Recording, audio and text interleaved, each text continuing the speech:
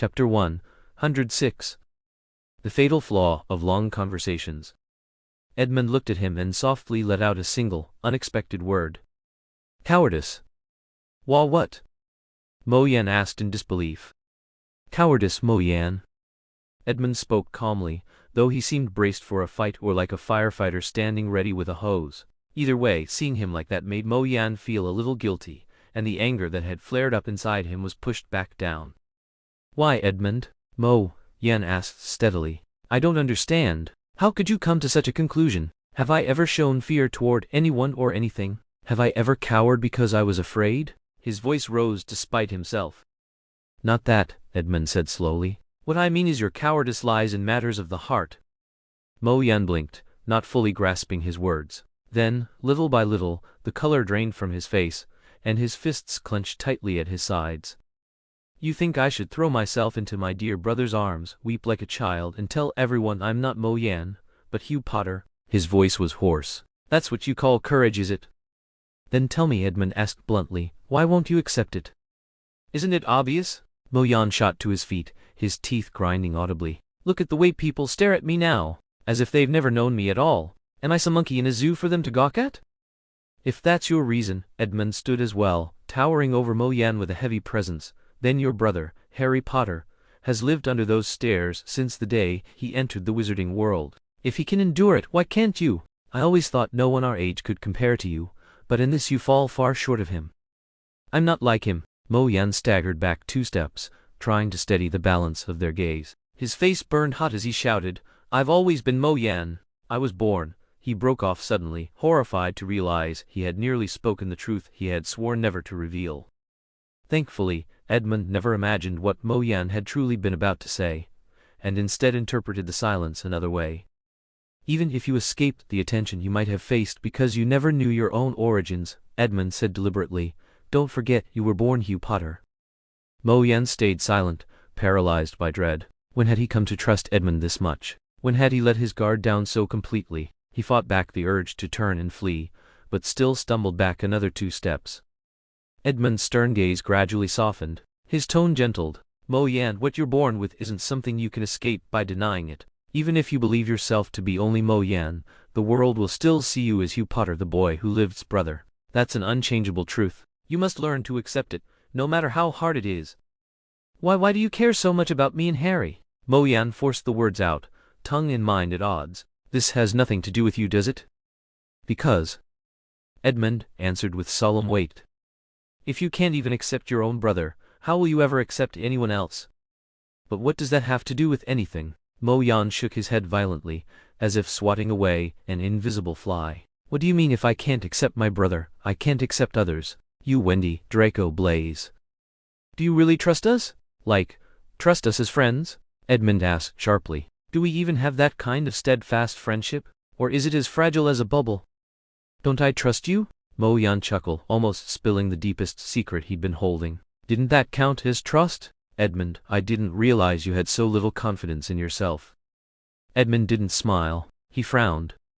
If you ever truly trusted anyone, then why did you avoid us when your background came to light? Are you Mo Yan Evans, or are you Hugh Potter? Did Slytherin care about that? Why didn't you ask directly? Out last time with the Weasley prank products, it was clear how Slytherin felt about you, but apparently, it wasn't. And what about that notice from Slytherin back then? Did you come to question me or Wendy after reading it? When Draco started avoiding you, did you confront him to find out why? Edmund pressed relentlessly. I thought. Edmund cut him off, his tone icy. You didn't. If it weren't for Draco showing a rare bit of courage and explaining the truth, you'd probably still be strangers with Slytherin now, wouldn't you? But at the term opening feast last semester, you, a Slytherin, openly sat at the Gryffindor long table, and yet in the common room, no one except March so much as laid a finger on you. You moved out of the dormitory. I once had Reed explain Slytherin's situation to you. Anyone with your intelligence could have guessed that anyone approaching you at that time had motives beyond their own. Did you ever pause to think why? Edmund's voice rose with each word as he paced sharply, eyes burning into Mo Yan. No. Edmund ground his teeth. This had been building inside him for a long time. Once unleashed, it couldn't be contained. I guess back then, you didn't even want to think about anything related to Slytherin, right? Even if you had a sliver of trust in us, it crumbled the moment it was tested. Isn't that cowardice? And now, you still refuse to accept your own background. Is it really because you can't face the changes it brings, or because you can't trust anyone's feelings toward you? Edmund. Mo Yan cut him off, face pale, breathing ragged. I know what you're trying to say. I think I need some time alone. To think, is that all right? Edmund regarded him silently for a moment, the sharpness in his expression slowly softening. Sorry, I lost my temper. No, it's fine, you're right. This is all my fault, Mo Yan murmured, voice faint. Then I'll leave. But Edmund's voice dropped, low and serious. Mo Yan, you have all the objective conditions for success, but if you cannot trust others, you will accomplish nothing. And Edmund paused mid-step, then turned back, making Mo Yan tense.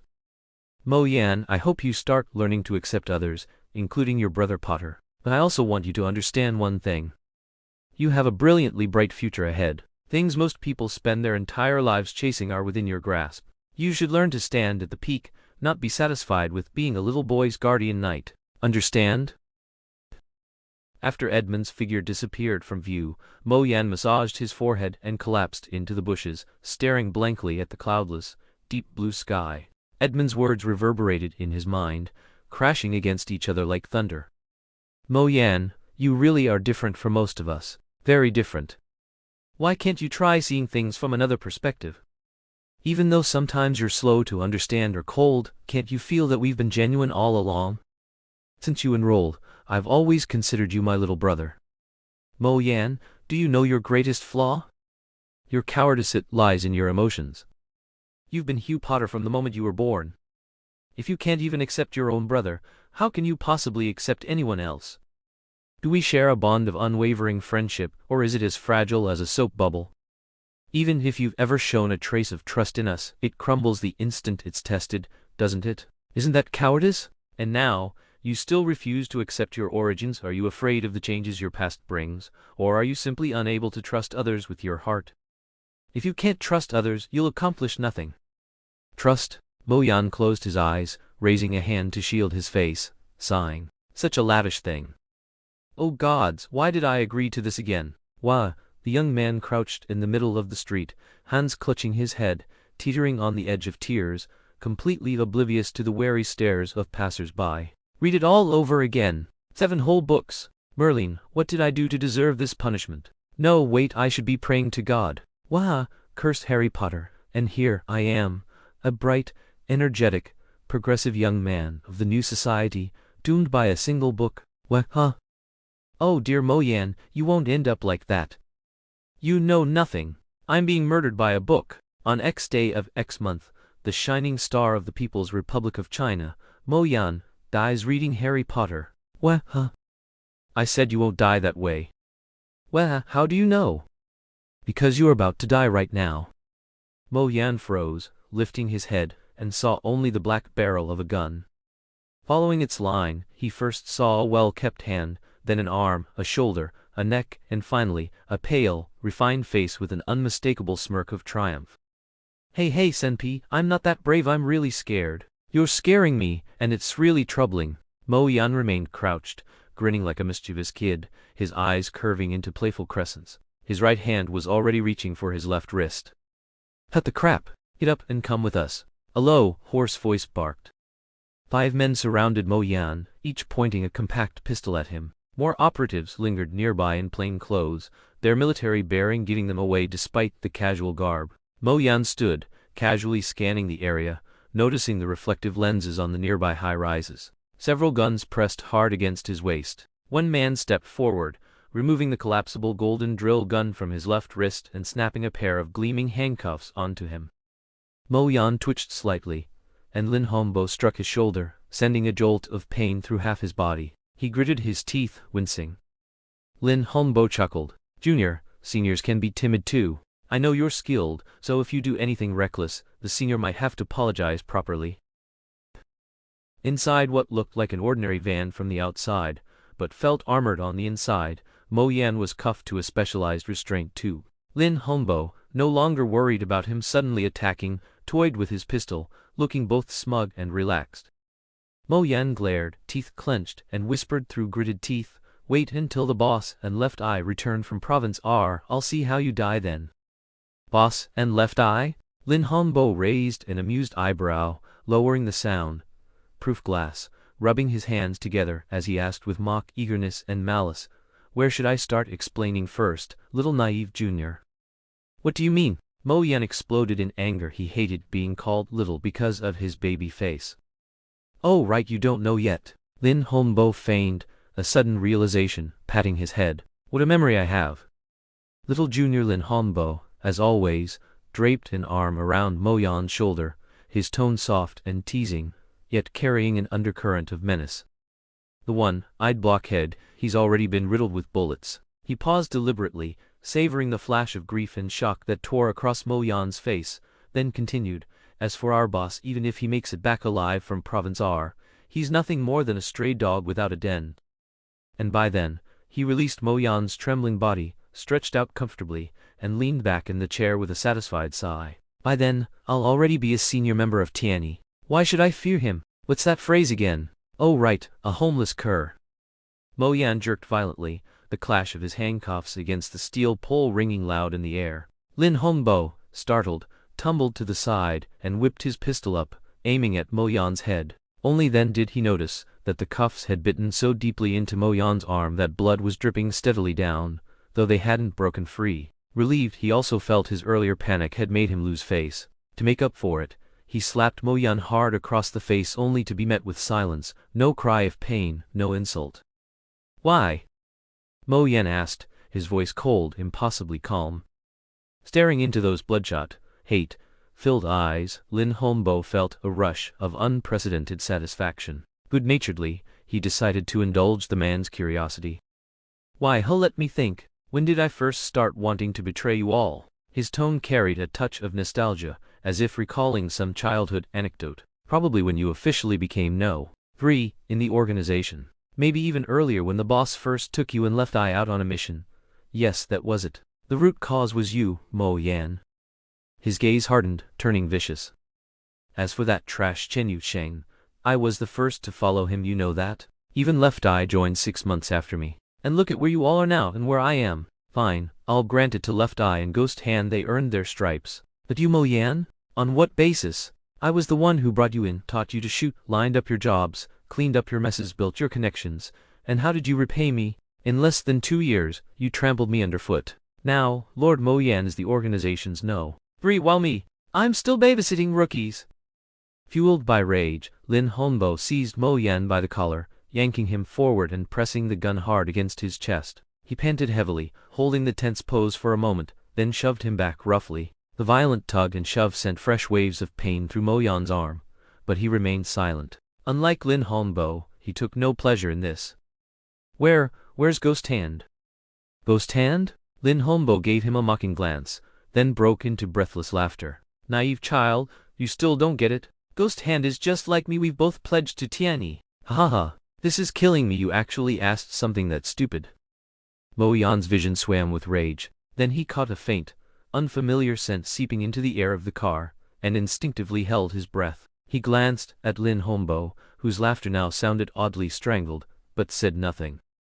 Suddenly Lin Hongbo swayed, then collapsed onto the seat. At the same time, the vehicle jolted to a halt. Mo Yan's face was flushed, his eyes bulging as he held his breath to the limit. If no one came soon, he would be forced to inhale. Just then, the door of the van was yanked open, and a flood of blinding sunlight poured in. Chapter 107. Bloodwinter. Mo Yan turned his head, shock and fury flashing in his eyes. Xiao Tianyi, handsome in a way, yet not quite, leaned casually against the doorframe, smiling at him as if greeting an old friend. "Hey, Stinger, long time no see." The breeze swept through, dispersing the anesthetic gas. Mo Yan gulped down air but ignored him. Xiao Tianyi took no offense. He gave an order to the man beside him, who was known as Tank. "Oi, unlock his cuffs and shackles. After being tied up this long, his limbs must be numb." His tone feigned concern.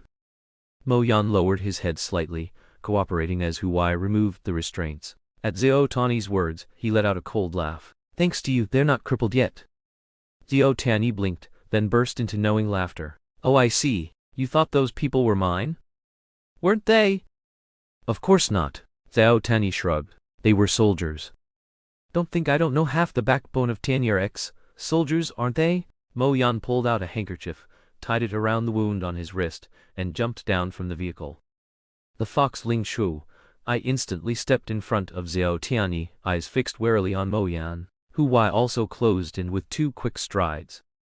They could never forget that last time, when they thought everything was firmly under control, when they believed Hang Sheng could never stir up any real trouble, this very boy, who still looked like a high schooler, had turned the tide single-handedly. In an instant, the tables flipped. More than half their men were lost. Hu had taken a bullet through the gut, and Zhao Tiani's arm had been snapped by a single vicious kick from the youth. If reinforcements hadn't arrived in time, Tiani himself might already be nothing but a memory.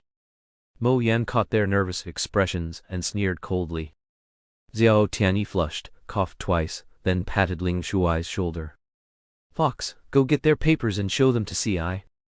Ling Shu, I hesitated, shot Mo Yan a warning glance. Mo Yan spread his hands, signaling he meant no harm. Reluctantly, Ling Shu, I turned and climbed into the front compartment. Moments later, he returned with a handful of small booklets, which he handed over. Mo Yan flipped through them carelessly, but the mocking curve of his mouth froze. If these people really belonged to Zhao Tiani, he would never have used these documents to bluff him, because the unit that bore such numbers was, to most, a legend one he himself had only heard fragments of in passing. Mo Yan was unsettled. Sure, he'd broken the law here and there, crossed a few lines, but enough to draw these people's attention? That seemed absurd. He looked at Zhao Tiani, trying to read his face, to see if this was just some crude, ridiculous setup. Zhao Tiani only smiled faintly, then spoke a name. Zuya. Zhaoya? Mo Yan blinked. What did this have to do with that snack-loving girl who devoured novels day and night? As far as he could see, the only unusual thing about her was her obsessive devotion to a single story. Do you know who she really is? Zhao Tiani asked. Who else could she be? You just said Zuya. Mo Yan muttered inwardly, but even then, he understood. The background Zuya had once described, mother died young, father's just a security guard, was riddled with lies. Likely even the name wasn't real. Zhao Tiani clearly guessed his thoughts. He smiled faintly. Her real name is Wai Lingya. Mo Yan blinked again. He had never heard that name before. Her father is Wai Yu, Zhao Tiani continued. Mo Yan's expression changed instantly. Wai Yu, head of the National Security Intelligence Bureau. An ordinary citizen might never have heard the name, but across both the underworld and international circles, it was infamous. In his 5 years leading the Bureau, countless crime lords had fallen to his hand. He had participated in several multinational anti-terror operations with outstanding results. Mo Yan almost forgot how to breathe. How could he have imagined that in the course of an ordinary mission, he had accidentally injured Wai Yu's daughter?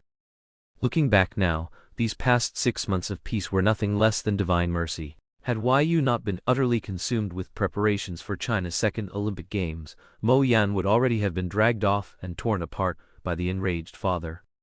But why would Lin Hongbo sell him out to Wai Yu? Hadn't he already defected to Tiani? He frowned in confusion. Looks like you still don't get it. Fine, I'll lay it out in full. Zhao Tiani leaned casually against the car, speaking unhurriedly. At first, I sent Lin Hongbo to bring you in, but the bastard, jealous of your talent, feared you'd step over him in Tiani. Just then, Wai Yu sent people to investigate you. Hongbo seized the chance to hand you over. Fortunately, I had someone trustworthy on their side. He tapped the papers, and they pulled you out in time. See, I know, Mo Yan, you injured Wai Yu's only daughter. He will never let you go. Do you understand now? Other than me, no one can save you. Join Tiani. It's your only choice.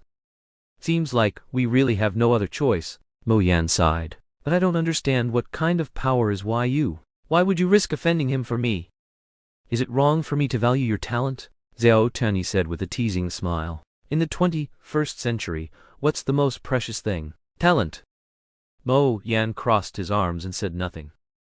Let's be honest. Of course, it's also because, Zhao Tiani's eyes curved slightly at the corners, if you stand with me, the gun god will be one of ours, won't he? Just for that alone, it's worth taking this risk. The gun god? Mo Yan's gaze sharpened. Lin Hongbo said, the left eye was already dead. Don't be ridiculous. Zhao Tiani's eyes cooled slightly. This gun god isn't that gun god. Mo Yan fell silent. All he knew was that the left eye had been called the gun god in Hangsheng, though he himself had never acknowledged it. Instinctively, he felt it was better not to let Xiao Tianyi realize he didn't fully understand. And my gun? He asked. That rusty thing? Ghost Hand made that for you, right? Xiao Tianyi chuckled. Just throw it away. I'll have Ghost Hand and Spirit Bone work together to make you a better one. Mo Yan pursed his lips. He knew Xiao Tianyi wasn't going to return his retractable drill gun now. This was just a test. One last question, Mo Yan said. Did you kill the left eye? And boss? Xiao Tianyi squinted at him for a moment, then, seeing Mo Yan calm, let out a faint chuckle. Zhen Yusheng was reckless. He brought death upon himself, and dragged the left eye down with him. I've always admired the left eye. If he had come to Tianyi, I would have welcomed him with open arms. But, unfortunately. Before he could finish, a surge of black light erupted from Mo Yan's right arm. Xiao Tianyi's vision went dark, and he couldn't utter another word. Those familiar with Mo Yan knew that on his left wrist he always wore a retractable drill gun, personally crafted by Hangsheng's No. 2. It usually looked like a watch, but pressing a button would unleash a 12-foot alloy barrel. Though it appeared slim for easy contraction, its flexibility and sharpness were formidable. Few knew that Ghost Hand had made 2 guns for Mo Yan, one silver, one black. Mo Yan preferred silver and normally carried only that one. This time, before setting out, the left eye had felt uneasy and forced him to strap the other to his right arm as a precaution. Unexpectedly, that premonition had come true. As the crimson blood merged with the black light, the calm expression Mo Yan had maintained finally broke, and tears instantly blurred his vision. Crimson blood dripped from the black gun tip onto the ground. Mo Yan clutched his abdomen, blood gushing through his fingers. Xiao Tianyi and Hu Wei lay collapsed nearby, their blood staining the earth. Around them were a dozen scattered corpses. Ling Shu, blinded in one eye, had escaped by car. Mo Yan knew he couldn't let Ling Shu, the so-called demon fox, get away alive, but gunshot wounds to his left leg and abdomen left him powerless. Watching Ling Shu, vanish into the distance, Mo Yan forced a bitter smile. He knew the troubles ahead would be endless, yet he wasn't overly worried. Ever since hearing the news of the left eye and boss deaths, his mind had felt numb. After Xiao Tianyi's death, his entire body ached with exhaustion. Back in the car, Mo Yan pulled out bandages and medicine, treated his wounds, and dragged the still anesthetized soldiers out one by one. Finally, he spotted Lin Hongbo unconscious in a seat. Mo Yan's numbed gaze slowly sharpened into ice. He remembered what the left eye had said about boss mission to Province R. He also knew that without reporting Lin Hongbo's findings, Chen Yusheng would never have dared to go to Province R to unite with another organization against Tianyi's invasion. Mo Yan seized Lin Hongbo by the shoulders and dragged him to the ground. The gun tip hovered over his throat, but then he suddenly paused. Thinking for a moment, Mo Yan flipped the gun and swung it down violently toward Lin Hongbo's groin. The black barrel cut through the air with a piercing, tearing scream. A city, Province C. Guangaming Road. 3 a.m. Guangaming Road had earned its name Guangaming, bright fairly. Even at the dead of night, the street was alive with people. It was the busiest commercial street in a city. Neon lights flashing, cars streaming by, crowds jostling past one another, everyone rushing somewhere, always in motion. It was a street that never truly slept. Yet just a few dozen steps away from this bustling avenue lay a long, narrow alley. Its light bulbs had been broken long ago, and not even in broad daylight did many dare to pass through. At night, it was almost entirely abandoned, save for the occasional stray dog, tail tucked between its legs, scavenging for scraps. Mo Yan was curled up behind a cardboard box, his body covered in more than a dozen wounds. Some were still bleeding, some already festering, most only hastily bandaged, the dried blood on them long since turned black. A foul odor clung to him. If not for the cool season, flies and mosquitoes would have swarmed him by now. He knew that at this rate, he wouldn't need his pursuers to catch him. He'd be having tea with the Almighty soon enough. But the hunters seemed endless. Every half hour, the TV broadcast bulletins about the major fugitive, flashing his face alongside the promise of a massive bounty. It was as if the whole world had a magnifying glass trained on him. Where could he possibly find a place to heal in peace? He also understood this wasn't just Yu stirring up trouble over personal grudges. The only explanation was that Xiao Tianyi had some powerful backing. Otherwise, he could never have dared to intercept Yu's men and snatch him away. And yet Mo Yan didn't regret killing him. What gnawed at him was the thought that, now branded everyone's target, he might have dragged danger onto his sect. A cold wind swept through the alley. Mo Yan shivered and shrank further into the shadows. His fingers brushed the wound on his face, and a bitter smile touched his lips. Well, at least now the internet cafes won't be mistaking this face for a teenager and kicking me out anymore. At that moment, the faint glow at the mouth of the alley was blotted out by a tall silhouette. The figure loomed like a mountain. Mo Yan knew better than to think this was just some curious passerby wandering into a dark alley. His fingers slid silently toward the trigger, and he tilted his head just enough for a glance.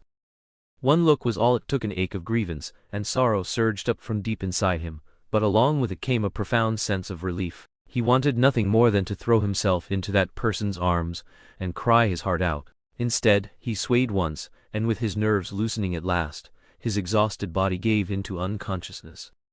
Chapter 108. Between Dream and Reality. When the morning light slipped through the curtains, Mo Yan slowly opened his eyes. He was lying in his old room, on his old bed. The quilt was new, but it carried the warmth of the sun, as though it had been dried outside several times. The room was spotless, arranged exactly as he remembered it. Even the pale blue curtains were the very set he had picked out before leaving. His wounds still ached faintly, but they had been carefully dressed, and the difference in comfort was like night and day. To his surprise and no small embarrassment, someone had washed him clean. Aside from the faint copper tang of blood, all he smelled was the lingering freshness of shampoo. The house was quiet. From beyond the door came the fragrance of food cooking. Mo Yan pricked up his ears, listened for a while, and soon his stomach growled loudly. Rubbing it, he yawned lazily, waiting for his senior brother to bring him breakfast. For the moment, the pursuit, the death, the pain, the crushing despair of having nowhere to run, all of it felt like something from a past life. Aside from the sharp pang in his heart whenever he thought of his fallen comrades and the shattered Heng Shang, he was almost completely at ease, drowsy and content. The door opened without a sound. Senior brother Mo Lin came in, balancing a tray of food. He gave Mo Yan a quick glance and said coolly, "Awake?" Mo Yan scratched his head uneasy. He could tell Mo Lin was furious, and by force of habit his mind began racing for excuses. Mo Lin set the tray down, turned, and fixed him with a look. His brows furrowed, lips pressed tight. Mo Yan saw the expression, and knew instantly trouble. The lecture was coming. He discreetly raised a finger and blocked one ear hidden from view.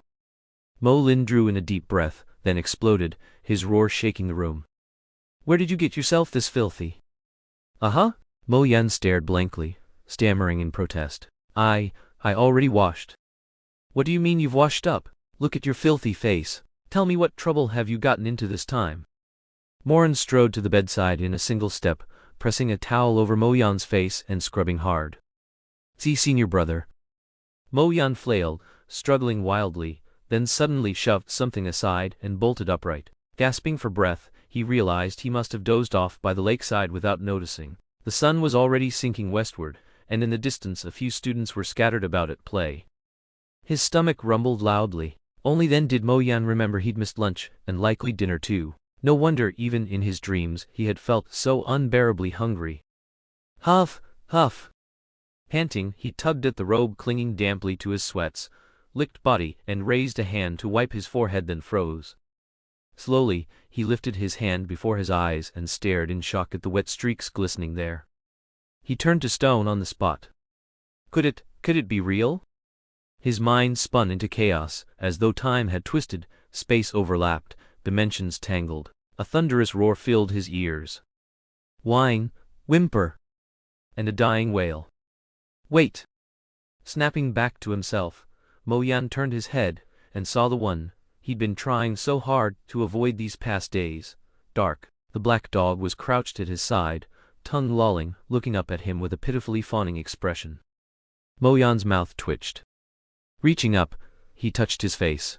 As expected, it was all dark slobber. His stomach churned violently with nausea. Thankfully, he hadn't eaten his last 2 meals. He briefly considered smearing it back on the dog, but even a fool would know that a Gryffindor mutt like this wouldn't care in the least. With no other choice, he conjured a splash of clean water, rinsed his face, and wiped dry with his sleeve.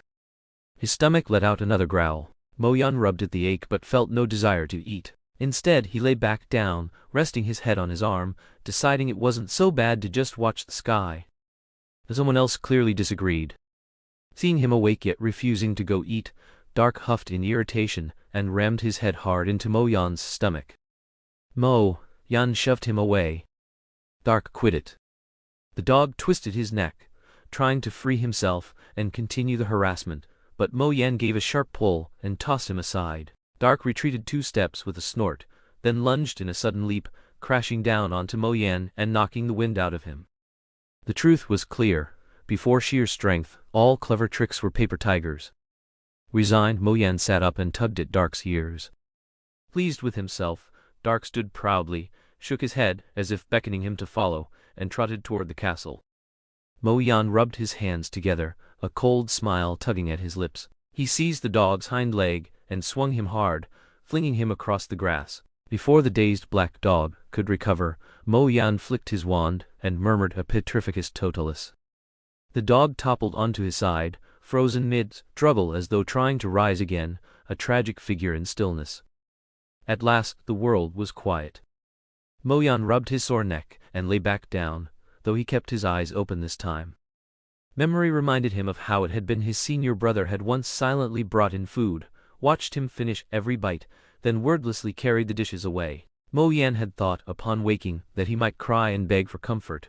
Seeing his brother's expression, not a single word dared leave his lips. Instead, listening to the sound of dishes being washed in the kitchen, he found himself hoping the washing would never end. But time is such a paradoxical thing.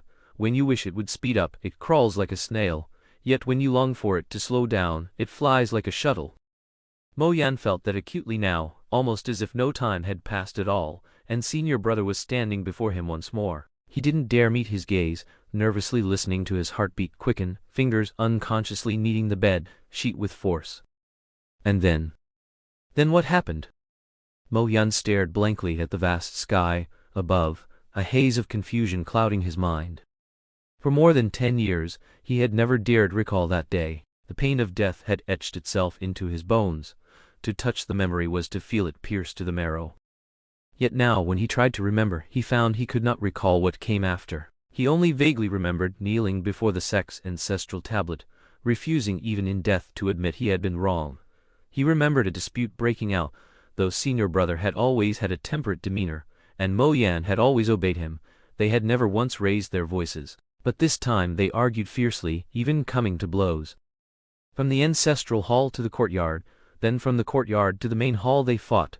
Mo Yan's gun skills had been taught by senior brother, but at that moment he was at the peak of his vitality, while senior brother was already 48 or 49. In the end, senior brother's gun slipped, but as Mo Yan's gun tip touched his shoulder, he realized a black muzzle was aimed directly at his own forehead. Mo Yan stared at senior brother in astonishment. Compared to his current stance, it was even stranger that senior brother had drawn a gun. He studied him, eyes wide and glossy, silently asking a question. Then senior brother's expression hardened. Mo Lin's hands holding the gun were long and strong, nails carefully manicured, utterly clean. And then, Mo Yan recalled things he had never noticed before. Senior brother's hands were dry with thin, delicate calluses lining the palms. Calluses formed not only from long-term practice, but also to prevent weapons from slipping during combat.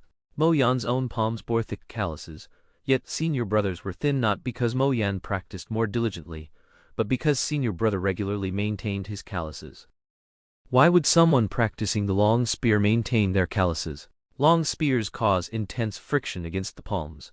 Thick calluses protect the hands and prevent discomfort from affecting combat performance.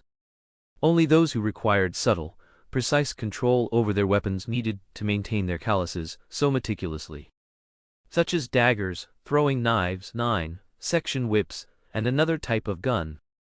Mo Yan had practiced pistols and sniper rifles. At first, Lin Hongbo had taught him, though only the basics. Later, the left eye had trained him for a while. The left eye had said that to master a gun, one must cultivate a refined tactile sense, and the first step was to reduce the thickness of one's calluses by at least a third. At that time, the left eye had shown him his own hand dry, long with thin, evenly distributed calluses, just like senior brother's. Even the placement of the calluses was nearly identical. If you stand with me, the gun god will be one of ours, won't he? Just for that alone, it's worth taking this risk. The gun god? I understand now. Mo Yan gazed at senior brother Mo Lin, who had raised him from childhood, tears gradually blurring his vision. He had never felt the person before him so utterly unfamiliar.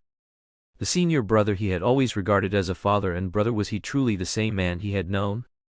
In the end, no matter what senior brother tried to persuade him of, he only shook his head, refusing to speak, even unto death. But what had he said? Mo Yan hadn't heard a single word clearly. Finally, he heard senior brother, with infinite sorrow and unwavering resolve, speak. Farewell, stinger of the night. Then a gunshot rang out, crisp and sharp, like popcorn bursting from a hot pan. Through the mist clouding his eyes, the last thing he saw was Mo Yan shot upright, clutching his chest, mouth opening wide, yet he could only inhale, not exhale. His ribs felt as if they were about to explode. What was it? What was it? The last look from senior brother. He sank to his knees, forehead pressed against the withered grass, gasping in near, suffocating agony. It wasn't resolve, it wasn't disappointment, it wasn't distance, it wasn't sorrow. It wasn't any expression he had ever imagined. It was shock, stunned disbelief that froze thought and action. I understand, I understand. Mo Yan murmured, his voice breaking into choked sobs. His fingers dug deep into the soil, dirt and broken grass packed into the gaps of his nails, pain searing, but he barely noticed. He finally realized that in the moment of the final shot, just as he had been certain that his always indulgent senior brother would never actually kill him, his senior brother, who knew him inside out, had been equally certain that the mischievous, sly junior would never simply stand there and take the shot. They knew each other too well, and yet both had forgotten what they truly were in each other's eyes. The cost was his life. Mo Yan curled up like a shrimp, pain tearing through him as if to shred him apart, yet at the same time, an inexplicable joy swelled in his chest, as if a weight he had carried for a lifetime, something he had intended to bear forever, had suddenly vanished. Relief surged so strongly he felt he might scream in celebration. Yet there was also a subtle fear. If that had just been another dream. To China he must go. If senior brother exists in this timeline, if he exists, he had to see him with his own eyes. No matter what, he had to see it, hear it from him personally. At that moment, Dake, who had somehow shaken off the petrification, came quietly to his side. The dog gently licked his bleeding fingers, nudged his shoulder with its head, and softly whimpered, as if trying to comfort him. Mo Yan reached out, hugging the warm body, burying his face in the black fur. His stifled, broken sobs came out in uneven bursts. Chapter 109. The Clever Sparrow Girl. Mo Yan, I heard you're not staying at school during the break? Draco asked, sitting down beside him while rubbing his hands red from the cold. Temperature had dropped sharply these past days, and even the sunlight seemed pale and chill. Students preferred staying in the warm common room, leaving the library emptier than usual. Mo Yan spent more time there as a result. When Draco arrived, he found Mo Yan lying over the desk, homework and reference books scattered to the side. Yeah, Mo Yan replied listlessly. Do you have any plans with Potter? Draco asked tentatively. Mo Yan glanced at him once, then lazily flopped back onto the desk. No, I have some things to take care of on my own. Oh. Draco let out a small sigh of relief and smiled. If you need any help, just let me know. Mo Yan kept his eyes closed, and after a long pause, muttered a quiet acknowledgement. Draco, seeing that Mo Yan had no intention of speaking, assumed he was still brooding over what had happened with Harry. He wanted to say something, but worried it would sound like he was stirring up trouble. After hesitating for a while, he gathered the books he meant to borrow and slipped quietly out. The moment Draco turned his back, Mo Yan's eyes opened. He watched the boy's retreating figure for a moment, then let out a soundless sigh. He understood perfectly what Edmund had implied. He needed to gain control of his power at school as quickly as possible. Aelin was someone he could befriend, Lester should be handled with caution, and Malfoy wealthy, pampered, the sole heir of a dwindling line, naive and inseparable from him, could perhaps be molded to his will. And yet, when Mo Yan looked at Draco now, there was something about it that felt unnatural. He knew as well that, however dazzling the future Edmund painted for him, if he didn't want to be sucked dry and discarded by those pure-blood nobles, then he needed one of two things: power of his own, or the shelter of Dumbledore's protection. And yet, Mo Yan propped his chin on the back of his hand, half-lidded eyes clouded with confusion. The truth was, he was tired. He had spent years exhausting himself over Harry, and it had left him so drained that he'd neglected the people and matters in his own life. To live like that forever. He pictured a life like Dumbledore's, calculating every step, like Boss Chen Yusheng's, sleeping barely 3 hours a night, like countless others' faces fixed with false smiles, for decades on end. Thought sent a chill through him. He couldn't imagine himself drinking and laughing with the likes of Ron, Goyle, Crabbe, or Lester, nor playing endless games of intrigue with people like Dumbledore or Alan. What he wanted most was for those around him to be simple. And if they couldn't be, then at least he didn't want to be twisted up in knots. Hate meant hate, like meant like, contempt meant contempt. He refused to mask his emotions. To bow his head before those who had nothing but money and influence disgusted him even more. All the more so. Mo Yan touched the place where a bullet had once passed clean through him, a wry smile tugging at his lips. If he truly were the kind of person Edmund described, he would never have ended up in this strange crossing of worlds in the first place. No matter what he had lost or paid, he would never forget he was a warrior. It wasn't that there were things he couldn't do, it was that he refused to do them. He would not bend his back, would not kneel, would not sell out. He would not dress up his mistakes in lofty excuses, nor ingratiate himself with people he despised, nor force a smile for the sake of advantage. He would not weigh profit and loss, discarding one piece for another, balancing rewards and punishments like scales.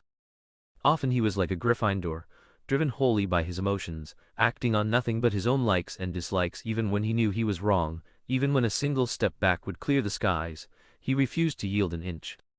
Mo Yan knew he was lacking in many ways, that his flaws were countless. He knew that unless he changed, he could never become a true leader. But he didn't want to change. Thought was simple: if he did, would he still be himself? No, he would become the very sort of person he despised most. If his own strength wasn't enough to keep him safe, then Mo Yan would rather stand behind someone else. Let them do the scheming and maneuvering. His only task would be to fight. As for who that someone might be, Mo Yan's fingers traced idle circles on the desk as he weighed the people around him. Harry, honestly, though he would protect him with his life, Harry hadn't yet earned the right for Mo Yan to follow him. Draco? Just as Edmund had said, he was too guileless, and besides, Mo Yan and Draco's father, Mr. Malfoy, were practically sworn enemies. Edmund, the Parvul family's power, was far too meager. If Mo Yan really threw in with them, it would only spell disaster for their house. Wendy, that woman's ability to change her face was terrifying, and she was far too skilled at disguising her friendliness. Alan? Mo Yan curled his lip and moved on. Snape? Yeah, right. The man's still working under someone else and getting wrung dry at the same time. Voldemort? Mo Yan smacked himself hard on the head. Why on earth would his thoughts go somewhere that vile? He raked a hand through his hair, suddenly aware of just how narrow his circle of acquaintances really was. Honestly, he wasn't asking for much. Intelligence was non-negotiable. He couldn't stand fools. Then a bit of real power, otherwise a few big families would swallow them up in no time. Someone older, because he had no interest in trailing after some brat. A touch of humor wouldn't hurt, since his former boss had been decent enough, but that rigid solemnity had been unbearable, and given this was a world where the weak were prey to the strong, a degree of personal strength was absolutely essential. Wait. Mo Yan rubbed his nose, suddenly struck by how familiar the person he was describing sounded. Dumbledore? A shiver ran down his spine. He banged the table to declare that thought absolutely null and void, then shook his head furiously as if he could rattle it loose and fling it away. Dumbledore? Was he looking to shorten his own lifespan? Or maybe his days were just too comfortable. He wasn't a masochist. Mo Yan kneaded his face with both hands, wondering if Edmund's scolding had rattled him straight into madness. What's wrong with you? A clear, melodious female voice suddenly rang out nearby. Mo Yan stiffened for a moment before answering without looking up, dry and flat. Nothing. Alan Sparrow eased into the seat across from him. Her cool gaze swept over him lightly, as though she could see straight through his thoughts. She gave a knowing smile and asked, "So Edmund's already told you?" "That word already, how exactly am I supposed to take it?" Mo Yan narrowed his eyes and spoke slowly. "I see, Edmund really was thorough." Alan gave a wry smile. "I suppose you must hate me now, don't you?" "Not exactly." Mo Yan frowned, hesitated, then decided to be honest. Ever since his talk with Edmund, he'd realized that when something needed saying, it was best to say it plainly. "I don't know, I don't hate you, not really, but I don't want to see you either."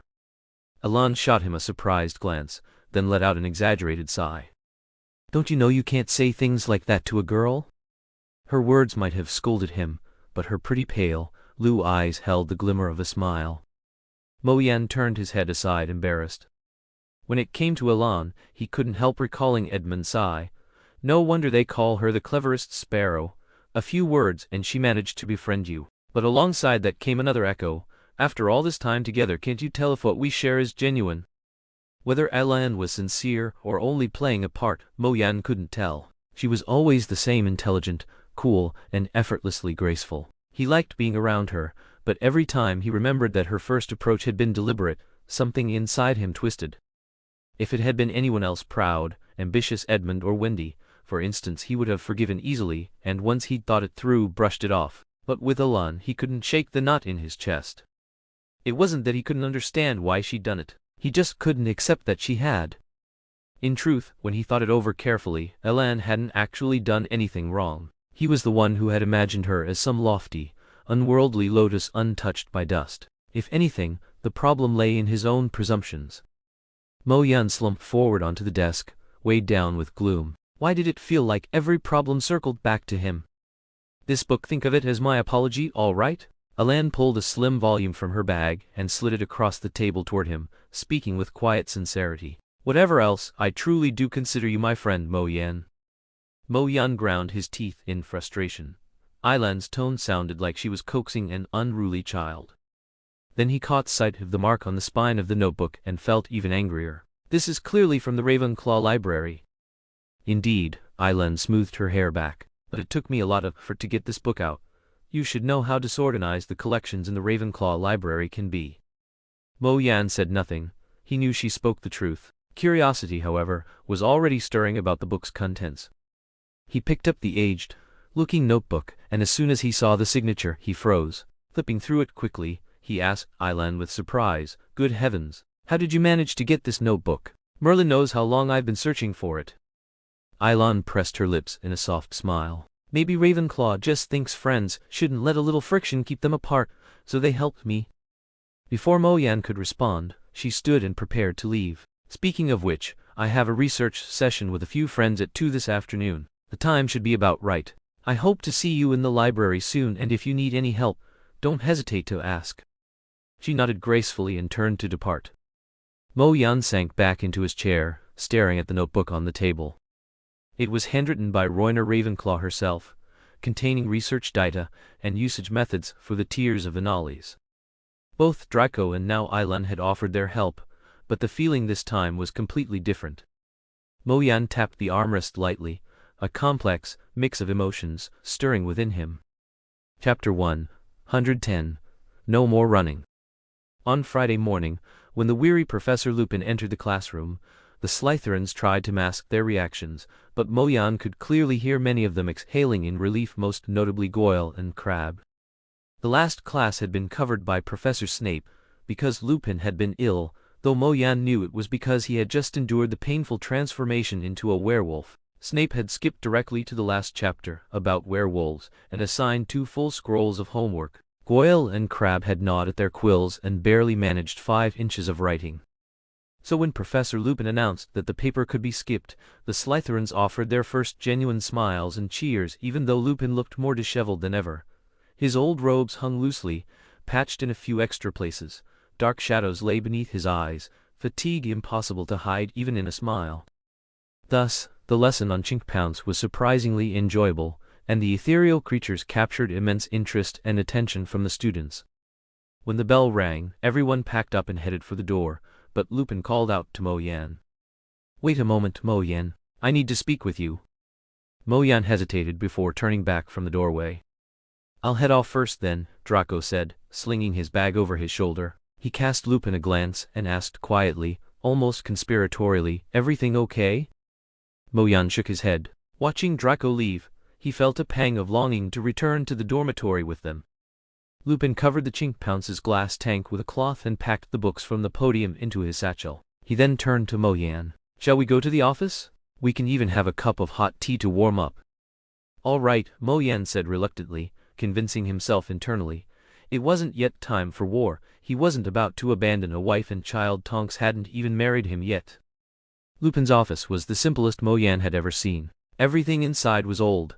Robes, furniture, even the quills. Yet its owner had arranged it neatly and with a sense of order, so it didn't look too shabby despite its age.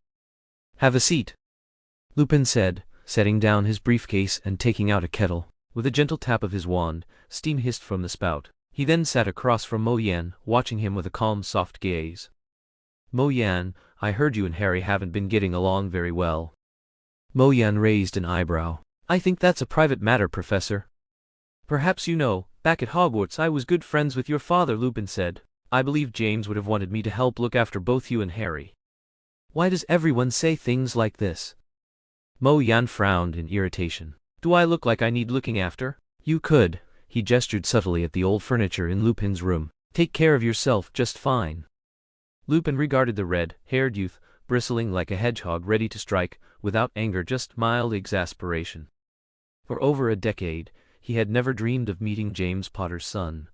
Never imagined that, growing up without adult supervision, this Mo Yan would turn out like this.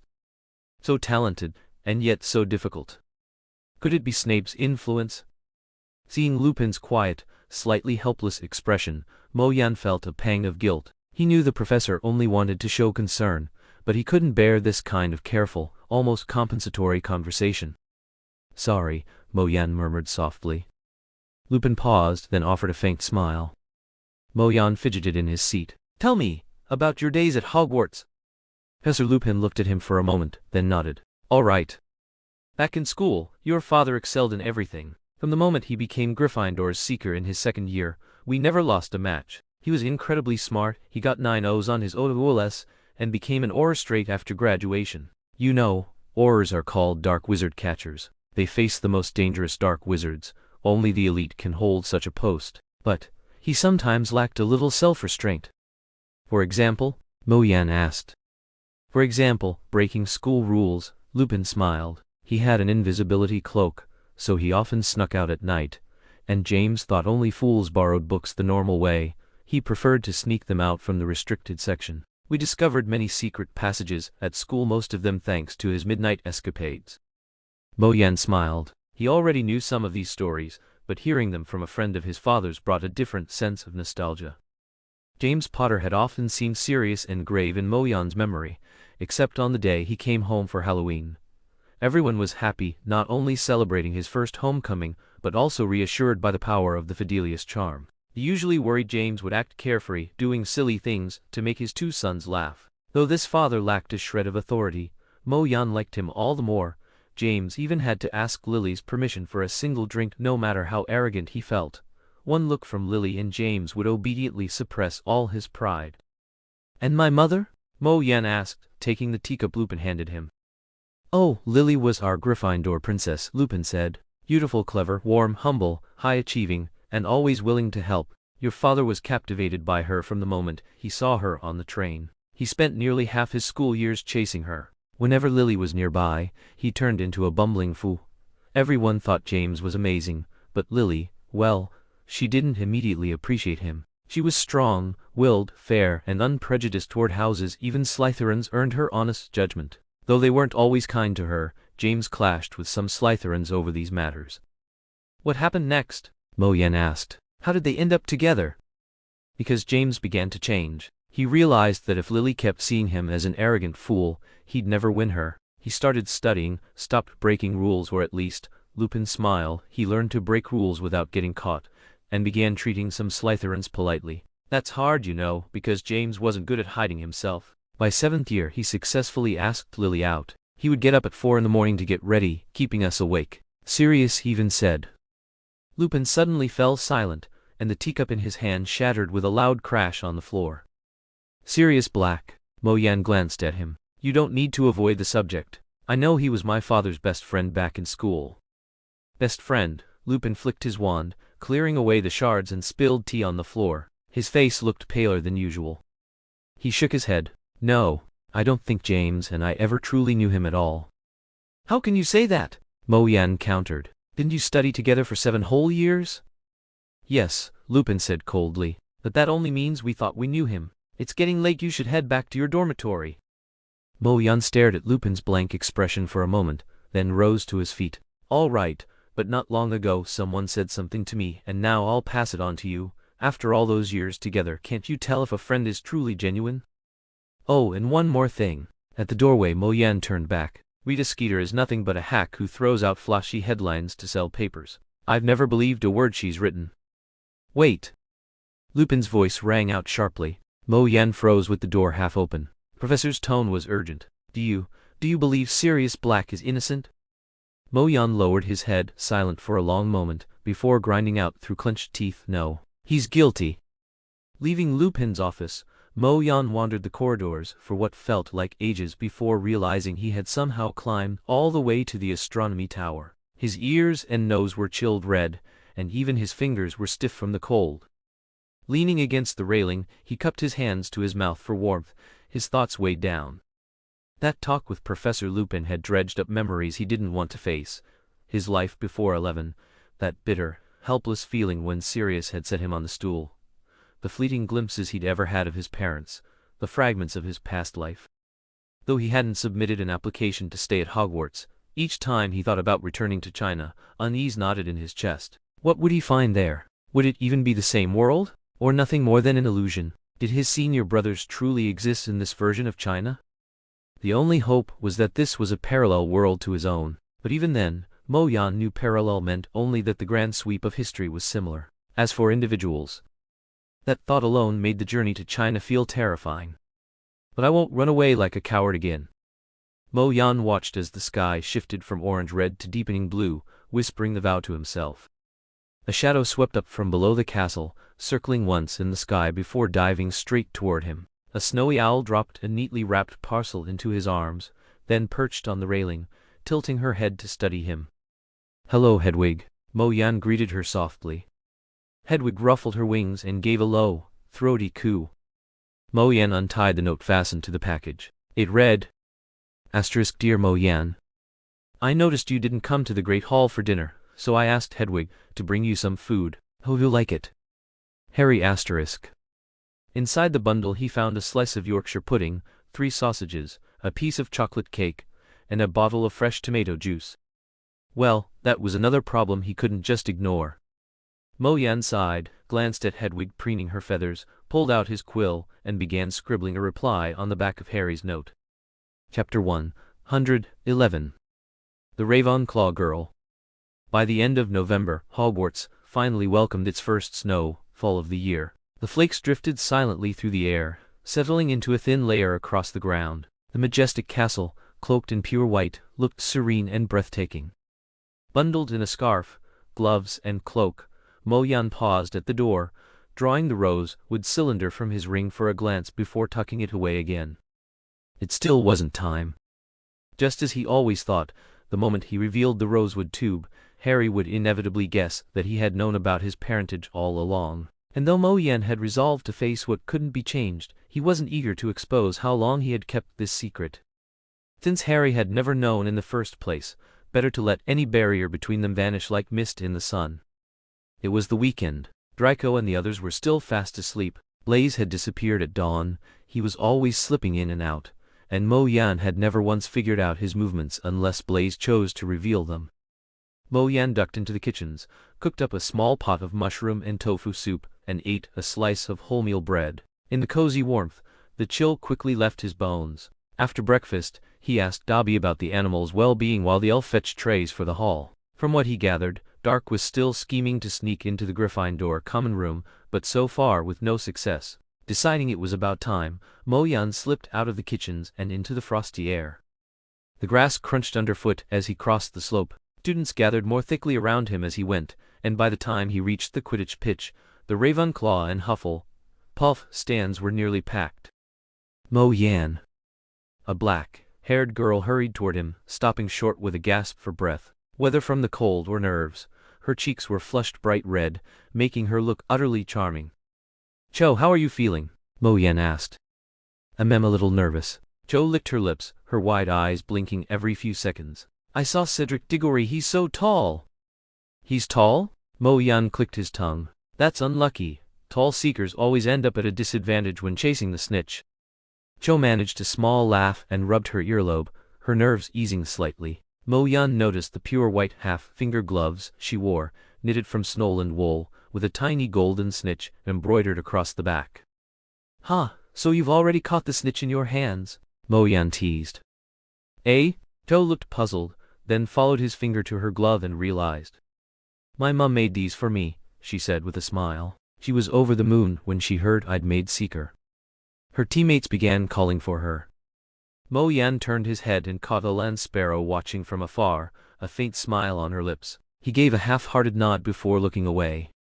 "Well, I'd better go," Cho said softly. "Wish me luck." "Good luck." Mo Yan gave her an encouraging smile. "And, you're going to win." After Cho left, he scanned the stands but saw no sign of Harry. He frowned. Harry had promised to come, yet there wasn't a trace of him. Overslept maybe? The stands were a sea of house colors, blue and bronze for Ravenclaw, black and yellow for Hufflepuff, with a scattering of red and gold Gryffindors among them. Only a single small figure sat high up in the Slytherin section. Suddenly, cheers erupted from the Hufflepuff side, students breaking into song and chants as the players took the field. Mo Yan glanced around, realizing he was the only one still lingering at the entrance like a fool. He stopped waiting and headed toward the Slytherin stands. From a distance, he saw the girl sitting there holding a magazine upside down. Just as he'd suspected, it was Luna Lovegood. At first, Mo Yan intended to ignore her. After his last failed attempt, he didn't believe he had the charm or eloquence to change her mind. But as he turned to leave, he noticed something that stopped him short. Luna was barefoot, her toes already turning blue in the cold. Mo Yan frowned and hesitated for a moment before stepping up to the girl. "Why aren't you wearing shoes?" he asked. "Oh," Luna glanced at her feet and swung them casually. "I couldn't find them, they were taken." "Who did that?" Mo Yan asked quietly. "Didn't they realize you had no shoes?" "Well, it doesn't really matter," Luna shrugged. "It's not that cold anyway." Mo Yan's anger evaporated instantly. He stared silently at her bluish toes, completely bewildered by what this crazy girl considered not cold. "Anyway, you should go back to the dorm," he finally said. "Frostbite isn't something to joke about." The girl fixed her unusually large, somewhat strange eyes on him. "This is a Ravenclaw match." "Fine, fine. You go on and watch the match." Mo Yan waved his hand irritably and took a couple of steps away, then suddenly turned back with a sigh. He removed his gloves and tossed them to her. With a flick of his wand, the gloves transformed into a pair of cotton shoes that fit her perfectly. But Mo Yan had mischievously made them hideously tacky green on top, black underneath, with a giant red flower. "My transformation only lasts 3 hours," he said, clearing his throat theatrically to draw her attention, his face stern. "So you'd better head back to the dorm as soon as the match ends." Luna looked at Mo Yan, who had already walked away, then down at the ugly yet incredibly warm shoes. A small smile tugged at her lips. She pointed her wand at the shoes, muttered a spell, and transformed them into a pair of beige pig-nosed slippers. She tucked her wand back and buried her face in singing in rebellion. "Captains, shake hands," Madame Hooch shouted, snowflakes landing on her shoulders and head. "Mount your brooms." She shoved a whistle into her mouth and blew hard. "The game begins." 14 players take to the air. Frazeron snatches the bludger, moving as swiftly as a golden snitch. He dodges the rogue bludger, and Davis and Irving charge at him. Frazeron weaves away. A perfect spins. Oh no, he's hit by the rogue bludger sent by Penelope. This girl is fierce. "Jordan," Professor McGonagall called. "Just adding some spice, Professor," the commentator continued. Jean catches the quaffle, evades Andrew and the rogue bludger. Close call. Shoots goal. The first score of the match. A thunderous cheer erupted from the Ravenclaw stands. With magical assistance, Mo Yan saw Q glancing around nervously, alternating between tracking the game and keeping a close eye on Hufflepuff's seeker. Cedric Diggory, worried the golden snitch would slip into his hands. Andrew has the bludger. He's charging toward the goal. Carl throws a rogue bludger, but it misses Andrew. Only the keeper stands in front. Huffle Puff scores. Frazeron grabs the ball again. Connor's rogue bludger hits him. Oh, what did I just see? Anita snatches the ball right under Honest nose. Last Hogsmeade weekend I saw them dating. Jordan, McGonagall roared. Just joking, Professor. Anita breaks past Honest and Victoria dodges Andrew again. Time to challenge the keeper. Godfrey blocks her. I was just teasing earlier. Don't take it so seriously. All right, Professor, don't steal my mic. Victoria gets the ball. Go. Davis sends a strong shot. Well done, Victoria. Carl collides. Victoria drops the bludger. Irving picks it up. No, drops it again. Now Jin has the ball. Oh my, what am I seeing? Everyone looked up and saw two figures, plummeting like lightning. Q and Cedric Diggory had spotted the golden snitch almost simultaneously. Q was closer, but Diggory's broom, a Comet 260, was superior. Their distance was closing rapidly. Gasps erupted in the stands. The snitch shot straight past the ground, and if the two seekers continued at that pace, they would surely crash into it. A few feet above the ground, the two were nearly side by side. Q released her broom with her right hand and reached for the snitch, but Cedric suddenly pulled his broom upward and shouted, "Come back, Q! Don't dive!" But it was already too late. Bang! Q hit the ground hard, but at the last possible moment before impact, her fingers clutched the small, struggling golden snitch. Even as she fell, she didn't let go. Madame Hooch blew the whistle signaling the end of the match, but few Ravenclaws cheered. Most of the crowd dashed from the stands to check on Q, while the Ravenclaw players raced to her side at top speed. Q pressed her shoulder, and was helped up from the ground, her eyes eagerly searching the Slytherin stands only to find Luna Lovegood sitting there alone. Cedric landed on the pitch, ears burning red. His teammates silently patted his shoulders in consolation. The Hufflepuff players trudged back toward their stands, dejected, while Cedric glanced back at the blue-green figures clustered around Q. His heart felt as if it had stayed there. That brave, beautiful girl Q. Even her name sounded lovely. Though they'd lost the match, Cedric wasn't overly upset. In fact, he felt a faint surge of excitement. Of course, his teammates must never find out. The only thing he worried about was whether the girl might think poorly of him. They still had 2 more matches, against Slytherin and Gryffindor. One team with Harry Potter, the other with Mo-Yen Evans, both incredibly strong. Don't lose heart, Cedric. He pumped himself up, chest brimming with determination. Mo-Yen and Harry arrived by the lake and sat down. All right, what exactly do you want to show me? Mo-Yen asked. Chapter 112. Little Brother. While Mo-Yen was watching the match, Harry came looking for him. Mo-Yen had expected him to come to the Slytherin stands, but instead, Harry mysteriously waved him over. Mo-Yen noticed something square and seemingly rigid hidden under Harry's robes, piquing his curiosity. They transformed 2 books into soft cushions and sat by the lake. Mo-Yen asked again, all right, what exactly are you showing me? Harry pulled the rigid object from under his robe, an old leather-bound photo album. Mo-Yen immediately recognized it. Hagrid gave this to me 2 years ago. I thought you'd want to see it too. Mo-Yen took the album silently and opened it. Inside were photos of his parents and some friends, some worn, but intact, others dirty or torn, but everyone in the pictures smiled brightly. These little figures were frozen in the instant the photo was taken, unaware of what the future held. Mo-Yen also had a photo album from the rose chest. Those pictures were perfectly preserved, not a corner missing, not a single yellowed page. Looking at them evoked only a quiet sense of nostalgia. But these older, weathered photos seemed to hold the passing years and old blood in his hands. For some reason, Mo-Yen felt a sting in his nose. Harry flipped to a photo of their parents' wedding. Look, this is the day they got married. See, I have black hair like Dad and it's a mess too. You got Mom's. Wow, I never realized how much you look like her. Mom looked so beautiful in her wedding dress. They must have been so happy. And this one, I think that's little Sirius Black.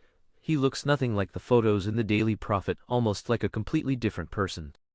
Stop, Mo-Yen suddenly interrupted sharply. Harry, stop.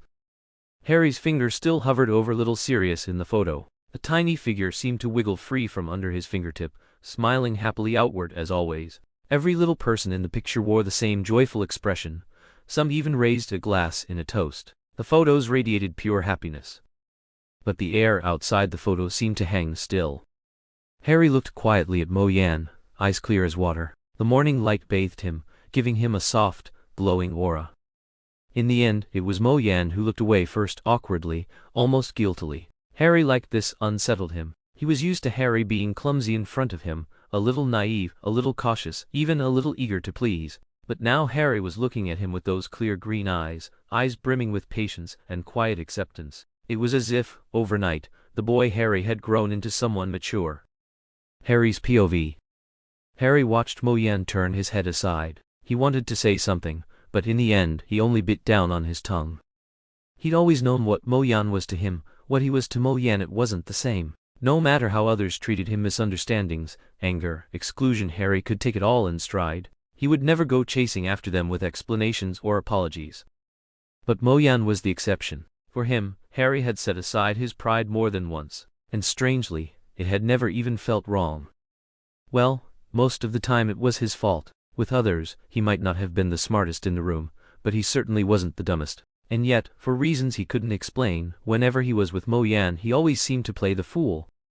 This time though it was different. Mo Yan had been sulking ever since the truth of his past had come out. Harry sometimes felt helpless. Yes, his clumsy words didn't help, but wasn't Mo Yan's own stubbornness and temper the bigger problem? Still, more often than not, Harry couldn't shake a strange feeling. Something between them had shifted, and it wasn't just about suddenly gaining a brother. The sensation had dulled the shock of learning Mo Yan's true identity enough that Harry found himself, almost unconsciously, holding back from reaching out. He needed to figure out what was happening inside him. And before he could sort it out, Hedwig had carried Mo Yan's first olive branch straight to him. What else could he do except seize it? He wanted to give something back, though he knew he didn't have much of value besides the invisibility cloak, and Mo Yan already had one. In fact, Mo Yan owned plenty of things finer than Harry's. Even so, Harry had rummaged through his trunk, hoping to find a gift. Maybe, just maybe, it would cheer Mo Yan up. And then he came across the photo album Hagrid had given him. Nothing could be better than that. But Mo Yan didn't see it that way. Oh, Mo Yan cut him off. Harry, don't say anything. Harry froze, and suddenly, the strange feeling clicked into place. Mo Yan was running away. Faced with his own past, he was retreating. He was even weak. The Gryffindor's heart softened at once. Mo Yan had always been clever, strong, proud, forceful in the face of every problem. Whether they had been friends or rivals, Harry had always felt like he was chasing after Mo Yan's back, which had once made him burn with jealousy. But in this moment he saw it clearly. Mo Yan was just a 13-year-old boy, his little brother. Harry's gaze grew gentler, and that tenderness only made Mo Yan stiffen more, as if sitting on pins and needles. Harry turned, placed a hand firmly on Mo Yan's shoulder, and looked him in the eyes with all the warmth and sincerity he could muster. Mo Yan, I know this might be hard for you to accept, but it's the truth. What we should do now is face it, don't you think? If you don't want to, I swear I won't let it interfere with your life in the slightest. I just want to care about you, whether you're Mo Yan or Zoo. Mo Yan pressed his lips together and studied him for a long while before suddenly sighing. Damn it, has Edmund's influence spread to Gryffindor now too? Edmund? Harry blinked. To him, Slytherin mostly meant Mo Yan, Draco, and their little circle. He had only vaguely heard of that prefect named Edmund. Mo Yan didn't explain, muttering under his breath instead. Harry had to strain his ears just to catch the words, and then his face broke into a wide grin. Proud Slytherin shot him a glare sharp enough to kill. Harry quickly smoothed his expression, though the corners of his green eyes still curved with laughter. It seems our boy is finally ready to step out of the chains he forged around himself. Dumbledore's pale, blue eyes glimmered with delight behind his spectacles. I think this calls for a toast, don't you agree, Severus? Snape's face remained as dark as stone. He said nothing, his eyes lowered, as though even glancing out the window was unbearable. So many years have passed, and still you cannot forgive yourself? Dumbledore sighed, his gaze tinged with quiet pity. Snape sat motionless, like a carved statue. His lips were pressed tight, his silence deliberate. If Lily ever blamed you, it was only for the path. You chose a path she could not accept. Dumbledore's tone was gentle. She never held you responsible for Hugh's fate. For a heartbeat, Snape's expression faltered. Then his face contorted, anguish twisting his features. It began with me. If I hadn't sent her that potion in the first place. You only wanted to care for her. I understand. Snape's jaw clenched, the skin at his mouth drawn taut with restraint. Whatever the past, you cannot continue to pretend that boy does not exist, Severus. Dumbledore's voice grew grave, his eyes unwavering. Slytherin is not safe for him. He needs your guidance and your protection. He does not need me. Snape's voice finally broke the silence, hoarse and jagged. It doesn't have to be me, anyone could do it. Remus Lupin. I'm afraid not. Dumbledore's sharp gaze cut through him. On this matter, I cannot agree with you. In my judgment, no one is more suited than you. Or rather, only you can do it. No. I can't, Albus. Hugh Lily's son, I can't bear it. I cannot face him. Snape lifted his eyes at last, and they brimmed with torment. If you truly still love Lily Evans, if you remember the suffering you caused that child, you must. Dumbledore's words were cold, unyielding. Not only must you offer him guidance and aid, you must shield him within Slytherin itself. Watch the ones drawn to darkness, those with hidden motives. You know how many eyes in that house are fixed on him, Severus. You must keep him under your wing, vigilant at every moment. Chapter 113. An unexpected detention. December arrived with sudden clear skies and with a revelation that drew every student's attention. Harry Potter and Moyan Evans were walking together once more. In truth, it wasn't such a shock. They were, after all, brothers separated for over a decade, and before that had been close friends. Ever since Moyan stormed out of the Great Hall on Halloween night, this reunion had seemed inevitable. What surprised people most was simply how long it had taken. But there was one man who could not accept it at all, as both Gryffindors and Slytherins observed with near alarm. In fact, Snape looked not merely displeased, he looked on the brink of fury. Bang! The doors slammed shut behind him with a thunderous crack, startling several students upright in their seats. Snape strode to the front of the classroom, and his black robes spun elegantly as he came to an abrupt halt. Today we will be learning to brew the confusing concoction, though I suspect some of you require no potion at all to remain in a permanently befuddled state, Snape said, a thin, mocking smile tugging at his lips. His venomous gaze swept over Moyan and Harry, lingering for 2 seconds on Neville Longbottom. Poor Neville Longbottom, the so-called Cauldron Slayer of Gryffindor, immediately wore an expression of sheer terror. Although Professor Lupin had once given him a chance for revenge against Snape's usual harshness via a Boggart, Neville's performance in potions still oscillated between fear and extreme fear. The perceptive Slytherins, along with Hermione, exchanged glances at Moyan, noticing that something about him seemed different. Snape quickly confirmed their suspicions. For the entire class, he directed his sarcasm and ridicule exclusively at Moyan and Harry, giving only Neville a 5-minute reprieve when the boy accidentally burned a hole in his cauldron.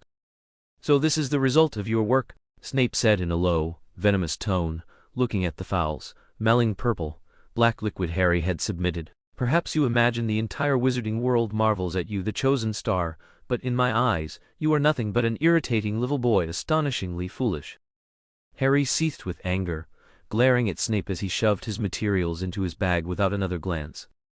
Put that down. Moyan suddenly grabbed his hand. The Bunsen burner isn't out yet. Harry looked down and realized he had been about to shove the burner into his bag. He opened his mouth to thank Moyan, but was cut off by Snape's drawn-out voice. Detention, Evans. Tomorrow morning, report to my office. Perhaps this will help you remember that classroom rules exist, and holding a good name does not grant you the right to flout all regulations. Detention? Harry protested. Tomorrow's the last Hogsmeade weekend of the term. He could hardly believe Snape would impose such a punishment, forcing Moyan into detention while everyone else enjoyed Hogsmeade. Moyan would not be staying at school for the holiday, though he refused to say what he planned to do, leaving Harry a bit uneasy. They had planned to use the invisibility cloak that weekend to sneak around Hogsmeade, and perhaps pick up a few things for Moyan. Now all of that was ruined. Talking back to a professor, Gryffindor loses 5 points, Potter. Moyan's dark eyes gleamed with a victorious glint. If I remember correctly, neither of your consent forms had been signed. Hogsmeade weekend should be like any other weekend for you. Unless... He glanced at the suddenly panicked Harry and then at Moyan, who continued stirring his cauldron without looking up. You two sneaked off to Hogsmeade that day? Of course not. At least it's a day worth celebrating. Ron and Hermione will tell us some. Harry stammered, attempting a weak defense. At that moment, Moyan's cold, icy voice cut through, Accusing a student based on a single sentence is not something a professor should do, especially without evidence. Wouldn't you agree, Professor? Snape's inscrutable black eyes locked onto Mo Yan. Harry's stomach sank at the increasingly dark expression on Snape's face, and he opened his mouth to redirect the professor's ire, only to hear Snape grit his teeth. If I catch... There won't be such a day, Mo Yan interrupted boldly, submitting his work and hoisting his bag before striding out. Harry glanced at Snape's ashen face, hurriedly stuffed his remaining books and ingredients into his bag, and quickly followed the slow-moving Mo Yan. Mo Yan, someone called from behind, lowering their voice. Malfoy, Harry muttered a low hum of annoyance. Right now, any Slytherin outside of Mo Yan was irksome. He glanced at Mo Yan, who had paused and was waiting, hesitated for a moment, then stood firm. To make it clear that he would never get along peacefully with his rival, he moved 2 steps forward, leaning against the wall with his arms crossed. Draco, breathless, rushed up behind them, his face a mask of shock. What happened between you and Professor Snape? I think you can see, Mo Yan said slowly, frowning, the problem isn't with me. But, why would Professor Snape suddenly target you? Draco asked, puzzled. What could have happened between you two to make him so angry? Trust me, Draco, Mo Yan said in a low voice. The last time I saw him, he treated me like air, just like he has every other time this past month. I know no more than you do. Then, could it be because Draco hesitated, glancing at Harry? Do you really think that? Mo Yan raised an eyebrow. Draco thought seriously for a moment, then shook his head. I guess, maybe. Mo Yan suddenly remembered a certain old fox who liked to manipulate things from behind the scenes. Thinking back to the look Snape had given him just now, he considered, maybe. Maybe what? Draco asked. Mo Yan smiled. Maybe tomorrow's labor service will give me the answer. It was the last Hogsmeade weekend of the semester, the day before the holiday, so most students were eager to leave. Those in 3rd year and above had no intention of staying behind at school. Mo Yan leaned against the wall of the 4th floor corridor. He had just sent Harry scurrying out of the secret passage after the black-haired boy had been nagging him with all sorts of reminders. Harry had hesitated to leave, worried, until Mo Yan told him to help buy gifts that didn't carry too much magical residue, like chocolate frog mints, and finally got him to go. Snow began drifting through the castle again. After the excited students had departed, the halls became eerily quiet.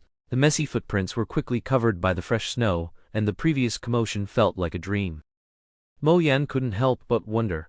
During summer, when no students remained at school and most professors returned home, what must it feel like for those who had nowhere else to go, like Filch or Hagrid? He tightened his cloak, deciding he would think carefully about Filch's gift this year. As for Hagrid, well, seeing how close he was with Harry, he'd just give him one too. Mo Yan rubbed his cold face and started up the stairs toward the dungeons. With every step closer to Snape's office, the insult he'd suffered in potions class the day before became sharper, and his anger rose steadily. This man, though a brave warrior in his own right, would never be a competent professor.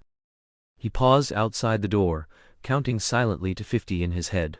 Only after calming himself did he knock and enter. As a potions professor, Snape's office was, to put it mildly, distinctive, either terrifying or repulsive. Either term would fit. If one said it was minimalistic and severe to the extreme, that would not be wrong either. A wooden shelf held hundreds of glass jars, sticky plant and animal specimens, floating in colorful potions. A corner cabinet contained herbs and crucibles. The desk was cluttered with student assignments, quills, ink bottles, and textbooks without a single personal item, not even a cushion. Mo Yan had been here before, many times, discussing courses or new ideas with Snape, even resisting a Bogart that had taken his form. But no matter how many times he came, the oppressive, uncomfortable atmosphere never lessened. Especially now, though it was winter, the fireplace's flames flickered weakly, as if ready to die at any moment. The room's temperature was almost as cold as outside. Mo Yan drew his wand and pointed at the fireplace. Flames bright and strong. The fire leapt happily to life, illuminating the dark room. Though the warmth hadn't fully returned, it already felt comforting. This is your task, Evans. Professor Snape emerged from the shadows, tossing a book onto the desk with a thud. His eyes locked onto Mo Yan, every line on his face etched with disdain. I'm not about to freeze to death over a single labor service, Professor, Mo Yan said, his eyes glinting coldly. Of course, if that's exactly your intention. Evans! Snape barked.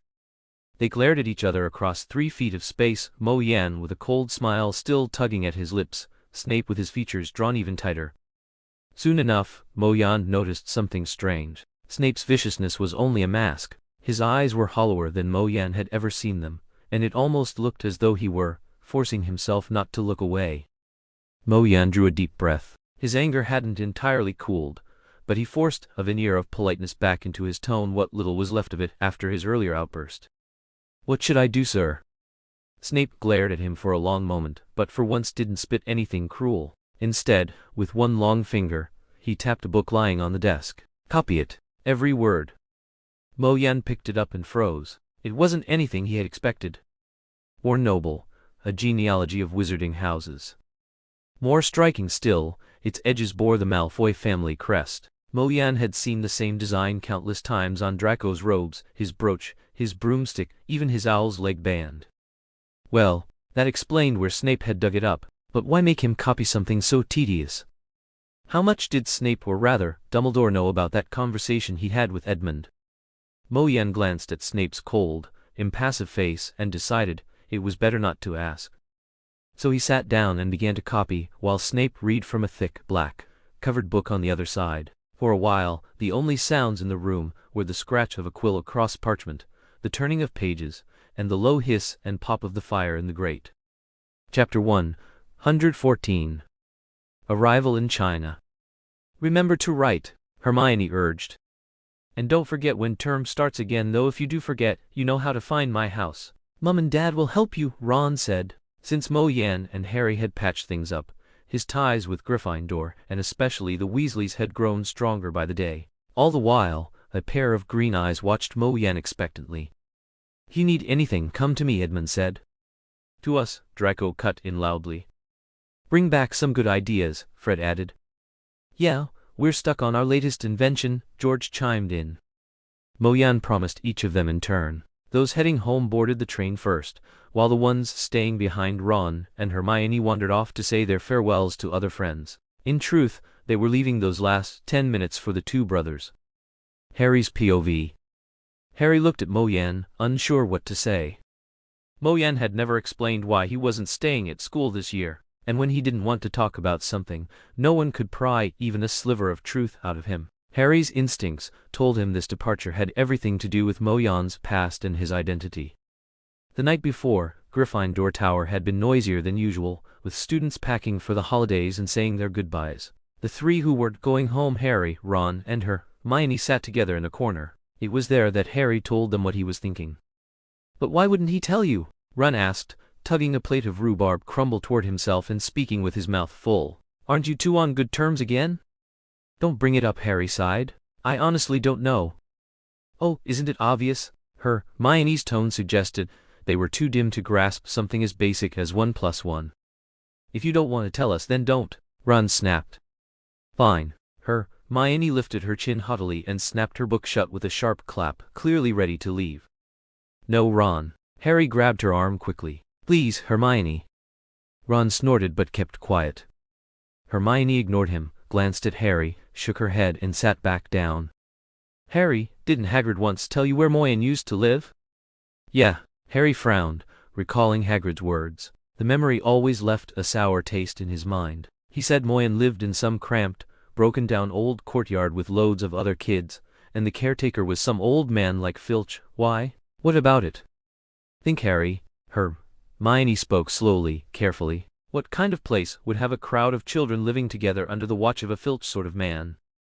"I know it was an orphanage," Harry said softly. "But Moyen already knows about his family background, doesn't he? Why go back there? Was he chasing some other lady? I mean, even if he doesn't trust Professor Dumbledore's explanation, we could do a DNA test that would be more convincing, wouldn't it?" "What's DNA?" Ron finally broke in, unable to stay quiet any longer. As he spoke, his schoolbag shifted, and a gray rat poked its head out, leapt onto the table, and licked at the crumbs of the pastry. "It's a Muggle way of testing family ties." Hermione waved him off impatiently, her eyes still fixed on Harry, something shadowy lingering in her gaze. "But that's not the point, Harry. I've never heard of an orphanage with only one male caretaker, especially someone like Filch. I can't think of a man like that gathering a bunch of orphans out of simple kindness." What are you trying to say? Ron demanded. Maybe he just needed the money, Harry guessed. I heard the government gives orphanages subsidies. Maybe he skimmed some off the top. Harry trailed off. Even voicing the thought made him angry. Maybe Hagrid just showed up at the wrong time and didn't see the women there someone had to cook and clean, right? Ron said irritably, shoving the rat gnawing at the plate back into his pocket. Quit chewing that, Scabbers. Your teeth won't last much longer anyway. Hermione glanced at him. This time, her look wasn't that usual maddeningly superior one, as though Ron's brain were no sharper than a goblin's. Instead, there was a faint sadness in her eyes. I hope you're right, she sighed. What else could it be? Harry asked. Hermione opened her mouth, then closed it again. She shook her head. I don't know. I just hope I'm wrong. Moyen doesn't seem at all like. Like what? Get in there, Scabbers, that crazy cat's coming down the stairs. Ron shoved the struggling rat back down into his pocket. Sorry, Harry, I can't say. Maybe I'm mistaken. But, Hermione turned away from Ron's question and looked at Harry very seriously. Promise me, Harry. If Moyen doesn't tell you himself, never press him about his past. Don't ask where he's been, what he's done, what kind of life or friends he had. Don't even bring up what Hagrid told you. And we need to warn Hagrid never to mention those things to anyone else again. Anything connected to Moyen's past, don't ask ever. But I'm the closest person to him. Why can't I know? Harry asked, utterly bewildered. If what I think is true, Hermione paused, her voice heavy, then I'm sure he doesn't want anyone to know, especially you, Harry. Because you're the one he loves most, he's even more determined to keep you from knowing anything. Hermione bit her lip, tears glimmering in her eyes. Harry and Ron exchanged a look, both feeling slightly unsettled. Don't ask me, Harry. I'm only guessing, Hermione said softly. And don't pressure him, not unless you want to lose him. Promise me, Harry. Hey, that's completely unreasonable, Ron protested. All right, Harry hesitated, his rational side telling him Hermione might be right, but emotionally, he leaned toward Ron. You swear? I swear. Harry, why? Ron began, but before he could finish, Hermione's petted ginger, flat-faced cat named Crookshanks leapt into Ron's arms, tearing open his pocket. Ron scrambled to grab Scabbers, the panicked rat squealing and thrashing wildly. Get it out of here, Ron bellowed in frustration. Harry opened his mouth twice, but Hermione's voice echoed in his mind, stopping him in time. If Moyen doesn't volunteer the truth, you must never pry into his past. Don't ask what he's done. Don't pressure him, not unless you want to lose him. But why, Hermione? Harry looked at Moyen's hesitant expression and understood why his sudden decision to leave school had unsettled him, yet Moyen could not explain. So when the whistle signaled the students to board the train, Moyen let out a deep, audible sigh of relief. His relief was so obvious that even distracted Harry noticed. Well, once again, Hermione had been right, Harry thought. Whatever you do, good luck, Moyen, Harry finally managed to say. Moyen paused, surprised, his gaze softening for a moment. Then he smiled warmly. Hope so, he said, nodding to Harry and his friends in farewell before turning toward the train car, where Draco waited. Harry watched silently as the Hogwarts Express steamed away, arrogance in its white plume, until it disappeared from sight. Let's go back, Harry. It's too cold out here, Ron stomped his foot. Besides, you'll see each other again in just a month. Harry, Hermione approached, concern in her eyes. Seeing her, Ron turned away indifferent. Hermione, when Moyen left just now, he looked like a soldier heading into battle. His guys, I can't shake the feeling that I might lose him, Harry whispered.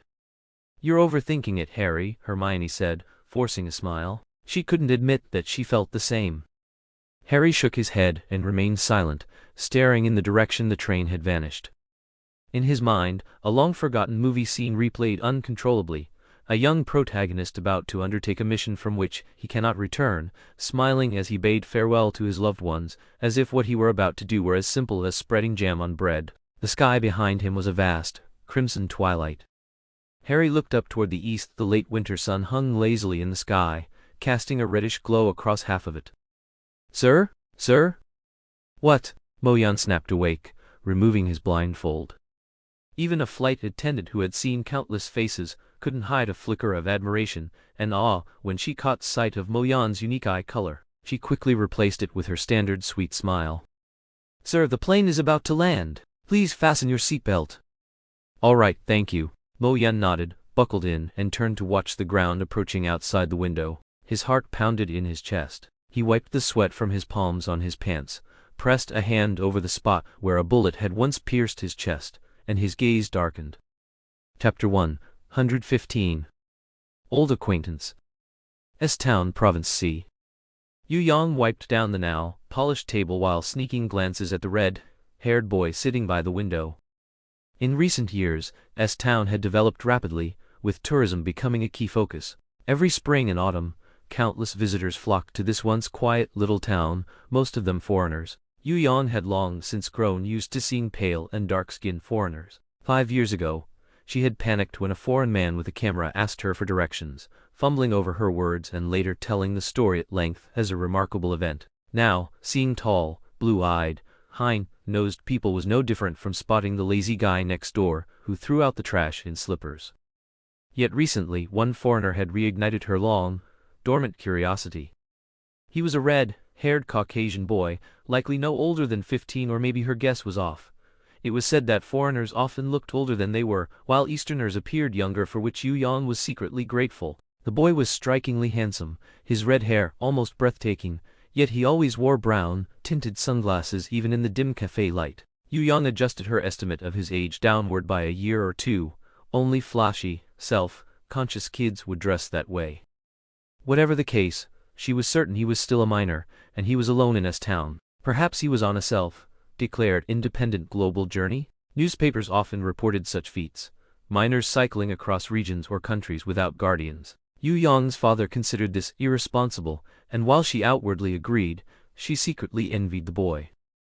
Yu Yang grabbed a fresh rag and continued scrubbing the nearly peeled table. The boy had been in the cafe for 3 days, arriving early each morning and leaving promptly at 5 in the afternoon. Each day he ordered just one Irish coffee and sat there all day, seemingly unaware it was cooling. Yu Yang sometimes refilled it quietly or replaced the cold coffee with a hot cup. When he noticed, he would whisper a polite thanks, his Mandarin flawless. Most of the time, though, he just gazed silently out the window, like an old man lost in memories. Yu Yang touched the gold star stone on her left wrist, giving herself a silent pep talk. Go, Yu Yang. She resolved that today, when the boy came to pay, she would speak to him at best, get his phone number, at the very least, learn his name. Yu Yang was 18. She couldn't spend her life holed up in this small town cafe. It was time to start planning for her future, just as her father always said. She didn't want to learn a trade. She wanted to marry an outstanding husband. Though the boy seemed young, it was clear he would grow up strikingly handsome, well-educated, and from a good family. He carried a unique melancholy, which raised his score in her estimation. Yu Yang touched her lucky gold star stone again, her throat dry with nerves, forgetting to refill his cup as she usually did. Time ticked toward 5 o'clock, and her mind went blank. She felt the need to glance again at the love skills booklet she had shoved into her bag that morning. Seeing that 15 minutes remained, she deemed it enough and turned into the staff room. Mo Yan sat by the window, watching the drizzle outside, a girl under an umbrella, and a punk boy swearing furiously as cars splashed water on him. A wave of unease stirred within him. This was not his original world. Although he had known this fact since the first day he traveled here, the world was so similar to his past life, same country, clothing, language, race, and social structures, that at first it felt normal. Apart from a hidden magical world, everything else seemed unchanged. In this life, outside Hogwarts, Mo Yan had only lived in London. London was both ancient and modern, every corner marked by years of wear and history. Being from the lowest social strata, his exposure was narrow. He had never realized that the London of this world differed from the one he had known except for being less modern, which he considered normal for the era. But the moment he set foot in China, Mo Yan clearly and terrifyingly noticed differences. Schoolgirls carried backpacks and wore trendy, revealing clothes. In 2010, that style was common, but it was still before '94. He remembered Mo King remarking that girls back then had been pure and innocent. In cafes, people typed on laptops. Computers didn't become widespread in China until the 21st century. S-Town had once been a quiet, traditional town. Now it was a famous tourist destination. Looking at the skin tones of passers-by, Mo Yan could not even be sure he was truly on Chinese soil.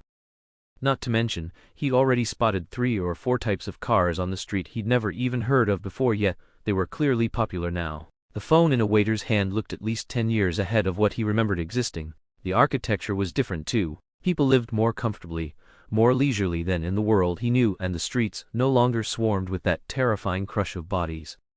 From the stray words he picked up here and there, Mo Yan learned that the man-made catastrophe after liberation seemed never to have happened at all. A year and a half ago, China had hosted the Olympic Games. And the current population? Just over 700 million. Once it had been 1.2 billion. Where had those vanished 400 million gone? The thought sent an icy shudder through him. Only he knew, in this version of the country, 400 million or more had never been born. They had left not the faintest trace upon the world. Did that mean some of the people only he remembered had never even had the chance to exist, not even as a fertilized egg? From the shock of stepping off the plane until now, he had spent 3 days observing, 3 days hesitating, 3 days in fear. And then, through the cafe's tall windows, he caught sight of a familiar figure.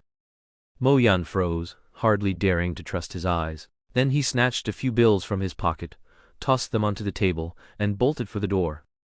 As he hurried past the polished surface of the cafe tables, so glossy, a fly would have slid right off, he couldn't help but think. People here had grown far more fastidious. In his previous life, he'd only heard rumors of Japanese obsessively scrubbing a toilet 7 times in a row, but he had never once seen a Chinese cafe wipe down a single table for half an hour straight. "Excuse me, sir," Mo Yan called out between ragged breaths, flagging down the young man striding ahead. He forced his gaze to soften, to keep from seeming too eager or too familiar. "Yes." The young man blinked at the foreign-looking boy, baffled, and awkwardly shifted the worn shoes in his hand behind his back. "Sorry to bother you." Mo Yan's voice trembled with nerves. Could I ask your name?" "Oh well," a flicker of caution crossed the youth's face. "Why?" "It's just that," Mo Yan's mind raced. "A couple days ago I saw someone drop a wallet. But by the time I ran after him, he was gone. You looked a lot like him, so I thought, well, you understand." "Oh," the young man chuckled. "Then you must have mistaken me for someone else. I haven't lost any money these days." "What?" Mo Yan was stunned. He'd prepared for several different reactions, but never expected such decency. He pressed on, unwilling to give up. "But that person really did look a lot like you. Maybe you're related somehow? Please, could you at least tell me your name?" The young man hesitated, weighing whether this stranger might have some ulterior motive, but the scuffed shoes in his hand reminded him he had nothing anyone would covet. At last, he smiled and said, "All right. My name's Chen Yu Sheng, Chen as in old, Yu as in universe, Sheng as in life." Chapter 116. Doubt and Fear. Mo Yan stood in the rain with his face tilted upward, icy droplets splashing across his skin, deepening the chill and damp that clung to the southern town in winter. His clothes were soaked through, his body trembling from the cold, yet inside him burned a fire that refused to be quenched. Tears mingled with the rain, streaming freely down his face. At last, he allowed himself to admit it, this was a parallel world to the one he had known. When he first realized he had crossed over, he had been an unborn child, drifting in a haze of confusion. Later, poisoned and frail, all his strength had been spent simply hoping he would wake again after each sleep. He had no energy left for deeper thought. Then came the memory loss. And when he finally opened his eyes once more, the world had changed. Familiar faces were gone. If not for the sudden surges of uncontrollable magic, and the glimpse of wizards in pointed hats wandering the streets, Mo Yan might have believed he had crossed into yet another world. Slowly, he pieced his memories together, fragments resurfacing one by one, even things he had long forgotten flashing back in startling clarity. For a long time, he was too shaken to think at all. How could a world from a novel be real?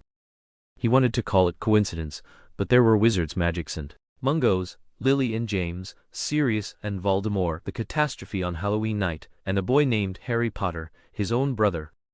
He could not convince himself otherwise. Perhaps it was only a dream. For a while, he even believed that. But then came Kanata's cold corpse, Neil lying unconscious, the air thick with the stench of blood, and pain that crushed him as though trampled by a dozen elephants, all of it giving him a merciless answer. He even tested it through self-harm.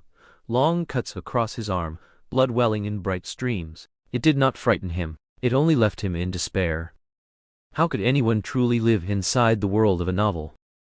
In the end, it was only the soldier's resilience in him that allowed him to rise again and face the unthinkable. Because he had once read this story in a book, read everything that was to come, Moyen could never rid himself of the sense of falseness. He would think of the NPCs in online games, wearing the same fixed smiles, repeating the same lines day after day, existing only to provide a quest for players, or those bustling characters on screen spawning, fighting, trading, forming parties, opening shops, dying, respawning. If such beings had thoughts, would they realize their world was controlled? Truman had lived nearly 30 years before he learned that his father, his friends, his wife, his colleagues had been deceiving him all along, that his life was nothing more than entertainment for the world. Moyen could not accept that his own life might be the same. His deepest terror came from a film he had once loved, The Matrix. Machines had bred humans, plugging them into the system, forcing them to live in a simulated world. The cycles of birth, death, and magic convinced Moyen that this was not the work of machines, yet he could not shake the film's vision from his mind. Each time he broke free of those thoughts, he found himself drenched in cold sweat. Sometimes he wondered, had the machines simply forgotten to wipe his memory when they connected him to the Matrix, or perhaps they found it amusing to watch a man with past life memories struggle to survive. Maybe there had even been a small glitch in the code when they plugged him in, creating a person who was never meant to exist here. A virtual man in a virtual world. He had mocked himself with that thought countless times. Moyen often imagined unseen eyes watching him from beyond the veil, and so he refused to show weakness, even when he longed to collapse in tears. He had even learned to pretend that he knew nothing, that he had no cursed memories, no painful past life, that he was no different from anyone else, just an ordinary human being living like an ordinary man. Though he had never truly found his place in this world. So he avoided getting close to others, avoided giving his heart to anyone except Harry, the boy who had shared the womb with him, the only person whose existence he could be certain of for a long time.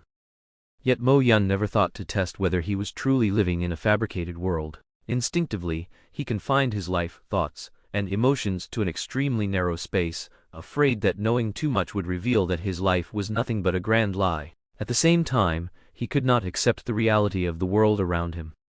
He had never told anyone just how deep his doubts and fears ran. And in a remote corner of his mind, Moyen harbored a tiny, lingering hope perhaps one day he would wake up suddenly and find himself in his old room, with his senior brother cooking in the kitchen, the scent of food sneaking through the door crack. He could tell his brother about the strange dream he had, and his brother would apologize, admit his mistake, accept the lesson, even go turn himself in if necessary. Even if upon waking, he found himself still curled up in a dark, grim alley, covered in wounds, reeking, and hunted by both the government and Tianyi, that would still be okay. But, as Edmund had said, avoiding a problem brought no benefit. 13 years later, Moyen finally summoned the courage to confront the most painful memories of his past life, arriving in China with a resolve that left nothing to chance. Before coming, he had never considered what he would do if he discovered that everything was a lie. Deep down, he knew that if that suspicion proved true, his life would not continue. And he was right. This was a completely different China. So it was a completely different world. A world rooted in a novel. He wanted to give himself a cold, mocking smile, but the overwhelming sorrow bubbling in his heart left him weary to the bone. Moyen did not foolishly turn on the gas and lie in bed waiting for death. Instead, he went to a cafe every day like clockwork, sitting and watching the familiar faces with yellow skin and dark eyes outside the window, sipping cold coffee as if waiting for time itself to end. At the point when his heart had turned to ash, the distant, brief life in the magical world had shattered for him like foam. Yet, on the afternoon of the third day, Moyen saw a familiar figure. Chen Yusheng, his former boss, a man who had once commanded loyalty and power. The first time Moyen had met him in his past life, Chen Yusheng was already in his 40s, having clawed his way to unquestioned authority in Province B. No matter the situation, he always seemed composed. Moyen had heard that Chen Yusheng had started from nothing in Province C, but he never imagined that the first person he would encounter upon returning to the country would be him, nor that the boss could be flustered over a pair of old shoes. If back in his previous life he had seen this scene, Mo Yan tried placing Chen Yusheng's expression onto the face of the mature boss, a strange mix of delight and amusement twisting together, and he couldn't suppress the grin spreading across his face. The overwhelming joy and relief made him dizzy. Judging by the timeline, the boss should indeed be of this age and condition now. If this world truly had boss Chen Yusheng, then did that mean there were others as well? This must be a parallel space, right? Right? Right? Mo Yan's heart thudded violently against his ribs, the pounding echoing in his ears like a thunderclap. His throat was dry enough to catch fire, his mouth completely parched. Though freezing cold, sweat ran down his forehead. His muscles felt stiff and rigid, the strength in his limbs drained as if his martial arts abilities had just been nullified. Chen Yusheng, seeing the boy's pupils suddenly dilate the moment he'd spoken his name, watched as the boy froze, then tilted his head slightly, eyes glistening with unshed tears. "What's wrong?" Chen Yusheng shook the boy gently, asking, "Are you all right?" The boy stared blankly at him for a moment, still seeming half detached from his body. When Chen Yusheng reached to pat his shoulder, he suddenly twisted and bolted, as if Chen were some kind of Loch Ness monster. Chen lowered his hand, frowning, and checked the pocket holding his monthly allowance. It was still as full as when he left in the morning. Only then did he relax. Bizarre. He ran his fingers through his damp hair and went off to continue his search for the cobbler. Mo Yan lifted his hand, fingertips just brushing the door handle, then recoiled as if struck by lightning. Wiping the sweat from his palms on his pants, he tried again, but again pulled back as if electrocuted. Over and over. He stared at the closed door, panic rising uncontrollably. Finally, he closed his eyes, took a deep breath, and slowly inch by inch raised his hand and grasped the handle. Knock. Knock. Knock. Chapter 117. The Mo Clan. The door creaked open. Mo Yan and the small figure on the other side stared at each other, eyes wide, neither speaking for a long moment. "Hey, who are you? I've never seen you before," the little one mumbled, fingers in her mouth, speech unclear. The child was a 3 or 4-year-old girl, her soft, yellow curls clinging to her scalp, bundled in a thick down coat that made her look like a tiny round ball. She held a small pink umbrella decorated with a laughing, chubby mouse. Mo Yan stared at her, opening his mouth, only for a flood of disappointment to clog his throat. "Master and mistress, and there wasn't a single child here." "You've only been here a day, of course nobody's seen you." A small boy ran over, pulling the little round bundle aside to peek at Mo Yan. "Wow, a foreigner. Who are you looking for?" The boy had a sturdy little build, missing a front tooth, speaking with a gap-toothed whistle. Despite the cold, he wore thin clothes and let the rain soak his bare head. I'm looking for Mo Yuna," Mo Yan said awkwardly, referring to his master as if he were a stranger. "Mo Yuna?" The boy's eyes rolled mischievously. "Who's Mo Yun?" "My master." Of course, Mo Yan couldn't say that. The boy wouldn't know, perhaps his master didn't live here? With all the changes, maybe they'd moved. He hesitated, considering asking elsewhere, but couldn't give up. "And your elders? Are they around?" The boy puffed out his chest, clapping his hands together. "I'm the adult in this house. If you need something, tell me." Though Mo Yan felt a pang of uncertainty, he couldn't help but smile at the boy's pretend mature demeanor. "Oh, you're in charge?" "Of course." The boy nodded firmly. "What's your name?" Mo Yan crouched down so their eyes were level, smiling as he asked. "Mo Yan." The smile froze on Mo Yan's face. "Mo, oh what?" "Mo Yan," the boy repeated, stressing the second word. He sounded impatient, as if it were ridiculous to be asked twice. "Yan, as in when water spreads wide, it is called Yan." Mo Yan murmured, staring at the boy with a complicated look. So this was Mo Yan. He knew the name, though he had never once met the boy himself. In his previous life, he had been taken in at 6 years old in 95, a year from now. He had always wondered, in this altered world where Hugh Potter existed, would there still be room for Mo Yan? What he had never expected was to come face to face with the boy whose place he had once taken. Mo Yan accepted as a disciple at 3 years old. Their master used to say he was prodigiously gifted, born with better bones and spirit than all 4 of them. But at 5, he died young. Whenever the master spoke of him, it was always with a long sigh, and sometimes after too much wine. From the moment he first learned the name, Mo Yan had hated Mo Yan. Their sect admitted only 4 disciples each generation. Had Mo Yan not died, there would have been no Mo Yan. Yan Chinese letter continuation. Yan Chinese letter overflowing, abundant, beautiful, spreading wide, a land of harmony. Mo Yan often wondered whether, when giving him his name, the master had done it as a tribute to his beloved, lost pupil. For a time he even despised his own name because of it. Later, he had forced himself to accept it. Why dwell on a child who'd been dead for decades? And yet, the discomfort never fully left. So when the name came up, he never once called him 4th senior brother. Always little 3rd senior brother, as if to prove his own place was unique, untouchable. He had found the place at last, yet oddly enough, joy was the last thing he felt. It was like running freely across a vast field, only for a sharp stone to wedge itself into his soul. Straightening slowly, Mo Yan studied the boy with a critical eye, before saying coldly, "I'm looking for Mo Yuna." "Mo Yuna? Who's that?" Mo Yan blinked. "Why? Died." Anger flared in Mo Yan's chest. He almost snapped, ready to pull rank and scold this brat for lying, then caught himself. Of course the boy wouldn't dare call their master by name. Perhaps he truly didn't know. His expression softened slightly as he corrected himself. Then, "Mo Lin?" Arms crossed, chin tilted high, Mo Yan sniffed. "Isn't it polite to give your own name before demanding other people's?" "Ah, so we're giving names." A little round-faced girl popped her head out from beneath Mo Yan's arm. "Then I'll go first. My name's Wai Lingya." Mo Yan looked into the girl's bright, innocent eyes, and a twinge of guilt stirred in his chest. "My name is Mo. I'm Evans." "Evans?" Mo Yan echoed, frowning suspiciously. "Never heard of it. What do you want with my senior brother?" "That's none of your business, kid." Mo Yan didn't bother being polite. "Where are your elders?" "I'm the elder here." Mo Yan lifted his nose proudly. "Whatever you've got to say it to me."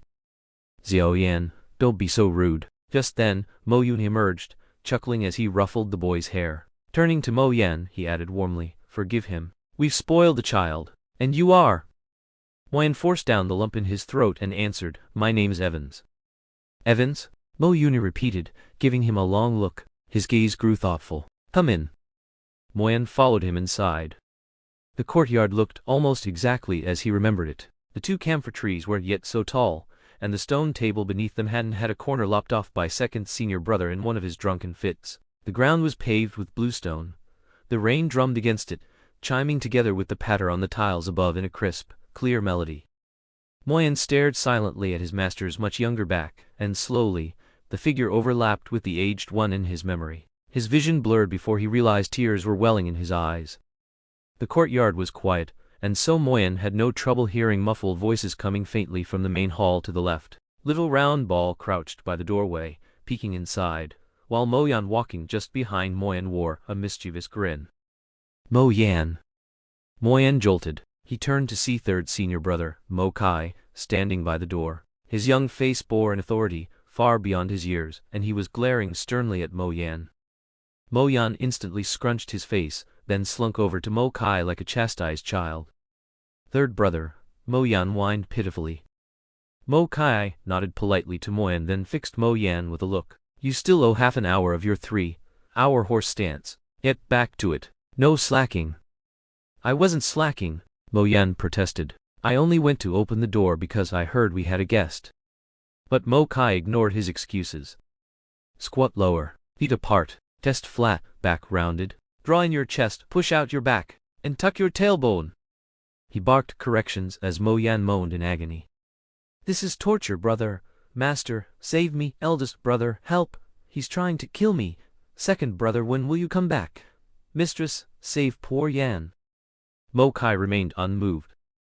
"Mo Kai, stop letting Yan make such a racket," came a bellow from inside the hall. "I'm discussing serious matters with our guest."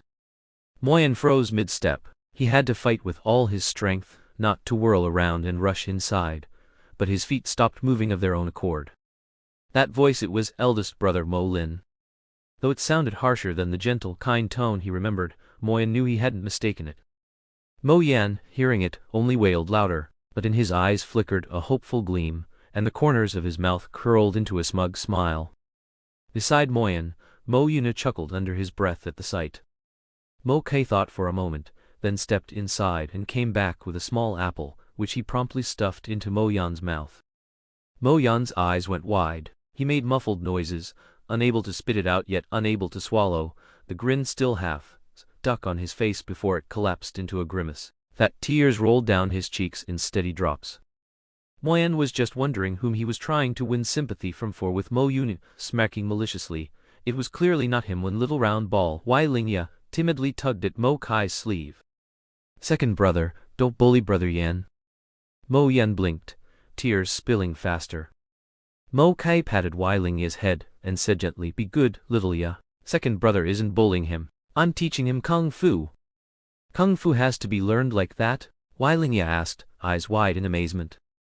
"Yes," Mo Kai said firmly, nodding. "That's the only way it works." "But brother Yan is crying." The little one strained to raise an arm and point at Mo Yan's tear-streaked, blocky face. "Learning martial arts requires blood and sweat. Shedding a few tears is nothing," Mo Kai said coldly, fixing Mo Yan with a sharp look. "Oh," the little round one popped its fingers into its mouth, glanced at the aloof Mo Kai standing with arms crossed, then at Mo Yan, legs trembling as he bit into an apple. In the end, it shrank back, pretending not to notice the flush of Mo Yan's desperate glare, and went off to pick a fight with the fallen camphor leaves instead. "Ha, little Yan is just a bit hot-headed," Mo Yuna said, having watched the scene unfold, as he led Mo Yan toward the main house. Though he was scolding Mo Yan, his words were steeped in genuine affection. Mo Yan gritted his teeth, suppressing the uncomfortable feeling rising in his chest, and cautiously asked, "Wai Lingya, is she your child?" "Huh? No. She's the daughter of a friend of Mo Lin," Mo Yuna replied. "Oh, and Mo Lin, our eldest, is in the main hall talking with that friend right now." Though Mo Yuna smiled, Mo Yan, who knew him well, detected a coldness beneath the warmth in his voice. He realized in an instant why Yu had been the director of the National Security Intelligence in the previous timeline, and surely now held an unusual position here as well. Asking about him would naturally appear suspicious. Though Mo Yan completely understood Mo Yuna's caution, it still stung a little. The two of them settled in the main room. Mo Yan hesitated, unsure what to say, but Mo Yuna, seemingly unaware, poured him a cup of fragrant tea. "You Kyan?" Mo Yan blurted out. "You know tea?" Mo Yun asked, a hint of surprise in his smile. "I've heard of it before," Mo Yan mumbled. "Oh," Mo Yuna asked casually, "was it the person who taught you the manual of the arm?" Mo Yan held the freshly brewed Yukayan tea. The rising steam stung his eyes, blurring his vision slightly. He blinked, sipping slowly. The scalding tea traveled down his tongue, along his throat, reaching deep into his lungs, but still, his heart remained cool. He hadn't expected that his usually lazy and absent-minded master would recognize, at first glance, that he had studied the manual of the arm for a long time. Mo Yan silently stared at the swirling steam above the cup, saying nothing. He knew he should come up with a plausible origin story not difficult. He remembered his master mentioning an uncle Mo Yunchu who had gone to America after the reform and opening, and never been in contact again. Perhaps this was similar, but Mo Yan didn't want to lie. So he just lowered his head in silence. "I know your intentions," Mo Yuna said, but the smile didn't reach his eyes. "But you must explain clearly the full context, and who taught you your martial arts." "My intentions?" Mo Yan looked up at Mo Yuna in confusion. How could he possibly know about his background? If his master truly knew his intentions. A chill shot up Mo Yan's spine. "Master, mistress, I'm back." At that moment, a voice called from outside. A teenager of about 17 or 18, with thick eyebrows and bright eyes, bounded in, casually tossing his school bag onto a chair, then grabbed the teapot and started gulping the tea straight from the spout. "Take it slow, don't choke." Mistress Zhao Wei frowned as she stepped forward, holding a sheet of paper. Mo Yan stole a glance. It looked like a test paper marked with a failing grade, the red lanterns glaring. Zhao Wei's stern expression softened the moment she saw the red-haired boy sitting nearby, her face instantly lighting up with warmth and kindness. "Whose child is this? When did you arrive?" Mo Yan had already stood when she came in. When she asked, he bowed slightly and said, "My name is Evans. I just got here." He didn't know how to address these people who had once been closest to him, so he kept it vague. Second senior brother Mo King leaned over curiously. Do you have keratitis? No, I don't, Mo Yan replied. Then, why were you wearing sunglasses inside? Mo King asked, puzzled. Mo Yan hesitated, then summoned all his strength to use the brain. Sealing technique he had been studying for over half a year. Magic was a blessing in moments like this. No matter how strong his willpower, it was difficult to prevent any slip, but magic could forcibly isolate his emotions. He removed his glasses and, as expected, heard Mo King let out a sharp gasp. Too cool, Mo King admired. Mo Yan forced a small smile. His silver irises and Snow White's clear reflected light with a brilliance that made them appear almost unnatural, like crystal glass. Sometimes, when looking in the mirror, Mo Yan even wondered if these eyes truly belonged to a human, or if they had been crafted from mercury and plaster.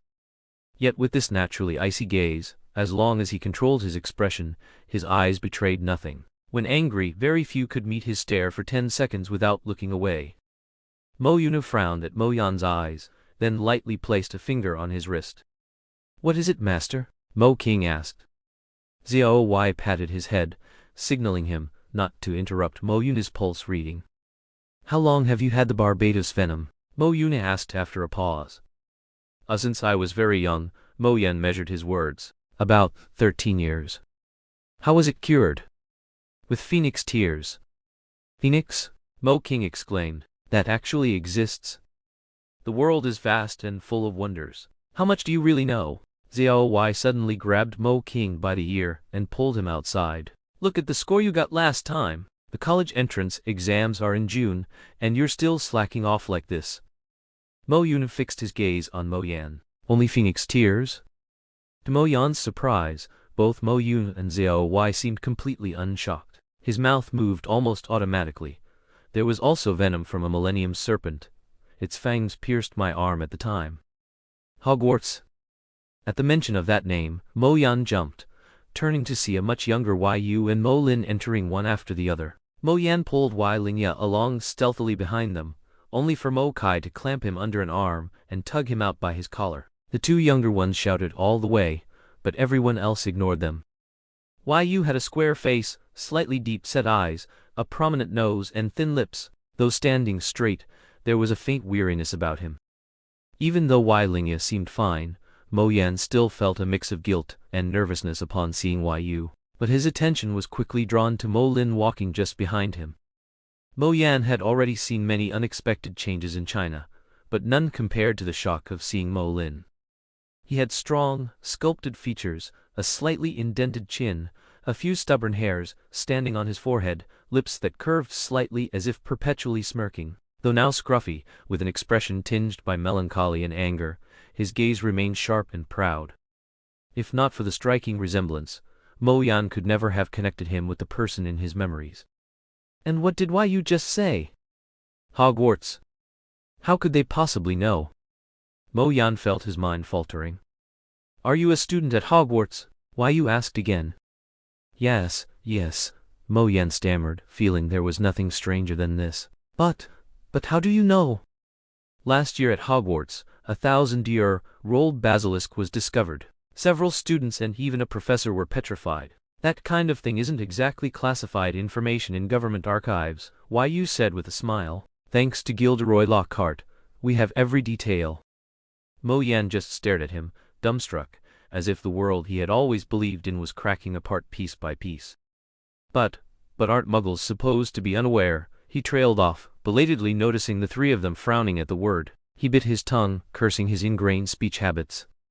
There's a saying, Yu went on, the recluse of little renown hides in the wilderness, the recluse of greater renown hides in the city, and the recluse of true renown hides within the court. Your so-called wizarding world tries so hard to draw a line between itself and the non-magical that you've riddled it with cracks. Anyone paying the slightest attention could see it. The only ones who still believe it's a secret are you. Mo Yan had no words. He'd always taken pride in his intelligence. No matter what subject, he could master it quickly. Only now did he realize, compared to so many others in the world, he was nothing more than a frog at the bottom of a well. So you're a wizard? Mo Lin studied him. I thought wizards weren't supposed to be exposed to outsiders. How did you end up here? This boy is more than a wizard. He's also studied the record of the arm, which makes him a fellow disciple of yours, Xiao Lin, Mo Yuna said. I'd thought it odd that your martial arts were so neglected, so that explains it. Was it your master who told you to come here? Mo Yan never breathed a word about his sect, but Mo Yuna still let him stay. He leaned back against a tree, gazing up at the eaves curving toward the sky, his heart full of confusion. He had fled England for this small town in China, determined to find out whether his world was real or just an illusion, and to ask his eldest senior brother face to face. Back then, had he truly wanted him dead? He knew it was reckless, foolish even, but like a true Gryffindor, he had come anyway. And yet, standing on the threshold of truth, Mo Yan faltered. He had found his sect only to discover he had also lost it. This sect felt foreign. Their master, Mo Yuna, no longer lay in bed glued to the television. He taught with laughter and scolding, and sometimes a sly, inscrutable smile. The mistress of the house was still gentle, but now and then she roared at her disciples like a lioness. Mo King was still in high school, but he loved basketball instead of soccer. Mo Kai had not yet seized control of the family's finances, though, to be fair, neither had he at this point in Mo Yan's last life. But the greatest difference was Mo Lin. This Mo Lin was not the tender, patient, all-forgiving elder brother who had once spoiled him without limit. In truth, this Mo Lin hardly doted on any of the younger disciples, not even Mo Yan, the one most favored by their master. He kept his distance from children, treated their master with respect but not deep awe, and seemed to value only Yu. Mo Yan had never known that the two of them were even acquainted, let alone close friends. He only vaguely recalled the mistress once mentioning that his eldest brother had a kindred companion, a confidant with whom he'd quarreled before Mo Yan ever entered the sect. Yu's path, at least, had not shifted much. His wife had recently died in a terrorist reprisal. Though he and Mo Lin had hunted down and destroyed the terrorists' base in a frenzy of vengeance, little Lingya would never see her mother again. The grief sat heavy in the corners of the man's eyes. "Third brother, what are you looking at?" Mo Yan, the younger, waved a hand before Mo Kai's face. "That Evans," Mo Kai replied. "The foreigner? What's so interesting about him?" Mo Yan asked, displeased. "He's a lot like you, Zhao Yan." Mo Kai glanced at the boy at his side, then at Mo Yan beneath the tree. For once, he allowed himself a small smile. Strikingly alike. "Seech, like I'd ever want to look like some foreigner." Mo Yan curled his lip in disdain. "I can't stand him." Mo Kai only chuckled without answering, though his eyes lingered on Mo Yan. For some reason, he always felt that behind those cold silver eyes there was more than just indifference. "Hey, what are you doing?" Mo Yan's thoughts were suddenly cut off. A pair of bright, watchful eyes peered down through the branches. "Nothing," Mo Yan replied irritably. "Yeah, right. I don't believe that for a second." Mo Yan's cousin dropped down from the tree and looked him over. "You're definitely scheming something." "Oh, I am." Mo Yan smirked coldly. "But what's it to you?" "As long as I'm here, it has everything to do with me." The boy crossed his arms, chin lifted. "That's right, you're the master of this house, aren't you?" Mo Yan's voice dripped with mockery. The edge in his tone didn't escape Mo Yan's cousin, who glared back furiously. "My master won't be fooled by the likes of you, foreigner. You'd better watch yourself." "Thanks for the warning." Mo Yan stretched, yawning, then folded his arms across his chest, a sly curve tugging at his mouth. He knew exactly what boys that age hated most. Pathetic brats who pretend to be grown-ups. He put special weight on the words brats. "Sure enough," the younger boy exploded instantly. "You're the brat." At that moment, a furious roar erupted from inside the main hall. "You bastard! How could you do something like this?" Both Mo Yan and his cousin froze. They recognized Mo Lin's voice at once, and when their eyes met, surprise was written across both faces. From the hall came the sounds of a scuffle, mingled with Mo Lin and Yu's furious shouts. Mo Yan tilted his head, listening. From what he could piece together, it seemed Yu had sacrificed a man named Jiang Bing in order to wipe out a terrorist cell, and Jiang Bing happened to be someone Mo Lin knew. Mo Yan turned and caught the look on his master and mistress's faces. They too had guessed what was happening, their brows drawn tight with disapproval. Mo Kai tried to grab his younger cousin and drag him back to the room, but the boy darted around the courtyard, refusing to be caught. The commotion even woke Lingya from her nap. She rubbed her eyes and stumbled out just as Zhao hurried forward, trying to lead her back. Before she could, the hall door crashed open with a sharp crack. Yu had been kicked square in the chest by Mo Lin, the blow knocking him through the doorway and shattering the frame. The sight of her father falling, blood on his lips, sent little Wai Lingye into terrified sobs. Mo Lin, still blazing with rage, charged forward to strike again, but the sound of the child's cries stopped him. He jabbed a finger toward the gate, his voice thundering, "Get out! Don't let me see you again!" Cradling Wai Lingye, Wai Yu wiped the blood from his mouth and said earnestly, "Mo Lin, sometimes sacrifice cannot be avoided." "Shut up!" Mo Lin's face twisted with fury, and he looked ready to strike again. Lingye's wailing only grew louder. "Senior brother, don't scare Zaoya like that," Mo Yan's cousin shouted without thinking. "You keep your mouth shut too," Mo Lin roared back at him.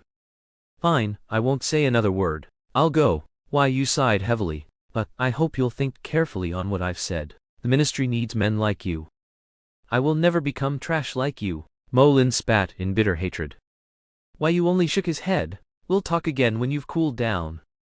He carried his daughter away, leaving Mo Lin glaring after him, teeth clenched, breath coming in harsh bursts. Mo Yuni sighed and patted Mo Lin's shoulder in quiet sympathy. Xiao Wai stroked the head of the shaken younger boy and said gently, "Xiao Yan, go back inside." "Wait!" The boy suddenly jumped up. "I promised Zaoya I'd give her something." Mo Yan leapt into the room, grabbed a small box, and dashed out the door. The courtyard fell into a terrifying silence. Mo Yan felt awkward. He wanted to rush forward and comfort his senior brother. He had never seen him this fragile and angry before and ask what had happened. Yet, at the same time, he was painfully aware that he was just an outsider. Suddenly, the main gate slammed open with a loud bang. Wai Yu charged in, carrying a bloodied Mo Yan. "Mo Lin, call an ambulance, quick!" Mo Yan's eyes were tightly shut, his head pinned firmly by Wai Yu, yet blood still seeped from between his fingers. One arm hung limp, and half his body was soaked in blood. Mo Yuna pressed on several spots of Mo Yan's body, and the bleeding from the larger wounds immediately slowed. But as he continued checking, his expression darkened further. "Master, how is little Yan?" Mo Lin couldn't help but ask. Mo Yuni didn't answer, though his gaze was full of grief.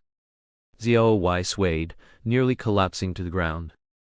Mo Lin pressed his hand against the back of Mo Yan's heart, pouring his internal energy into him as if his life depended on it. Everyone else knew it was futile, but no one stopped him.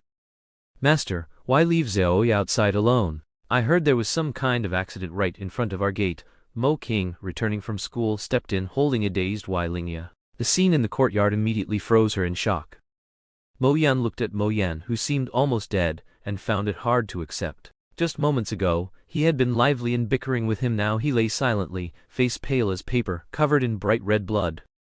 He had once felt a perverse relief at Mo Yan's hypothetical death. He had even secretly rejoiced when Mo Yan, spoiled and adored, was envious over his own potential early demise. But seeing Mo Yan now, on the brink of death, made him feel sickened at his own past thoughts. Mo Yan drew his wand and knelt beside Mo Yan, pointing it at his wounds and muttering spells. The bleeding eased somewhat, but the improvement was minimal. "Damn it!" Mo Yan cursed, ignoring everything, and drew his fire dragon heartstring wand, casting a more powerful spell. The wounds began closing visibly before everyone's eyes. Everyone held their breath, not daring to make a sound.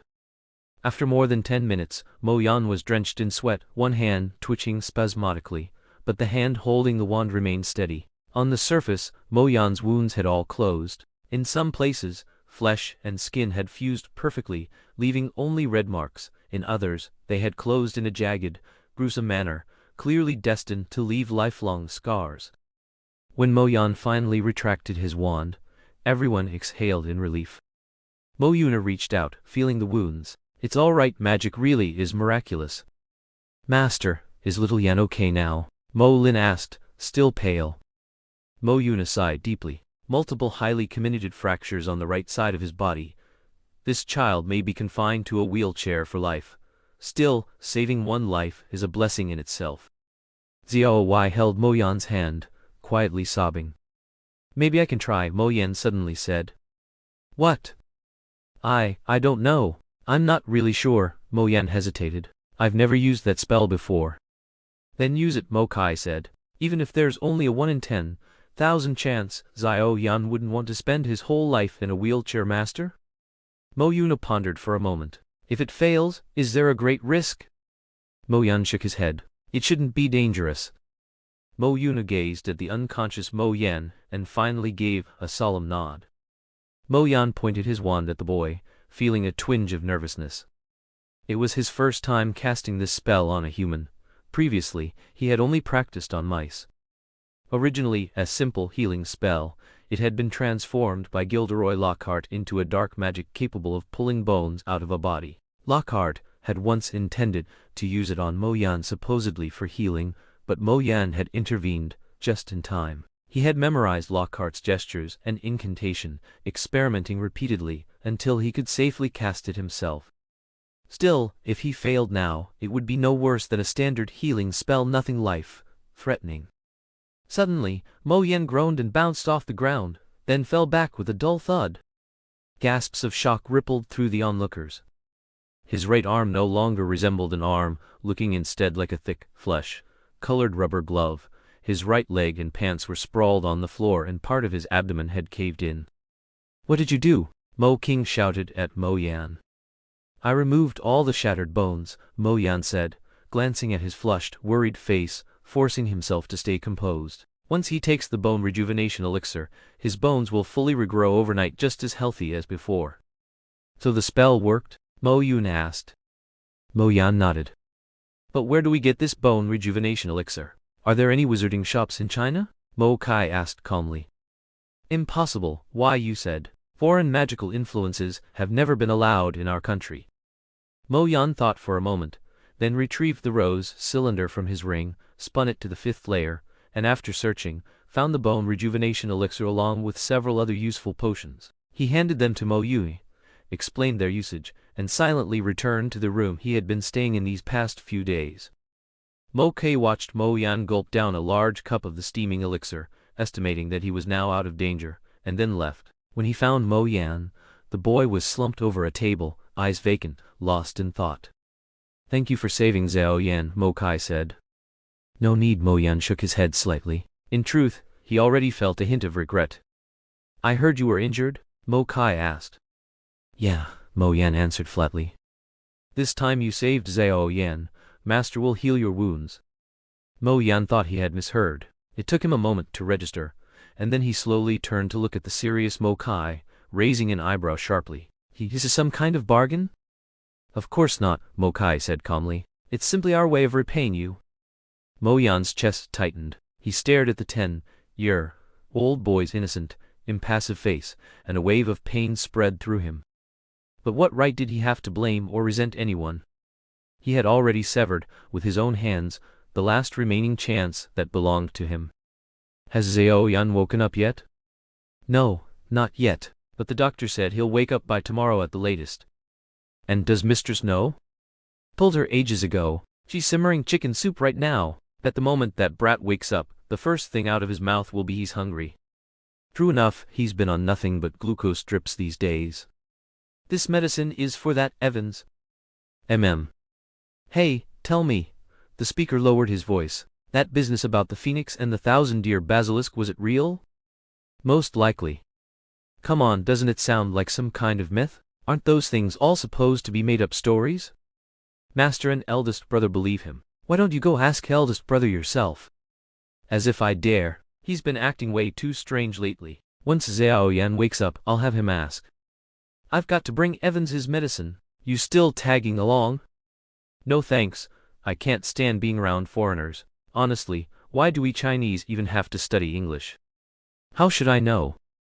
Mo Yan brushed his fingers against his ears, waiting until the last of the faint fuzziness faded before lowering his hand.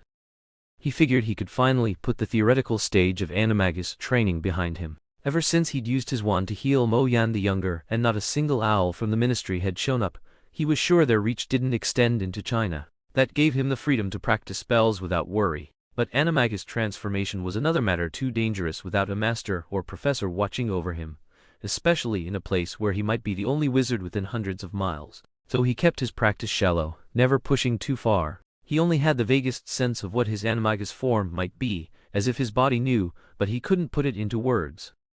The one thing he was sure of, it had to be some kind of animal with extraordinary hearing. Even through several walls, he'd caught every whisper from the kitchen as the two made their way toward him, word for word.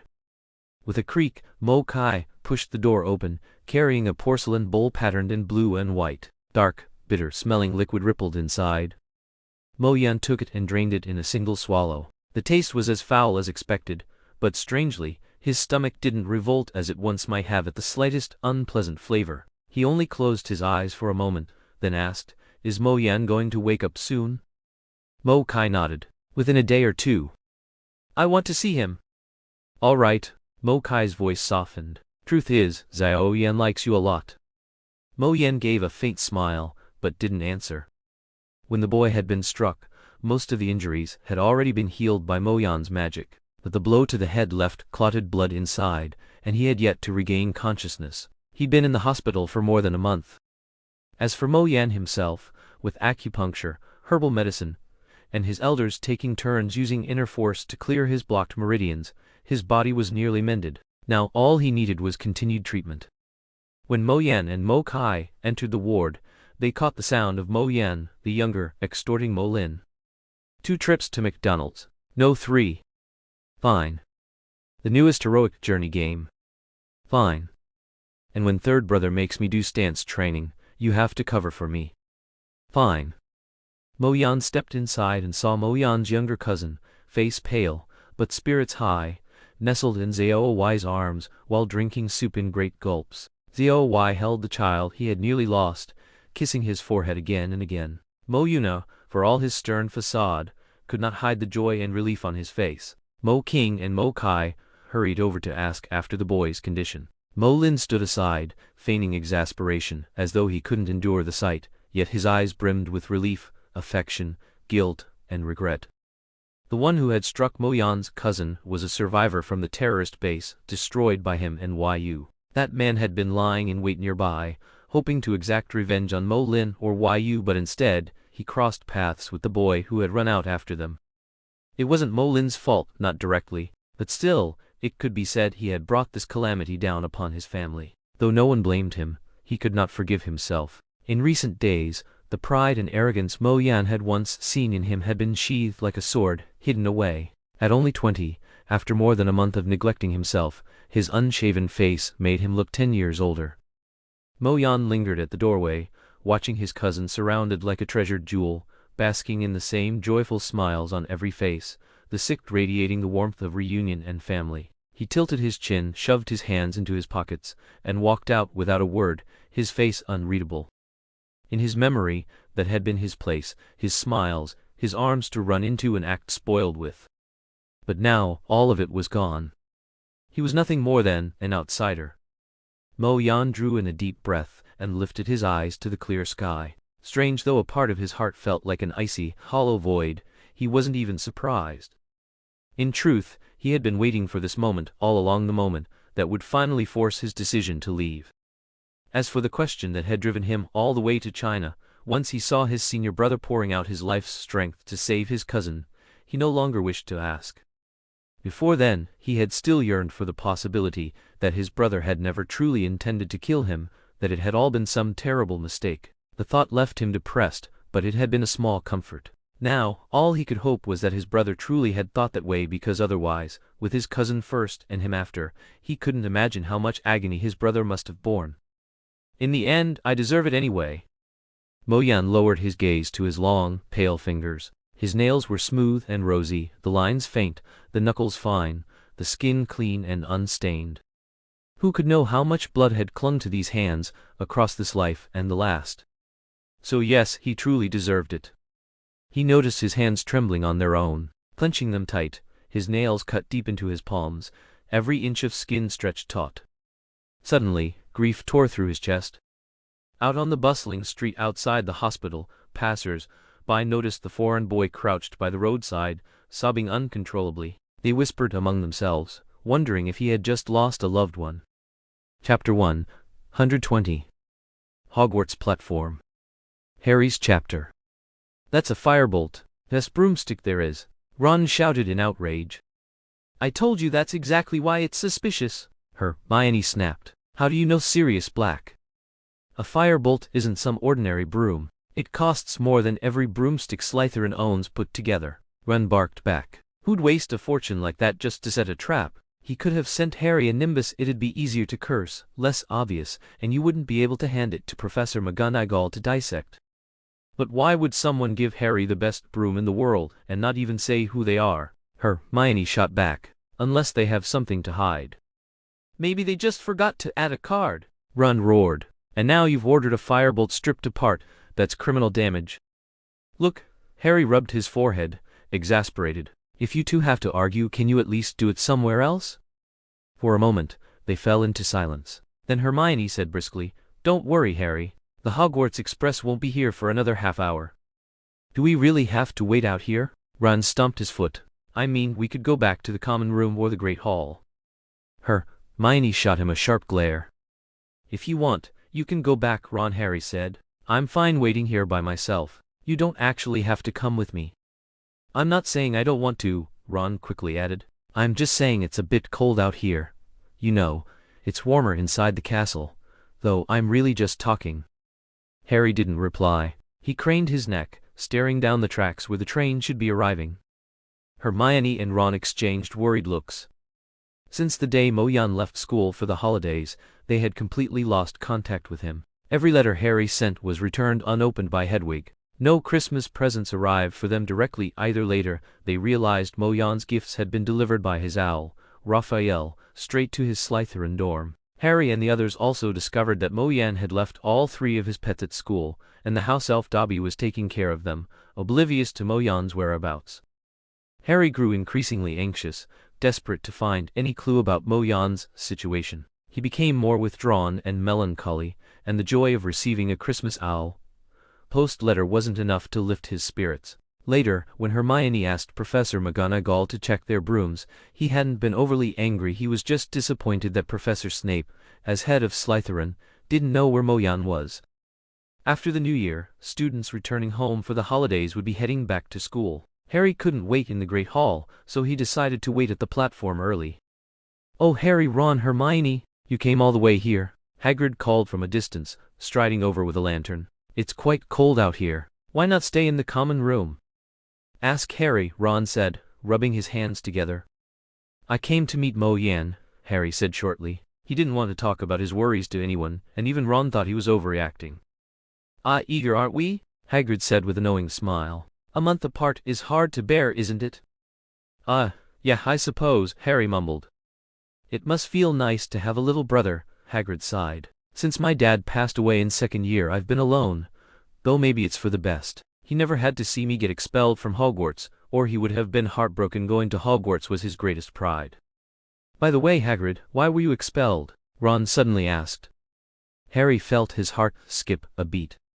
Right, why was Hagrid expelled? With his character, he couldn't have done anything truly malicious. Maybe he wasn't the best student, but no one was worse than Crabbe and Goyle, and Hogwarts had never expelled anyone just for poor grades. Nothing, Hagrid said vaguely. It's all in the past. Can you tell us what happened? Hermione pressed. Fred and George broke so many rules, and Moyan caused chaos at school too, yet they were still the professor's favorites. I can't imagine what you could have done to get expelled. That's different, Hagrid shook his head. Seeing the three staring at him, he sighed helplessly. All right, since you want to know, in my third year, the Chamber of Secrets was opened. What? The three of them shouted in unison. Wait, Hermione said. That's the first time the chamber was opened? Moyan said 50 years ago, it was opened, and the basilisk killed Myrtle the Moaning. Yeah, that's the one, Hagrid said gravely. But, what does that have to do with you? Harry asked. They think I opened the Chamber of Secrets. How is that possible? Hermione asked. Doesn't it require Parseltongue to open? That's right, but at the time people didn't know that, did they? Hagrid said in a low voice. All they knew was that I kept a little furry creature. A little furry creature? Ron frowned in confusion. What kind of creature? Oh, just an eight-eyed giant spider, Hagrid said casually. And what? Ron's face went instantly pale. An eight-eyed giant spider, Ron, Harry said, trying not to laugh at Ron's expression. He looked like he might throw up at any second. Hermione clicked her tongue but didn't comment. She knew that when Ron was 3, Fred had transformed a toy he was holding into a spider, and from that moment, Ron had been terrified of spiders. But an eight-eyed giant spider is carnivorous, Hermione frowned. Wouldn't the victims be very different from those killed by a basilisk? Yes, There was no way for me to prove that what I kept was an 8-high giant spider, Hagrid said. After what happened at the school, Aragog tried to leave. Aragog? Ron asked. Oh, that's the little one's name. Anyway, he tried to escape, and I managed to bring him back. That's when he was captured by a mysterious person. Mysterious person? The three of them exclaimed. At the time, he wasn't really a mysterious person, just the Slytherin prefect, Hagrid said with disgust. He caught me while I was putting Aragog back in the crate and claimed that Aragog had killed someone. That's framing, Hermione shouted angrily. He's a Parselmouth. He must have been the one who opened the chamber 50 years ago. And yet he pinned it on you, Hagrid. Why didn't you have Aragog testify? An 8-high giant spider can't kill people like a basilisk, and they can speak, right? I couldn't, Hagrid sighed. If Aragog had been caught by them, whether or not he had killed anyone, they would have killed him. I couldn't let that happen, so I released him back into the Forbidden Forest. And then? Then I was expelled. My wand was broken. They even wanted to send me to Azkaban. Thanks to Dumbledore, he cleared my name and let me stay at Hogwarts to watch over the game reserve. He really is an extraordinary man. For a long while none of them spoke. Then, in the distance, the train clattered along the tracks, and Harry jumped to his feet. Don't rush, Harry, it'll come on its own, Hagrid said with a smile. Oh, and tell Moyan thanks from me. You know, if he hadn't helped prove my innocence, I wouldn't have the job I have now. Harry nodded, standing on his toes, craning his neck to watch the deep crimson steam engine billow white steam as it drew closer. Chapter 121, Missing? Harry's Perspective. The train clattered once more before finally coming to a halt. After a long blast of the whistle, the doors slid open, and students jostled their way out. Harry and his friends tried to stay together, but they were quickly separated. Hi, Harry. A hand suddenly landed on his shoulder. Even though you missed us. No need to be so enthusiastic. Oh, shut up, Weasleys, Harry said, brushing the hand off his shoulder. Have you seen Moyan?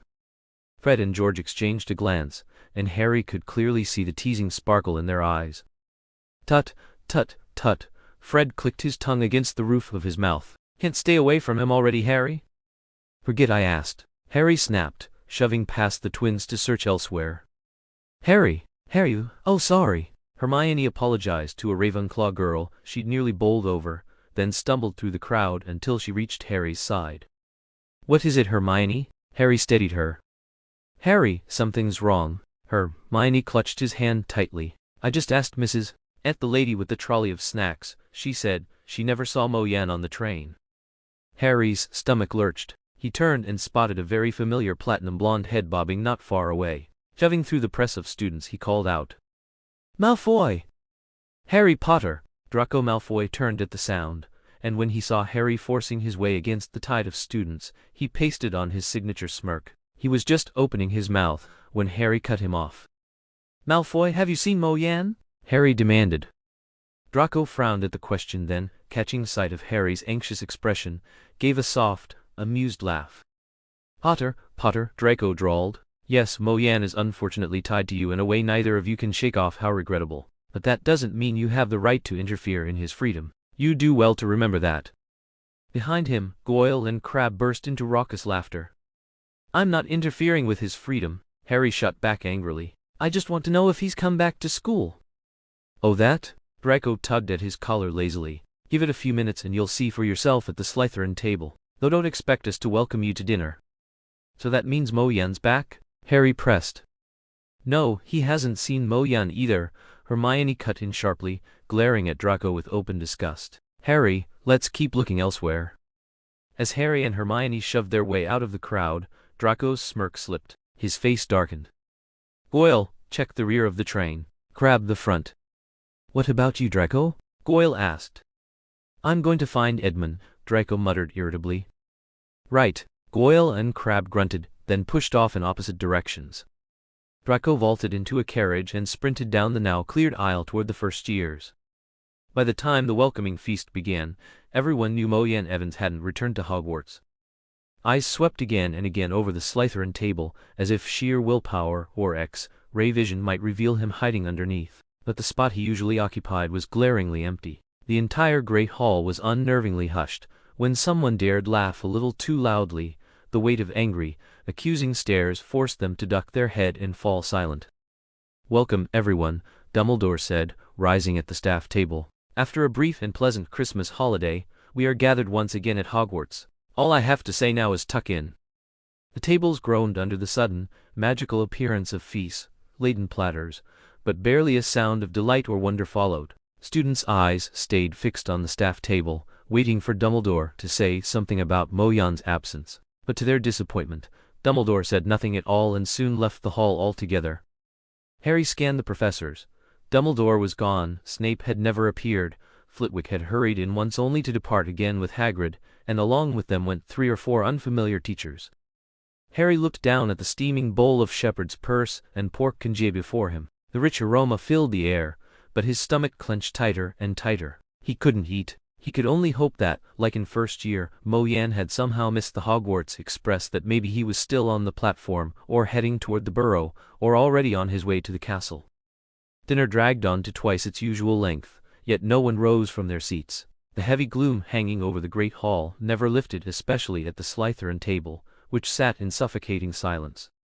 A Hufflepuff girl, after picking at her food for a long time, glanced nervously around and finally tried to stand. As she reached the doors, she glanced back only to find nearly every face fixed blankly on her. Her knees buckled, she tripped on the threshold, and the next moment burst into loud sobs.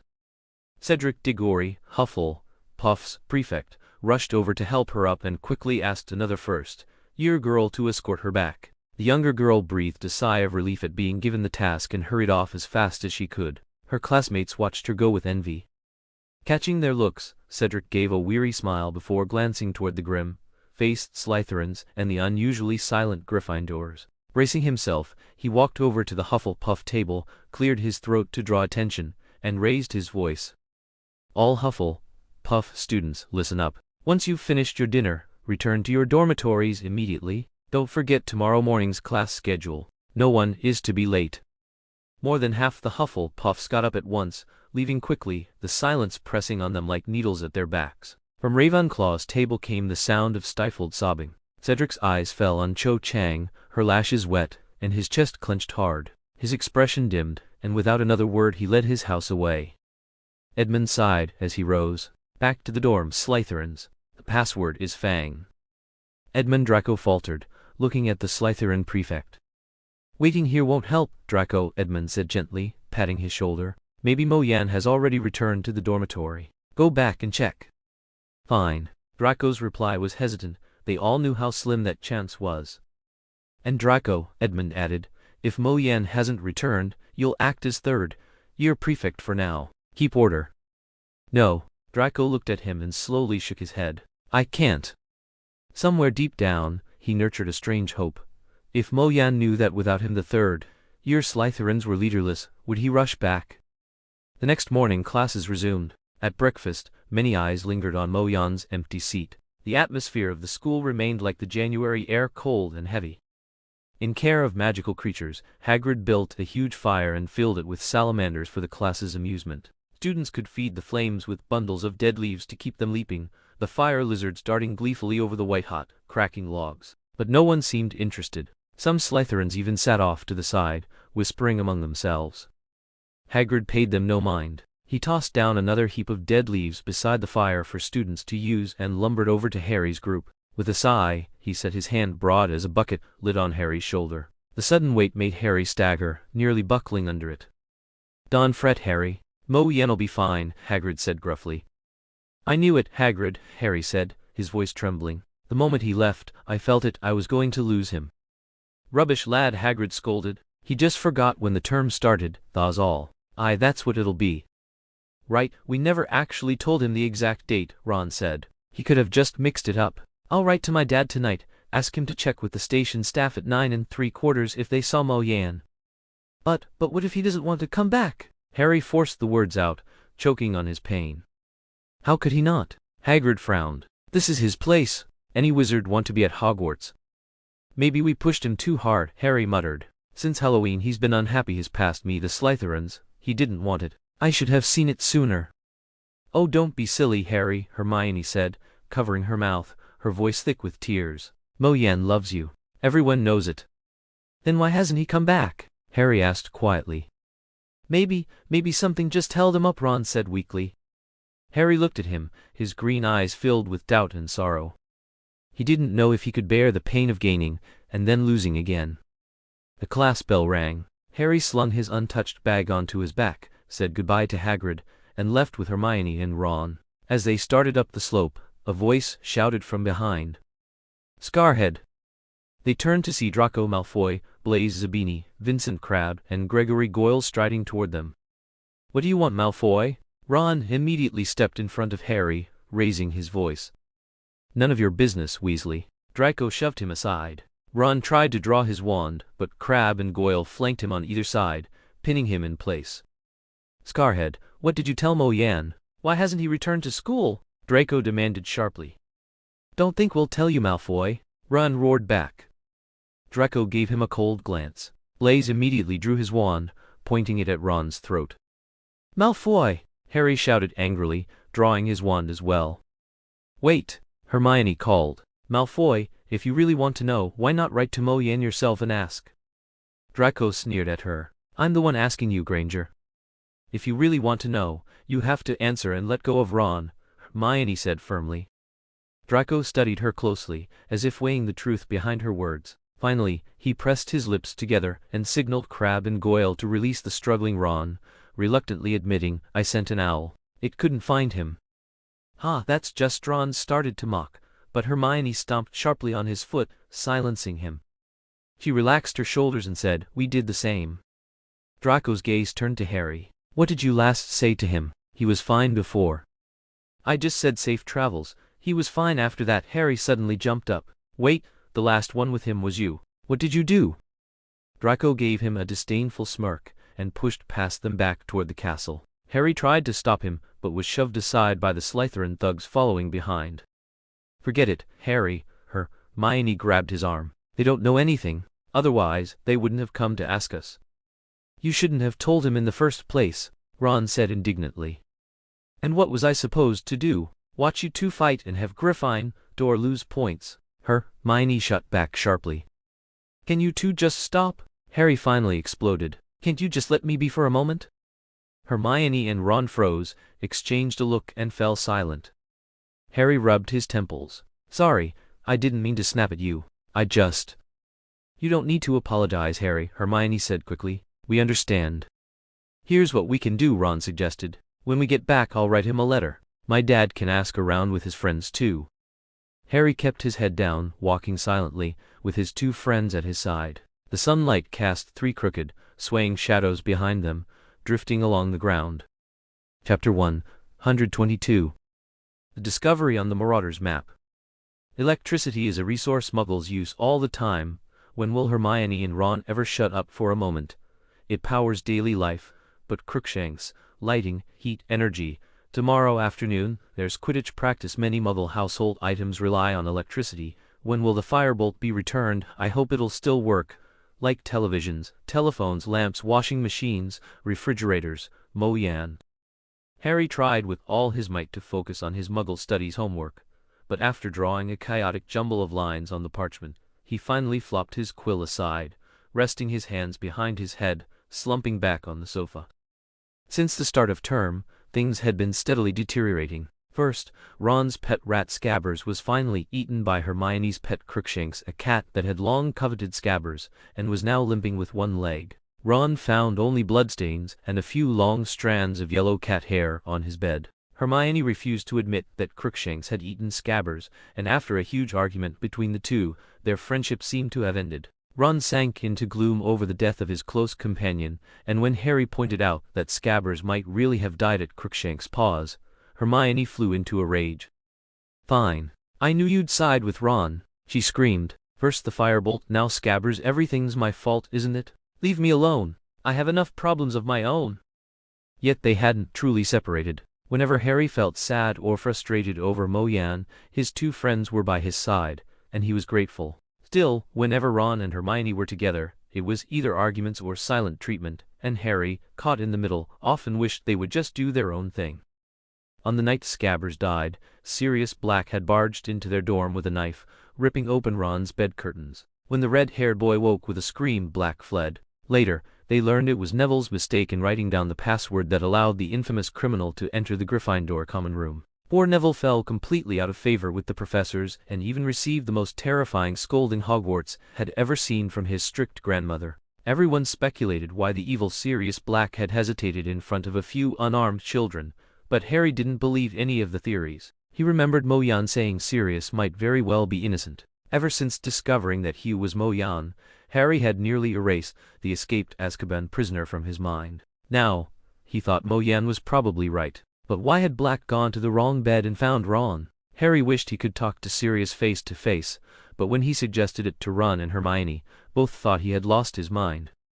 Another consequence of Black's intrusion was a sharp increase in castle security. Sir Cadogan was dismissed, and the fat lady resumed her duties guarding the entrance. Harry noticed that many of the secret passages and hidden rooms marked on the Marauder's map that Mo Yan had given him were not under guard, but he kept silent. Partly because he believed Black was likely innocent, and partly because he didn't want to reveal the map to the professors. What troubled him more was the constant presence of others around him. Percy Weasley seemed inseparable, as if they feared Harry would immediately be caught and killed by Sirius Black if out of sight. Shortly after the term began, Ravenclaw and Slytherin played a 3-day match. Slytherin charged across the field with more ferocity than ever. Though the games were perilous without Mo Yan, in the end, Draco Malfoy caught the golden snitch. At the exact moment the match ended, a Slytherin beater struck the bludger into Ravenclaw seeker Qiu Zhang's shoulder, knocking her off her broom. Qiu Zhang was stunningly beautiful. Hermione said she was Mo Yan's friend and had cried several times over his disappearance, making Harry instantly feel sympathetic. Slytherin had become the most fearsome house in the school. Their stares were cold and menacing, and a continuous eerie silence hung among them. Students from other houses now walked around them cautiously, but sometimes avoidance was impossible. Some Slytherins seemed to blame Mo Yan's absence on Gryffindor, especially Harry and his friends, doubling their provocation. Tensions that had flared since Halloween were now escalating again. Nearly 2 weeks into the term, there was still no news of Mo Yan. Professors Dumbledore, McGonagall, and Lupin assured Harry that they were searching tirelessly. Ron's father, Arthur Weasley, had sent a letter asking colleagues at King's Cross to watch for a red-haired boy. Still, there was nothing. Harry's heart sank further, and panic was gradually turning into despair. He sighed, crumpled the parchment he had scribbled all over, and buried his face in his hands, nose stinging. "Mo Yan, where are you?" When Mo Yan stepped out of the airport, he found London shrouded in heavy clouds and fog, the visibility so poor he could barely see 6 or 7 meters ahead. He bought a newspaper and flipped through it, only then realizing that the new term at Hogwarts had already been underway for nearly 2 weeks. If this were his university in his last life, he'd probably have been expelled by now. Mo Yan closed his eyes and let out a self-mocking laugh. His last life, why bother thinking about that anymore? He clenched the newspaper in his hand as familiar faces from Hogwarts surfaced in his mind, filling his chest with a faint warmth and an almost aching anticipation. It's been so long since I've gone back. What will everyone think? With that thought he glanced around, and when no muggles were paying attention he drew the Marauder's map from his ring and whispered, "Reveal tracking." Ink spread like a spiderweb across the parchment, lines tangling and intersecting until the whole map unfurled, dotted with little moving names Mo Yan knew well. Dumbledore's in his office, Professor Snape's in the potions classroom, must be teaching. Professor Lupin's in the staff lounge. Deadman Draco, they're probably in a meeting. Harry, where's Harry? Mo Yan flipped through the map from end to end, until his eyes caught Harry's name right near the map's edge, and right beside it. Shit! He swore, rolling the map up in a rush and stuffing it back into his ring. Casting a quick look around, he raised his hand to hail a cab. Charing Cross Road. Harry! Harry!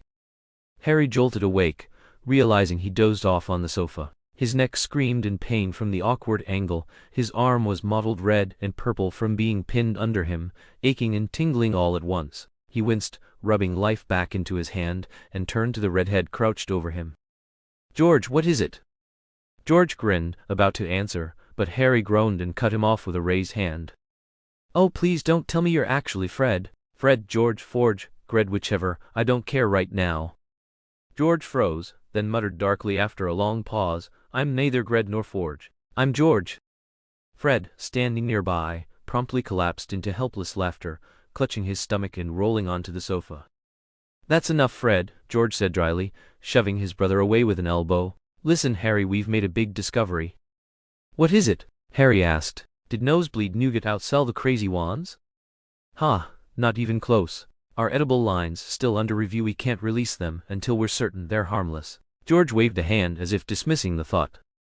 Harry blinked. That was odd. Ever since a string of unfortunate accidents, the twins had been forced to halt many of their edible pranks, and for a long time they'd struggled with money because of it. For George to brush it off so casually.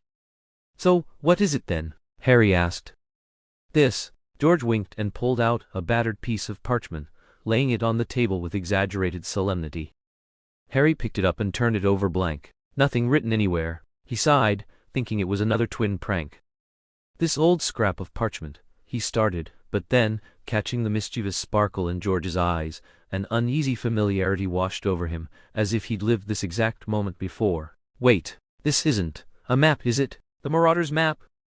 The look on George's face told him immediately that he was right. "Bloody hell, how do you lot all know already?" George grumbled, sulking after his so-called ultimate weapon had failed twice in a row. "Isn't it obvious?" Fred finally stopped laughing, got to his feet, and slung an arm over Harry's shoulder. "Go on, show him what we've got, George." "Fine," George muttered resentfully. He pulled out his wand, tapped a piece of parchment, and said, "I solemnly swear that I am up to no good." Ink lines curled and twined across the page, linking and crossing until they formed the full layout of Hogwarts. Even though Harry had seen it before, he couldn't help but feel awestruck.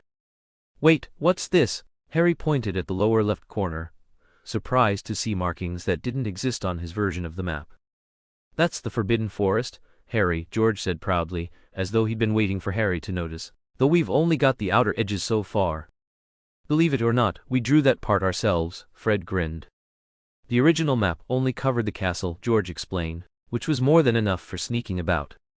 But later Moyen made his own copy, and his was better than ours," Fred added. "We learned a lot of hidden chambers and secret passages from him. He even showed us how to expand the Marauder's map." "It stings a bit, you know," George sighed dramatically. "Then we thought, why not add the forest too?" Fred went on, smiling again. "It wasn't easy, but we've been poking around in there since first year. No one knows it better than us except Hagrid." "Not exactly useful, but it's something different," George said thoughtfully, tracing a finger over the forest section. "And now, turns out it was brilliant foresight." "Why's that?" Harry asked. "Look here, Harry." For once, Fred wasn't smiling. He pointed to a name written near the forest. Harry followed his finger and his face drained of color. "That's Peter Pettigrew," Fred finished. "Exactly," George said. "We saw that name in the papers, supposedly killed by the deranged Sirius Black." "A so-called hero, blown to pieces," George added grimly. "But he's right here on the map," Fred said. "And the map never lies," George said. "We've spent over 4 years proving that." "So we thought you ought to know," Fred shrugged. "After all, Pettigrew was your parents' friend, the one who was supposedly murdered by the traitor, Sirius Black." "No," Harry said slowly. "What?" Fred asked. "Sirius Black isn't the traitor. He's the one." Harry glared fiercely at the unmoving name on the map, as if he wanted to burn a hole through the worn parchment. "Harry, you're not joking, are you?" George said in astonishment. "I would never joke about this," Harry said, clenching his fists, his breathing quickening. "Now it all makes sense why Sirius Black didn't take the chance to ambush Hagrid, why, after killing Peter Pettigrew and so many muggles, he didn't strike the oars chasing him, why they said he went insane at the end, why Peter Pettigrew's body was reduced to just a few fragments." Suddenly, Harry drew his wand and bolted outside. Fred and George exchanged a glance, then hurried after him. "Hey, wait, Harry."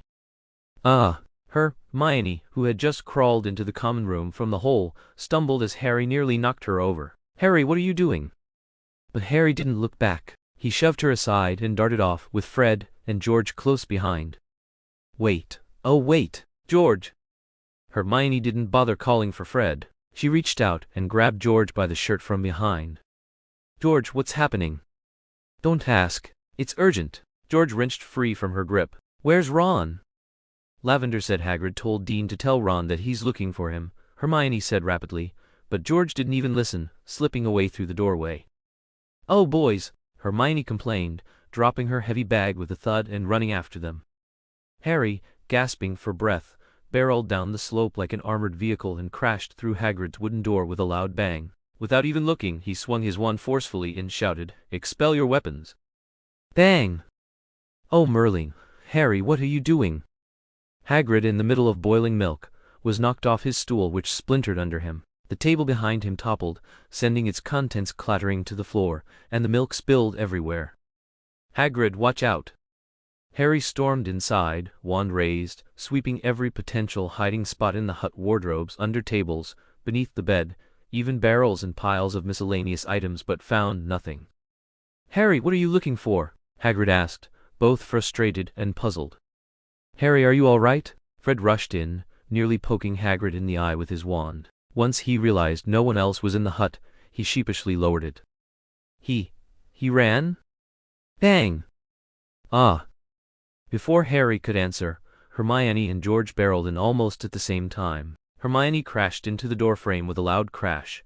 George slipped on the spilled milk, flailing wildly, and tumbled onto Hagrid. In the process, he ripped down a unicorn tail hanging from the ceiling, along with nearly every other item Hagrid had suspended there. Most of it came crashing down in a loud, chaotic clatter. "All right, did you all plan to come wreck my house or what?" Hagrid finally stood, furious, his beetle-like eyes blazing with anger. "Of course not," Hermione quickly said, pressing her hand to the purple bruise forming on her forehead. "Hagrid, how could we ever do something like that?" "You can tell me what on earth is going on," Hagrid demanded, snatching a shed snake skin from Fred and dusting it off with the sleeve of his robe.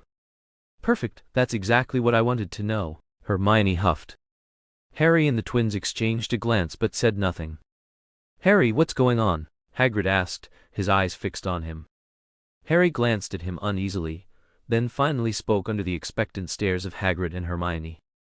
Hagrid, did you just have someone here?" "Just now?" Hagrid frowned. "It was only Ron. He left 2 minutes before you all barged in and caused a ruckus." "Ron?" A terrifying thought flashed through Harry's mind. What if Peter Pettigrew had captured Ron and, after drinking the Polyjuice potion, had taken his place?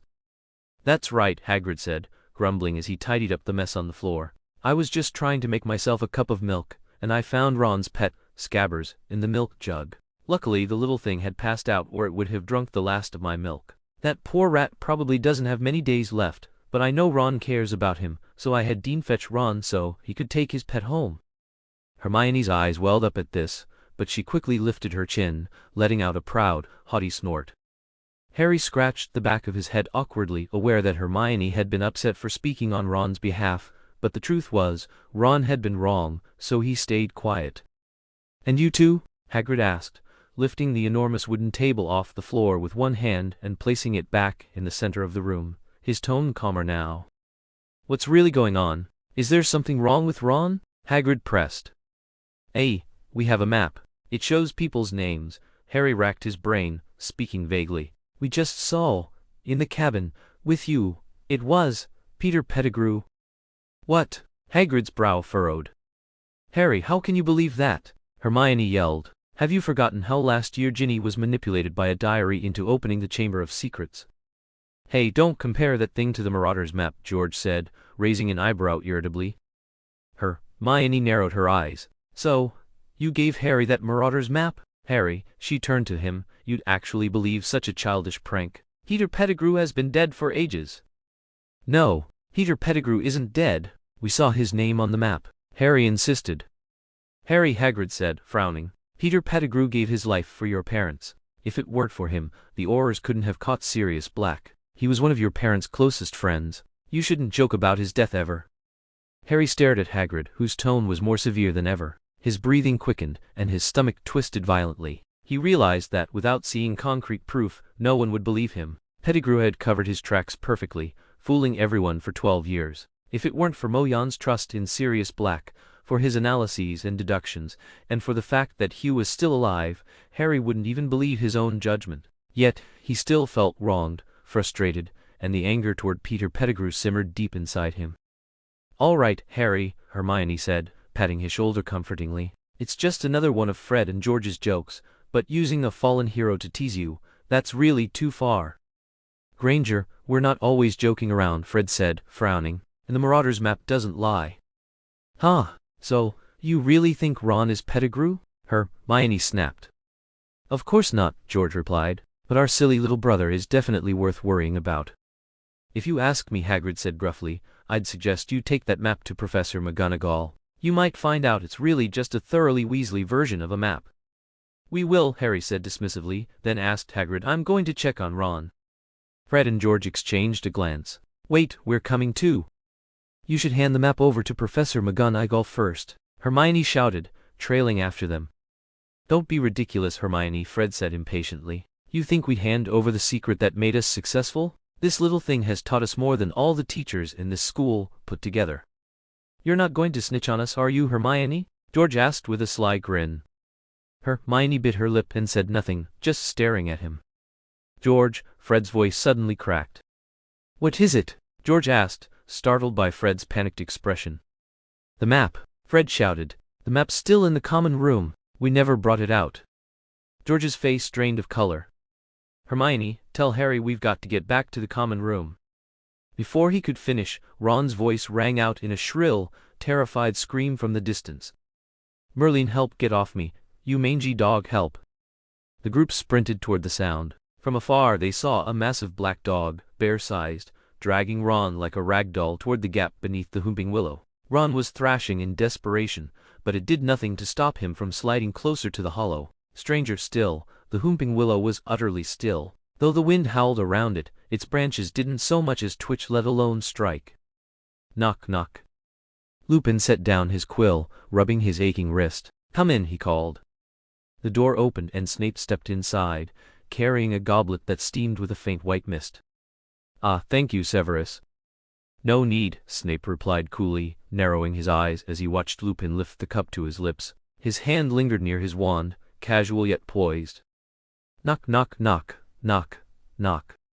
A sudden, rapid knocking cut through the moment. Lupin lowered the goblet with a small smile. Seems I have no shortage of visitors today, come in. Ginny Weasley stepped timidly inside, pale-faced and trembling, clutching a battered piece of parchment. When she noticed Snape's presence, her shivering grew visibly worse. What is it, Miss Weasley? Lupin asked gently. His calm, kind smile seemed to steady her nerves, if only a little. Professor Ginny stammered, holding the parchment out to him. I just found this, it looks like some sort of dark artifact. Oh, Lupin's expression turned grave as he accepted it, but when his eyes fell upon the parchment, his face twisted strangely. Where did you find this, Ginny? He asked. Ginny flicked a nervous glance towards Snape. I saw it on a table in the common room. No one was around. All right, don't worry, I'll handle it, Lupin assured her. Thank you, Professor. Ginny exhaled heavily in relief, then quickly excused herself and left. What is it, Lupin? Snape asked smoothly. Nothing, just a trinket, Lupin muttered, already stuffing the parchment into his pocket. Then, out of the corner of his eye, he caught several names scrawled across it, names he knew. He froze, standing bolt upright, hand trembling as his gaze locked onto the words. A second later, he vanished from the office. Snape frowned as he watched Lupin disappear, then glanced back at the table still covered with untouched goblets. He muttered a curse under his breath, flicked his wand to transfigure one into a bottle, slipped it into his pocket, and strolled out at an unhurried pace. Moyen leapt out of the taxi, sprinting toward the leaky cauldron, while glancing down at the Marauder's map. Several names had already darted into a secret passage and vanished from sight. Not far off, two other familiar names were rushing in the same direction. Anxious, he forced his body to draw on what little lightness skill he'd managed to recover. To passers-by, it was nothing but a blur, a shadow streaking past with a sharp swish, gone from in front of them, and reappearing several meters behind in the blink of an eye. Gasps rose in his wake. He burst through the leaky cauldron's door with a loud bang. Ignoring the startled stares of patrons, he shouted, Tom, I need the fireplace, Hogsmeade. Before Tom could even react, the red-haired boy had already vanished in a swirl of emerald fire. The barkeep just blinked, shook his head, and muttered, back at last. How many in Hogwarts history have dared skip class this long without a word? Chapter 124. Explanations, Truths, Past and Present. No, Harry, don't trust him. He helped Black get into the castle. He wants you dead too, he's a werewolf. Moyen, still outside, caught Hermione's shrill cry. He froze for an instant, then Harry's voice rang out. No, Hermione, I believe Sirius Black isn't the traitor. If he didn't try to kill me in Moyen 12 years ago, he wouldn't be trying now, and Professor Lupin wouldn't help someone who wanted me dead sneak into Hogwarts. Moyen drew a long, steadying breath. Strangely, the urgency ebbed from him. He slowed his racing heart, smoothed down his mussed hair and clothes, and only then walked forward at a measured pace. His steps were calm, perfectly even, yet he couldn't quiet the frantic pounding against his ribs.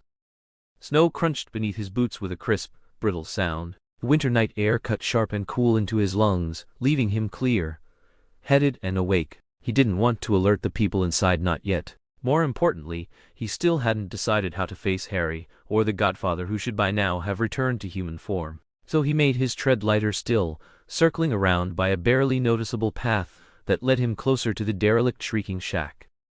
Pressing himself against the outer wall, Moyen peered through a narrow crack between the boards. Inside was a dust-choked, cluttered room. Faded, torn paper clung to the walls, the furniture lay smashed and splintered. Every window had been boarded up, the floor coated in filth, save for a faint path where something had crawled through. The front door stood ajar, the entry hall beyond sunk in gloom, with a wooden staircase climbing into the second floor. Hidden in the eaves shadow, Moyen stayed motionless against the wall. Thank you, Harry. Truly thank you for your trust. Lupin looked at him with a smile full of gratitude and relief, a flicker of something glistening in his eyes. You're insane, Harry. Ron clutched his leg, still sore from the black dog's attack, and stared at him in disbelief. Werewolves are naturally violent. A loud, hearty laugh cut him off. Harry! Harry! Sirius Black laughed, his voice bright with mirth. You're just like your father. Sharp, tongue daring, he trusted me the same way. His laughter gradually caught in his throat, turning into a hoarse sob. Fred and George exchanged a glance, their faces filled with surprise. I know you're not the traitor, but there are still things I don't understand, Harry said, his voice trembling slightly. I know, the Fidelius charm, you were supposed to be our family's secret keeper. If you hadn't betrayed us, the mysterious man wouldn't have found our house, and he wouldn't have killed my parents. I believe you're not a Death Eater. I can't tell anyone my suspicions, because even I can't stop myself from doubting. I just don't understand how all of this happened. Of course we'll explain everything, Lupin said gently, but first, Ron, could I see your rat? What? Ron asked. Scabbers has something to do with this? Everything is connected, Lupin said, stepping closer. May I see him? Ron, give him to him, Harry urged. Ron hesitated, then reluctantly brought Scabbers toward Lupin.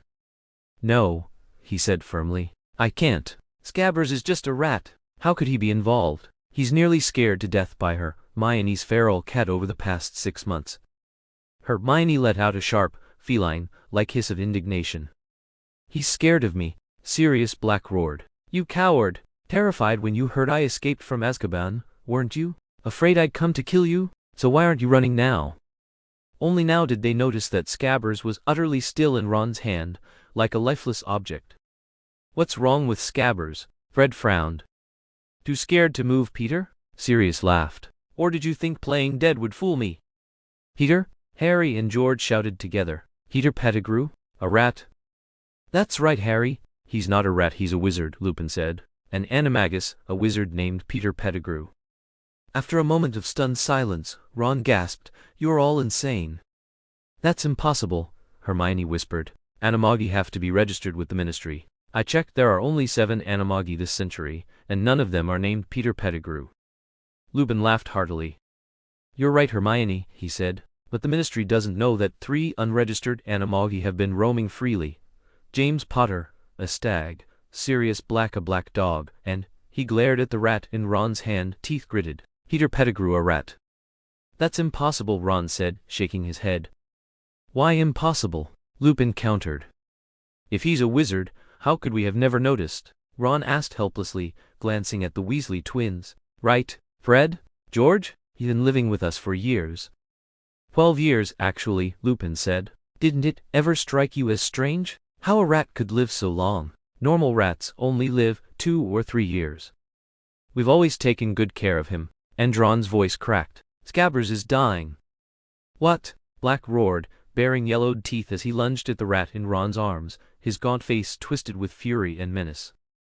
Calm down, Sirius. Lupin grabbed him just in time, dragging him away from the terrified Ron, though his own eyes were urgent, almost wild. Wait, you'll have to tell them the truth. Harry has a right to know everything. Peter will taste the Dementor's kiss before he dies, I promise. Fools. Mo-Yan sneered, his tone dripping with ridicule. If he had been inside, the first priority would have been to restrain Peter Pettigrew no matter the conflict it might cause with Harry and the others. Explaining the past would take far too much time, and a traitor held only by the strength of a 13-year-old boy could escape at any moment. Harry's mind was in chaos, and Sirius's reason had been left in Azkaban, but didn't Lupin understand this as well? He had always thought that only major villains would make the foolish mistake of boasting about their achievements or intelligence before committing a murder, thus giving the hero time to heal, devise a plan, fetch reinforcements, or seize some lucky break to escape, just as all novels and movies dictated. But now, the clever, wise, and experienced Remus Lupin was playing that exact role. Mo-Yan let out a quiet sigh, gave his wrist a subtle shake, and the wand slid smoothly into his hand. He listened as Lupin patiently explained how he had always suspected Sirius Black, how he had seen Peter Pettigrew's name on the Marauder's map and uncovered the truth, how Sirius had persuaded James Potter to replace the secret keeper, how Pettigrew framed him and got him thrown into Azkaban without trial, how he saw on the Daily Prophet that Scabbers recognized him as Peter and escaped, and how, with Crookshank's help, he entered the Gryffindor common room yet found nothing. No matter what you say, I don't believe it, Ron shouted. If Scabbers was really as powerful as you say, if he really was a wizard who could become an animagus, then why is he like this now? When Hagrid found him in the milk jug, he'd already been unconscious for who knows how long. He didn't even finish a drop of milk. He used to love milk. Scabbers. Scabbers is going to die. Ron's voice cracked, trembling with unshed tears. Mo-Yan's brow furrowed slightly. He suddenly remembered that Hagrid had said something similar. But Scabbers should have been lively, squeaking and struggling desperately at this very moment. What on earth had happened? His gaze snapped into focus. A shadow emerged from the floor hole in the entrance hall, wand in hand, silently creeping upstairs and pressing against the door, eavesdropping on the conversation inside. Professor Snape? Mo-Yan instinctively turned his head, only to see the thin clouds over the horizon slowly parting, revealing a bright full moon unveiled by a gentle breeze. He licked his lips, a sinking feeling settling in his chest. He had already changed so much, but history at this moment seemed astonishingly similar. Ron, I think I know what's wrong with Scabbers, Fred said. What? George paused, letting go of Scabbers' tail, and Ron quickly pulled the rat into his arms. Wasn't this rat supposed to be dying of old age? George asked. No, Fred shook his head. George, remember the conditions Mo-Yan set when he first wanted to work with us? You mean? George's eyes lit up. Yes, that's exactly it, Fred confirmed. What are you two even talking about? Ron asked, confused. Last winter break, we worked with Mo-Yan for, you know that thing. George grinned. As part of the deal, he wanted us to help him test a potion. A candy, Fred clarified. Half red, half yellow. If you eat the red and yellow halves separately, and if someone who ate the yellow half moves more than 500 meters away from someone who ate the red half, they'll become completely weak and soon fall into a deep sleep. The longer it lasts, the stronger the effect. We slipped the red one into your chocolate cake. Serves you right for wolfing it down so fast you didn't notice anything, George told the fuming Ron. As for the yellow half. Everyone turned to look at Scabbers, who was still lying in a stupor. You tested a new potion on Ron. Hermione was the only one sharp enough to connect the dots after a moment's distraction, her focus instantly different from the others. That's far too dangerous. Who knows what side effects it might have, especially with a potion that forges magical bonds it could cause. Hermione, when has anything Mo-Yan's ever given us carried irreversible danger? George shot back. By the time it does, it'll be too late, Hermione shrieked. I can't believe you weren't punished after Halloween. Hey, if you'd actually paid attention, you'd realize how much we pay for it. The professors here are far too lenient with you. Hermione ignored George completely. I will write to your mother. I should have done it ages ago. But no, I naively thought after that catastrophe you'd finally show some restraint. Hermione, Harry cut across her loudly. We can deal with all that later. What I want to know now is. He turned to Lupin. Why didn't you ever tell Professor Dumbledore that you were Animagi? If you had, maybe this whole mess would have ended long ago. Oh, Harry, Lupin's face went stiff, his voice heavy with self-loathing. I've wrestled with that for an entire year whether I should tell Dumbledore that Sirius was an animagus. But I didn't. Why? Because I was a coward. Admitting it would have meant betraying his trust, confessing that I had led them to join me. And Dumbledore's trust has always meant everything to me. When no one else would have me, he allowed me to study at Hogwarts. He had this tunnel built to the Shrieking Shack so I could transform safely on full moons when I couldn't make a living because of what I am. He gave me work. To me, Dumbledore's trust is everything. But I betrayed it, Harry, Lupin said in anguish. Because of me, my 3 best friends became animagi to help me. With them beside me, the transformations were easier to bear, even joyful. We even roamed the school and the village together. I must admit, those were the happiest days of my life. Merlin, Hermione gasped, clapping her hands over her mouth. Roaming the school and the village, you could have bitten anyone. Yes, Lupin gave a sorrowful smile. But we were young, reckless, too full of ourselves. We never thought about it. And when I learned Sirius had broken into the castle, I knew I should tell Dumbledore everything. But I didn't have the courage. I was a coward. I was terrified he'd no longer trust me. Snape was right, I never deserved that trust. Snape, Harry said sharply. Yes, Snape kept telling Dumbledore I couldn't be trusted, and he wasn't wrong.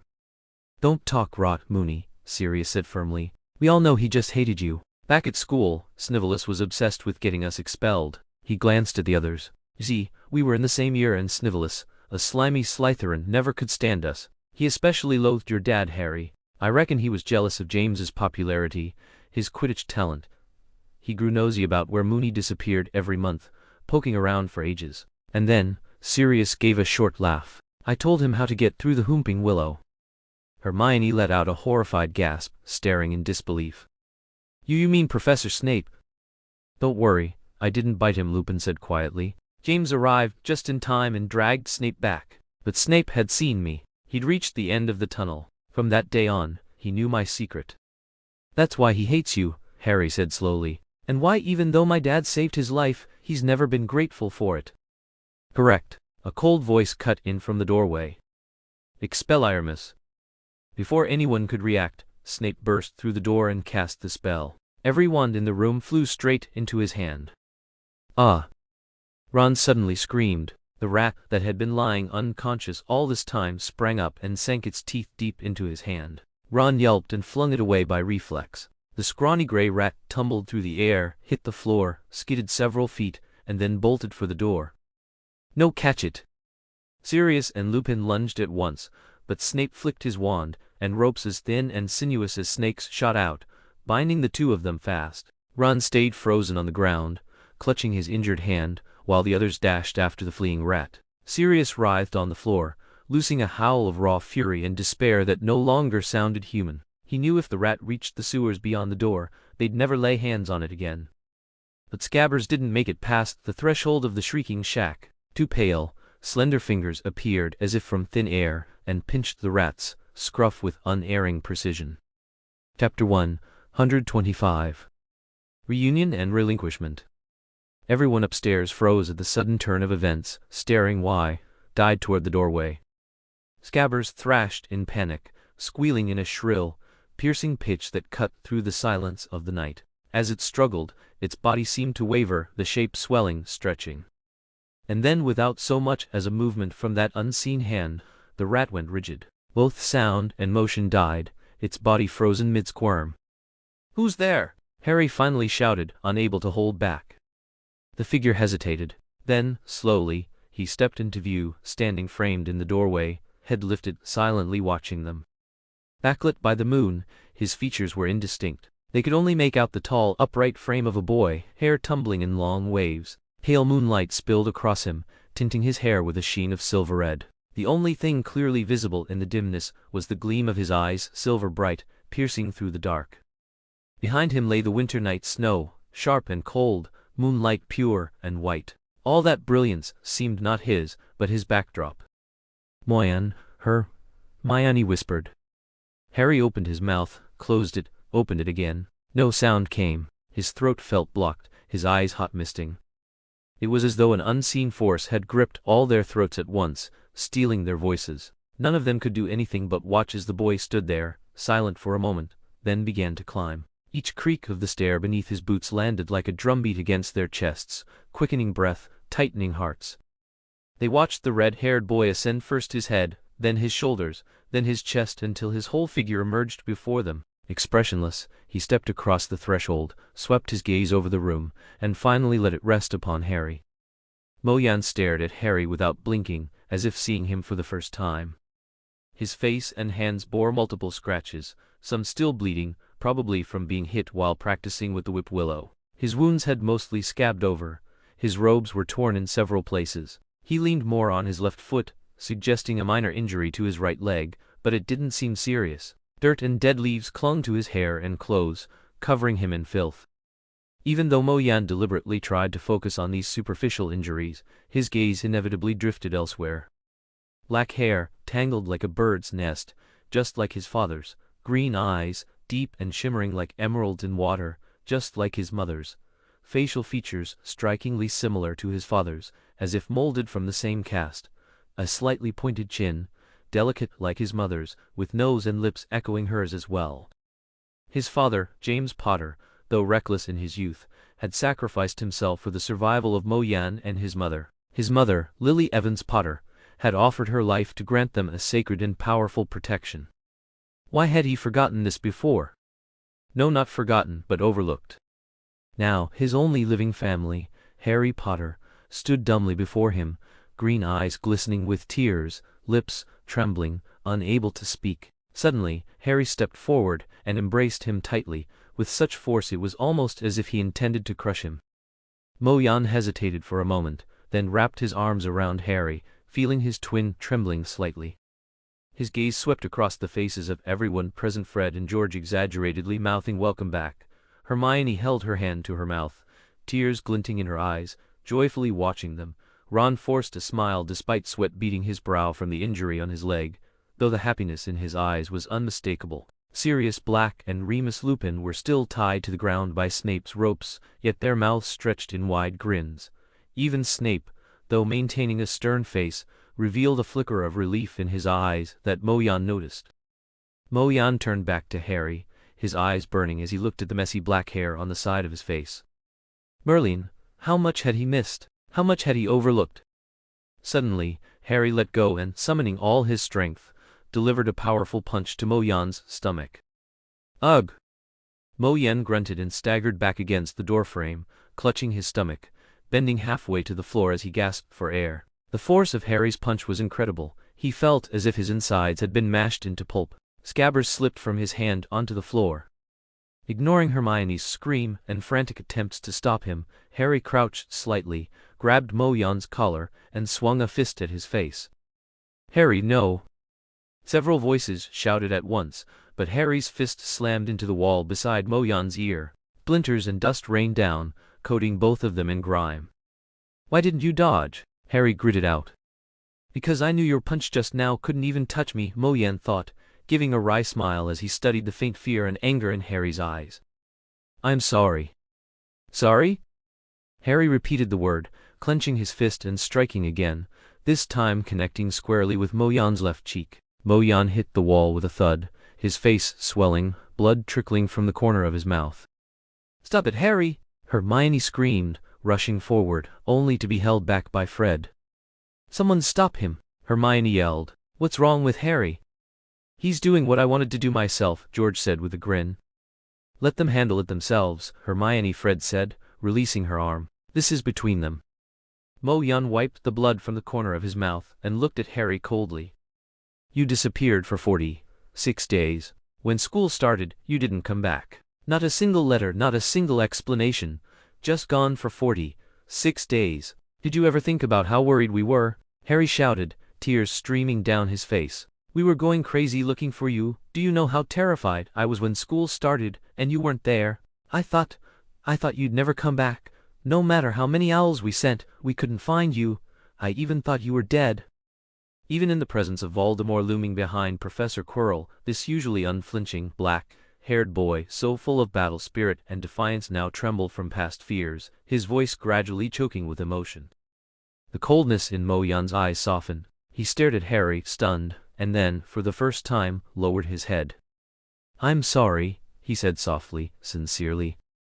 Mo Yan had to admit that after returning to China, he had completely shut out everything at Hogwarts. Harry, Draco, Sirius. He had never thought of them, let alone school. Now, his heart was full of guilt. Harry looked down at him, then suddenly opened his arms and hugged him tightly, tears pouring from his tightly shut eyes. The warm flow of emotion slid into Mo Yan's heart, which had been cold and empty since leaving the Mo family, making his whole body tremble. Hermione suddenly began to cry. "What's there to cry about?" Ron asked, puzzled. "You're upset just because Mo Yan got hurt?" "You idiot." Hermione stomped her foot fiercely, tears streaming down her chest. "What did I say wrong?" Ron complained. "Ah, Ron, oh Ron," George crouched down and wrapped an arm around his shoulder. "I always thought you weren't the sharpest, but I guess there's more rust than I realized." "Don't be sad," Fred crouched on the other side. "There are two even sillier ones over there."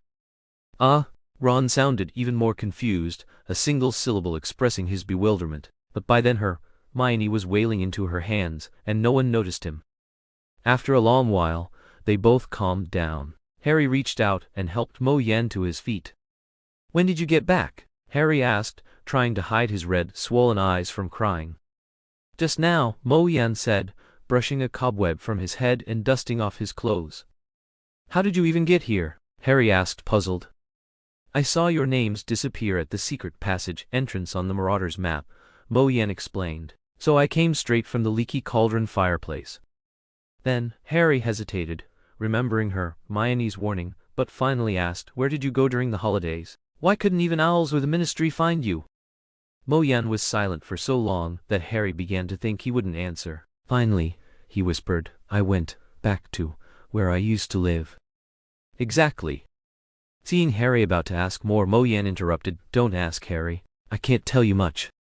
"Not even an address?" Harry's voice carried a hint of anger. "If you disappear like this again, I at least want to know where to find you instead of thinking you're dead." "There won't be a next time," Mo Yan said, lowering his head and smiling sadly. "I promise, there won't ever be a next time." Harry furrowed his brow, then noticed something unusual in Mo Yan's expression. Nervously, he grabbed his shoulders. "Mo Yan, what's wrong?" "Harry!" Mo Yan closed his eyes. When he opened them again, they were clear, resolute. "Harry, don't call me Mo Yan anymore," he said quietly. What? "Don't call me Mo Yan, Harry. Mo Yan Evans never really existed." "Mo Yan." The red-haired boy drew in a deep breath, as if something inside him had just given a faint, final crack. "Call me Hugh." Harry stared at him in shock, and in that instant clearly saw the flash of unbearable pain cross his friend's face. By rights, he should have felt happy Mo Yan had finally admitted he was Hugh Potter. So why did it hurt so much inside? If Mo Yan doesn't tell you himself, then never press him about his past. Don't ask where he's been, don't demand answers unless you're ready to lose him. Hermione's warning echoed again in his mind. Harry knew he couldn't look to her for guidance now. All he could do was grip the red-haired boy's shoulders tightly, though what he hoped to convey through that touch, even he didn't know. "All right," Harry said. Chapter 126. Showdown with Snape. "Heater, Wormtail!" Sirius Black suddenly roared, thrashing so hard the floorboards thudded beneath him. Everyone jolted, realizing at once this was no time for sentiment. Hugh suddenly noticed that at some point he'd tossed Scabbers aside. He scrambled to find him only to see the rat staggering over the threshold. Enough time had passed that most of the petrification had worn off, but even so, only 3 legs seemed to work. At Sirius's shout, Scabbers gave a desperate leap, then tumbled down the stairs, kicking up a thick cloud of dust. "Catch him! Don't let him escape!" Lupin and Sirius shouted together, but before the words had even left their mouths, Harry and Hugh had already bolted after the rat. Fred and George exchanged a glance, then moved to stand guard beside Ron and Hermione. "Silence, Black." Snape's voice oozed with malice and scorn. "Instead of fretting over a rat, you'd do better to think about your own position." "Don't get cocky," Snivelous Sirius growled. "Once they drag that rat back, you'll see the truth. I promise you won't get your way." "Oh, will I not?" Snape gave a low, mirthless laugh, his black eyes fixed on Sirius. "Too bad you won't be around to witness it." I don't see any reason to drag you all the way back. The Dementors are waiting outside, Black. They'll be delighted to see you. Delighted enough to give you a little kiss, I dare say." All color drained from Sirius's face. "No, you can't," he whispered in terror. "I think you'll find I can," Snape hissed, his eyes glinting with a feverish, unnatural light. "Revenge is such a sweet thing. Escaping Azkaban, was that a mistake, Black? The nightmares of your past rattling in your skull, gnawing on the occasional rat, just to keep going." You have to listen to me," Sirius Black choked out, his voice breaking. "The rat, that rat." "Enough with your mad obsession with rats," Snape sneered, his tone dripping with superiority. "You won't be needing them anymore. No, not even the walking dead can go without food, but you, Black, will never crave them again. I must say, you and Vermin truly are cut from the same cloth." "Dumbledore won't allow you to hand an innocent man over to the Dementors," Lupin said coolly. He looked calm, but his voice quivered ever so slightly. "Innocent? One." Snape gave a low, amused laugh. No, Lupin. Not one. Two. Tonight, the Dementors will bestow their fervent kiss upon 2 souls. 2. Lupin's pupils widened in shock, his voice falling to a near whisper. 2. Yes, 2, Snape hissed, eyes gleaming. One vile traitor, fugitive of Azkaban, and another, a werewolf pretending at tameness, who aided his old friend in sneaking into Hogwarts to murder the boy who lived. "Step aside, Granger." Hermione flung her arms wide, blocking Lupin and Sirius. "Professor Black might not be the traitor they just told us." "Granger, you're suspended," Snape snapped sharply. "Running with werewolves and murderers, standing in the way of a professor's duty, disgraceful." "Silence." "But if you're wrong." "Silence, you foolish girl," Snape roared, his face contorted with fury. Sparks burst from the tip of his wand. "Don't speak of things you don't understand." Hermione's breath came in ragged gasps, her pale face taut with fear, but still she stood firm before Lupin and Sirius. "Hermione," Ron struggled to rise, tearing at his injured leg. With a cry of pain, he collapsed back to the floor, sweat dripping down his face in heavy beads. Fred clapped his shoulder before stepping to Hermione's side. George glanced anxiously between them, then toward the staircase. His nerves screamed at him to act, to take a side, any side, but he couldn't leave Ron. No one knew when the rat in Ron's hand had regained its senses, or how much it had overheard. And if it realized there was potion in its veins binding it to Ron, keeping it within 500 meters, Ron would be in grave danger. George had no wand, but he was still better off than Ron, whose magic was feeble at the best of times, his wand lost, and his leg too damaged to stand. Suddenly, George's eyes shot to the stairs, alight with sudden joy. "Weasley." Snape's words came slow and deliberate as he fixed Fred with a venomous stare. "I always knew you two would bring disaster. I told the headmaster long ago he should never indulge you further. 100 expulsions wouldn't be enough for what you've done. And now, I am curious to see how Dumbledore deals with 2 Weasleys caught helping a murderer. Perhaps Professor Dumbledore will convince the Ministry to award them the Order of Merlin instead," came a cold voice from the doorway.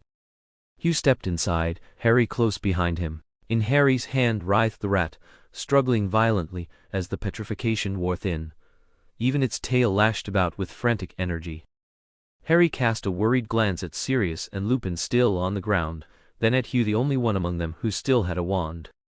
With a flick of Hugh's wrist, the ropes binding Sirius and Lupin vanished. "Moyen Evans," Snape bellowed, his wand snapping up to point straight at Hugh's brow. "You dare lay a hand on him, Snivelus," Sirius roared, lunging forward only for Lupin to grip his shoulder and hold him back. "Calm yourself, Sirius," Lupin barked. "Snape won't strike a student. Don't hand him the excuse." Harry moved to shield Hugh, but Hugh pushed him aside. His gaze locked on Snape, twisted by hatred, and a storm of unspoken emotions, his reason consumed. In a sudden burst, Hugh leaned back, dodging the crackling wand tip, and brought the edge of his hand down like a blade against Snape's wrist. Snape's wand slipped from his hand, and Hux quickly took advantage, pushing and pulling until he had wrested every wand Snape had held in his other hand. His elbow smacked against something hard, sending a jolt of pain up his arm. Instinctively, Hux used a technique he'd learned from Neil, hooking his fingers to lift a bottle from Snape's pocket. "Awesome!" Fred and George exclaimed in unison, grinning from ear to ear.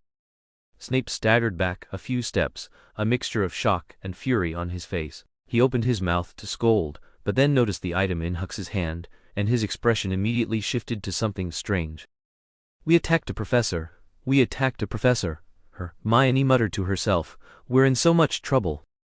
Ron and Harry gaped in disbelief. None of them had expected Hux to act so boldly. Sirius Black and Lupin were stunned as well. Lupin frowned disapprovingly, while Sirius broke into loud laughter. Snape's expression darkened further. He clenched his teeth as he glanced at his wand, now picked up by a still, dazed Hermione. He said nothing, yet the objects in the room began to tremble as if moved by some unseen force. "Professor, I've always wanted to ask you something," Hux said softly, his tone calm as if nothing had just happened. Sirius stopped laughing, and Harry's heart skipped a beat. Snape's cold gaze fixed on Hux. "My mother was poisoned while pregnant," Hux continued slowly, ignoring the sudden paleness that swept over Snape's face. "Newspaper said it came from someone she trusted. Do you know who it was?" The vibrations in the room ceased. Snape swayed slightly, his gaze drifting past Hux to a patch of wall behind him. He stood rigid, his black eyes hollow, like the darkest night sky. Harry froze, watching Snape expectantly. No words came, as if Snape hadn't even heard Hux's question. He glanced at Sirius and Lupin. Both shook their heads, signaling they didn't know. Hux bit his lip, studying Snape's expression. A pang of regret rose within him, though he felt no shame in feeling it. Severus Snape, his emotions toward this man, had always been complicated. On one hand, Snape's constant sarcasm toward Harry infuriated Hux, yet he had also been a guardian figure, indulgent in countless ways, inspiring gratitude at times. On one hand, he had loved Hux's mother nearly all his life, betraying his own beliefs to act as a double agent between Dumbledore and Voldemort, treading a perilous path between life and death, ultimately sacrificing himself to protect Harry, dying still a successful spy, steeped in painful, inescapable remorse, a true warrior, a great fighter. Even without considering his protective actions or sacrifices, just surviving in the service of the most evil man in the world was enough to command respect. Hux had witnessed people like this before, even briefly undertaking similar missions himself. He knew better than most the pressures and costs such a life demanded. On the other hand, Hux could never forget that Snape's betrayal had set in motion the destruction of his family in this life. He knew that when Dumbledore met with Trelawney to receive the critical prophecy, his mother, Lily, had already been several months pregnant. If Snape hadn't considered Lily at the time of his betrayal, if he had endangered her or caused her death, then no amount of later remorse could undo the damage. Hux often wondered, if the prophecy hadn't existed, if Snape hadn't betrayed, would he have kept his parents? Would he have avoided becoming an orphan again? Could he have grown up in a warm, happy home with true, blood-related family? Yet that fleeting happiness had lasted no more than a day, and just as he'd begun to feel it, it was taken away. Thus, whenever Hux faced Snape, his thoughts swung between two extremes. Seeing Snape wounded, vulnerable, or with hollow, closed-off eyes stirred compassion, making him want to help. Seeing Snape arrogant, joyful, or commanding ignited anger, making him want to strike, as if he couldn't find satisfaction without witnessing Snape's suffering. Zu inwardly scolded himself for wavering once again, yet found his mouth moving without his control. "Also, after I was born, my health wasn't great. I heard that a friend of Dumbledore skilled in potions made a remedy for me. Was that you?" Snape still didn't speak, his eyes heavy with deep, unspoken pain. "That's impossible," Sirius Black snorted. At that time he was still a Death Eater. "Death Eater?" Several of the young witches and wizards shouted in unison, glancing at Snape with suspicion and defensive postures. Snape seemed snapped out of his thoughts by Sirius's voice. He glared venomously, about to draw his wand, only to remember it was already in Hermione's hand. Zu, meanwhile, toyed with the bottle of liquor he had taken from Snape, puzzled. This austere, self-disciplined professor carried a bottle of alcohol with him? He uncorked it, sniffed, then glanced toward the moonlit doorway downstairs, and suddenly, he understood. "Harry!" Zu gasped sharply, "petrify Scabbers. I'm about to lose him." Harry's gaze fell on Scabbers, who had wriggled half out of his grip. Deep scratches lined the back of his hand, and his left index finger was bitten hard, blood dripping along Harry's skin. The fully depetrified rat attempting to repeat its trick, biting and trying to escape. Despite the sudden injury, Harry's grip loosened only for a moment before tightening again, letting only half of Scabbers slip free. Zhu watched as the struggling rat left 3 more scratches on the back of Harry's hand in an instant. He squinted, a faint, knowing smile lifting the corner of his lips. Chapter 127. On the way back to school. Harry, give it to me. Zhu handed Harry the wand that had been taken from Snape and took Scabbers from him. The thin rat immediately shrieked, voice raw with panic. Ron's face twisted with sympathy. He opened his mouth as if to speak, but George smacked him on the head. Zhu looked at Scabbers, who was trying desperately to transform itself in anticipation of a grim fate. With a gentle flick of his fingers, the rat stiffened, completely immobilized. Zhu, how did you do that? Harry asked, returning the wands to their owners. Petrification powder. Works like a petrification spell, Zhu replied, ignoring Harry's slip of the tongue. No magic is required, though the effect seemed shorter. Should I tie him up with a rope, just to be safe? Harry asked, looking around. Zhu tilted his head, thinking, then smiled faintly, his voice soft but clear. No need, Harry. I have a better way. What? Harry's eyes went wide, his breath caught. Around him came the sound of sharp intakes of air. They watched as Zhu's face softened into a gentle, almost innocent smile. He pinched the rat's hind legs. Without visible effort, a series of crack, snap sounds echoed, and soon his long, pale fingers were coated in deep red. Scabbers' hind legs had turned into soft, fleshy strips even more pliable than its tail. Moyan realized that a leg injury like Peter Pettigrew's in this state would be nearly impossible to heal unless someone, like him, first removed all the shattered bones. But he had already crushed every bone to prevent any complications. Furthermore, no healer would dare attempt such magic. Lockrate's bone extraction spell was considered a failed magical accident, and if such magic truly existed, it would belong to the dark arts, not medicine. The petrified rat's eyes bulged, as if they would pop from their sockets. Though it couldn't make a sound, everyone present felt the heart-wrenching scream echo through the room. The room was silent. A cold wind pressed against the shut windows, making the loose boards groan with a harsh, grating sound. Everyone shivered at once. Hugh, unfazed, slipped the rat into his pocket and drew out a stack of tissues. Carefully, deliberately, he wiped his hands again and again. A simple scouring charm would have cleaned away every trace of blood in an instant, but Hugh preferred watching his enemy's blood soak into the white paper sheet by sheet. Only then did it feel as if the years of hatred and restraint inside him were easing. Peter Pettigrew, this is what you deserved 3 years ago. Speaking of which, Hugh tossed the last bloodied tissue to the floor, then lifted his head toward Lupin, his expression calm, as though nothing at all had just happened. Professor Lupin, you're a werewolf, aren't you? Lupin's eyes flickered. How did you know that I was a werewolf? I overheard you outside the door just now, Hugh said. Did you? Lupin gave him a long, searching look, then drew in a steadying breath. All right, yes, I am. I hope that doesn't frighten you.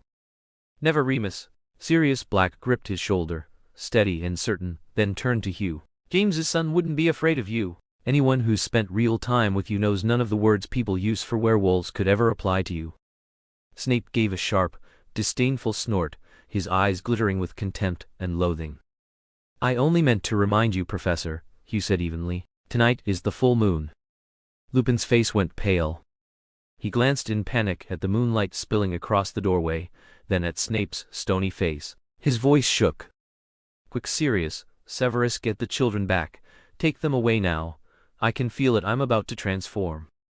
Hermione stumbled back in terror. Fred darted forward, helping George Hall run upright. Hugh! Harry caught his arm and spun towards Sirius. Black Sirius. Don't worry about me, Harry. Sirius bared his teeth in a grin. I'll watch him. Don't fret, we'll all be back safe by morning.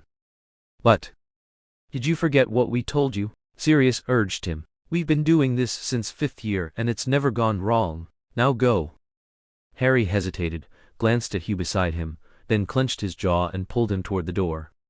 Hugh let himself be tugged along, though his ears stayed pricked, straining for any sound from Professor Snape. Just as they stepped over the threshold, a cold voice cut through the air. Potter! Harry frowned, stopping short. What is it, Professor? Snape wasn't looking at him. His eyes were fixed past him on Hugh. Potter, give him the bottle you're holding. Hugh turned his gaze on Snape. His face was as rigid as ever, every line, every strand of hair carved with loathing and bitterness. and yet at this moment he had extended a hand to his sworn enemy. Hugh gave a faint laugh and passed the bottle to Lupin. Lupin accepted it, frowning in puzzlement. He lifted it to his nose, sniffed, and then looked at Snape in shock. "What is it, Remus?" Sirius demanded, eyeing the brown liquid in the bottle with open suspicion before darting a sharp glance at Snape. "Wolfsbane potion," Lupin answered, then tipped back the goblet and drained it in one go. He coughed a few times, but his expression eased considerably. "Wolfsbane potion?" Sirius repeated. "Oh yes, Snape's most recent creation," Lupin said cheerfully. "A potion that allows a werewolf to keep his mind after transformation." "My thanks, Severus." Snape ignored him and turned instead to Hermione. "Granger, wand." "Ah yes, Professor." Hermione froze for a second, then hurried to hand back the wand she had picked up. As she offered it, she suddenly recalled their standoff earlier, and her hand faltered involuntarily. Snape snatched his wand back. The others tightened their grips on their own wands, bracing themselves. But Snape didn't attack. Instead, his eyes narrowed dangerously at Hugh. "Sirius Black," he said, voice slow and low, as though echoing from some unfathomable depth, "once your father's most trusted friend. Yet he turned to the Dark Lord and betrayed your parents. Do you even know what you are doing right now?" "Perfectly well, Professor." Hugh met his gaze without flinching. "I arrived before you did, and I heard the truth. The real traitor is Ron's rat, Scabbers once Peter Pettigrew, an unregistered animagus." Snape's face twitched, shifting rapidly, before he forced out two words: "Absurd." "Whether it's absurd or not will be clear soon enough," Hugh said evenly. "We'll take Scabbers and Sirius Black to Professor Dumbledore. Truth will come out at once, and if Sirius is truly the traitor, then he will not escape the punishment he deserves." Snape glared at Sirius, his face twisting, while Sirius returned the look with equal venom, hatred burning in his eyes. Harry watched Sirius with unease. Without a wand, Sirius didn't stand a chance against Snape. But Hugh remained calm. He knew Snape had already believed him.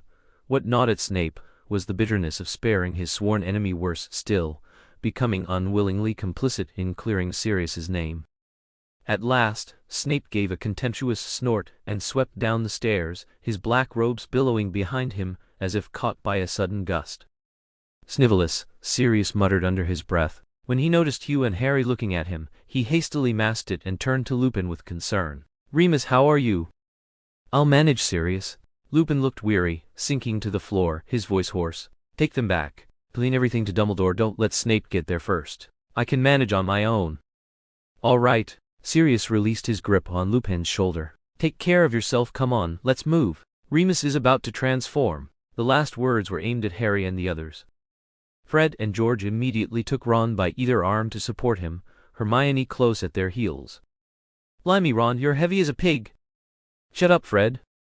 Ron's face was dark with humiliation. He was furious at the way Hugh had treated his pet, yet almost convinced that Scabbers truly was the traitor Peter Pettigrew given the rat's unnatural behavior. His pride and dignity felt deeply insulted. They slipped into the passage on the ground floor, Fred, Ron, and George leading, with Snape striding some 20 feet ahead, Hermione and Sirius following after, and Harry and Hugh deliberately slowing their pace at the rear. "Hugh," Harry said softly. "Hum?"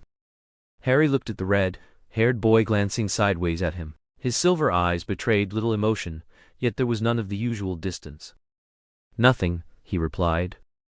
Harry smiled, his green eyes curving warmly. "Hi, Sirius, can I call you that?" George suddenly asked in a slightly ingratiating tone. "Of course." Sirius looked a bit surprised but immediately answered cheerfully, "It would be my honor." "Well, I heard you call Harry's father." George caught his breath and continued, "Prongs, is that his nickname?" "That's right." Fred and George exchanged a glance, their faces lighting up with delight. Then, Fred said, "Moony is Professor Lupin, Wormtail, could that be Peter Pettigrew?" Sirius's eyes widened in surprise. "You've got a sharp memory. I only called him that once." George grinned proudly. "Let me guess, your nickname must be Bigfoot, right?" "How did you know?" Sirius was genuinely stunned this time. "We have a little bit of parchment," George said, feigning mystery. "Old, yellowed, and blank. Horse, only on the surface. It reveals all of Hogwarts' secrets to us." By now, Sirius fully understood. He threw back his head and laughed heartily. The Marauder's map, Sirius cheered. That's right, that's it, Fred confirmed. We owe you so much, George exclaimed dramatically.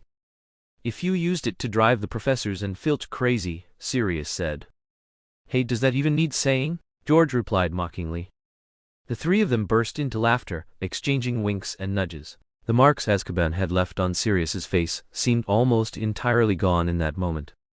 But how did you get it? Sirius asked. I remember Filch confiscated it, though he had no idea what the Marauder's map was for. It seems he locked up anything James carried as if it were highly dangerous. Oh, back in first year, we once threw a dung bum in the corridor. For some reason, that dung bum really upset Filch.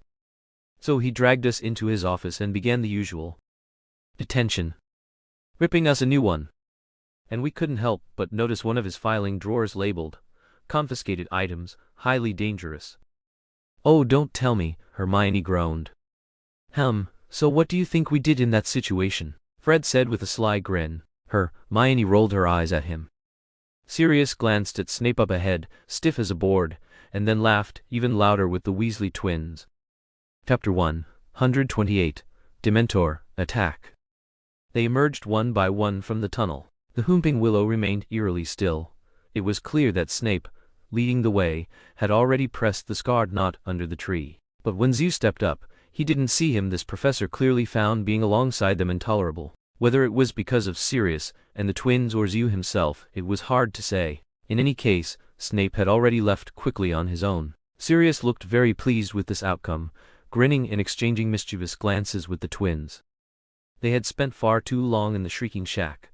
By now, night had fallen completely. Moonlight spilled across the thick snow on the ground, making the surroundings less dark than one might expect, though a chill still hung in the air. Only the soft yellow glow from the distant castle windows offered a hint of warmth. Zeus had just crawled out of the tunnel and hadn't yet found his footing when a wriggling sensation returned to his pocket. Irritated, he pulled out a handful of petrification powder from his ring and dumped it all inside, silently resolving that the first thing he'd do back in the dormitory was throw away this robe. Sirius noticed the movement. He paused for a moment, continuing his banter with Fred and George about their latest pranks, though his mood had visibly darkened and his expression soured. A cold wind swept through, carrying snow from the trees and ground that pelted everyone's faces and clothing. Harry, who had just peeked out of the tunnel, had a small pile of snow fall from a branch, much of it pouring into his collar. Freezing, Harry shivered, hastily crawling out and brushing snow from his neck and shoulders. You okay? Hermione came over, stifling a laugh as she brushed the snow off him. She shivered too, regretting that she hadn't worn gloves before leaving. Harry, take out your wand, Zeus said suddenly, his voice low and serious. What? Harry looked at him in confusion, then froze as a sharp, pained howl came from Sirius up ahead. Sirius! Several of the Weasley boys shouted at once, panic in their voices. Sirius trembled and collapsed face first onto the snow, hands covering his head, his body convulsing uncontrollably. No, he choked out, whimpering, don't.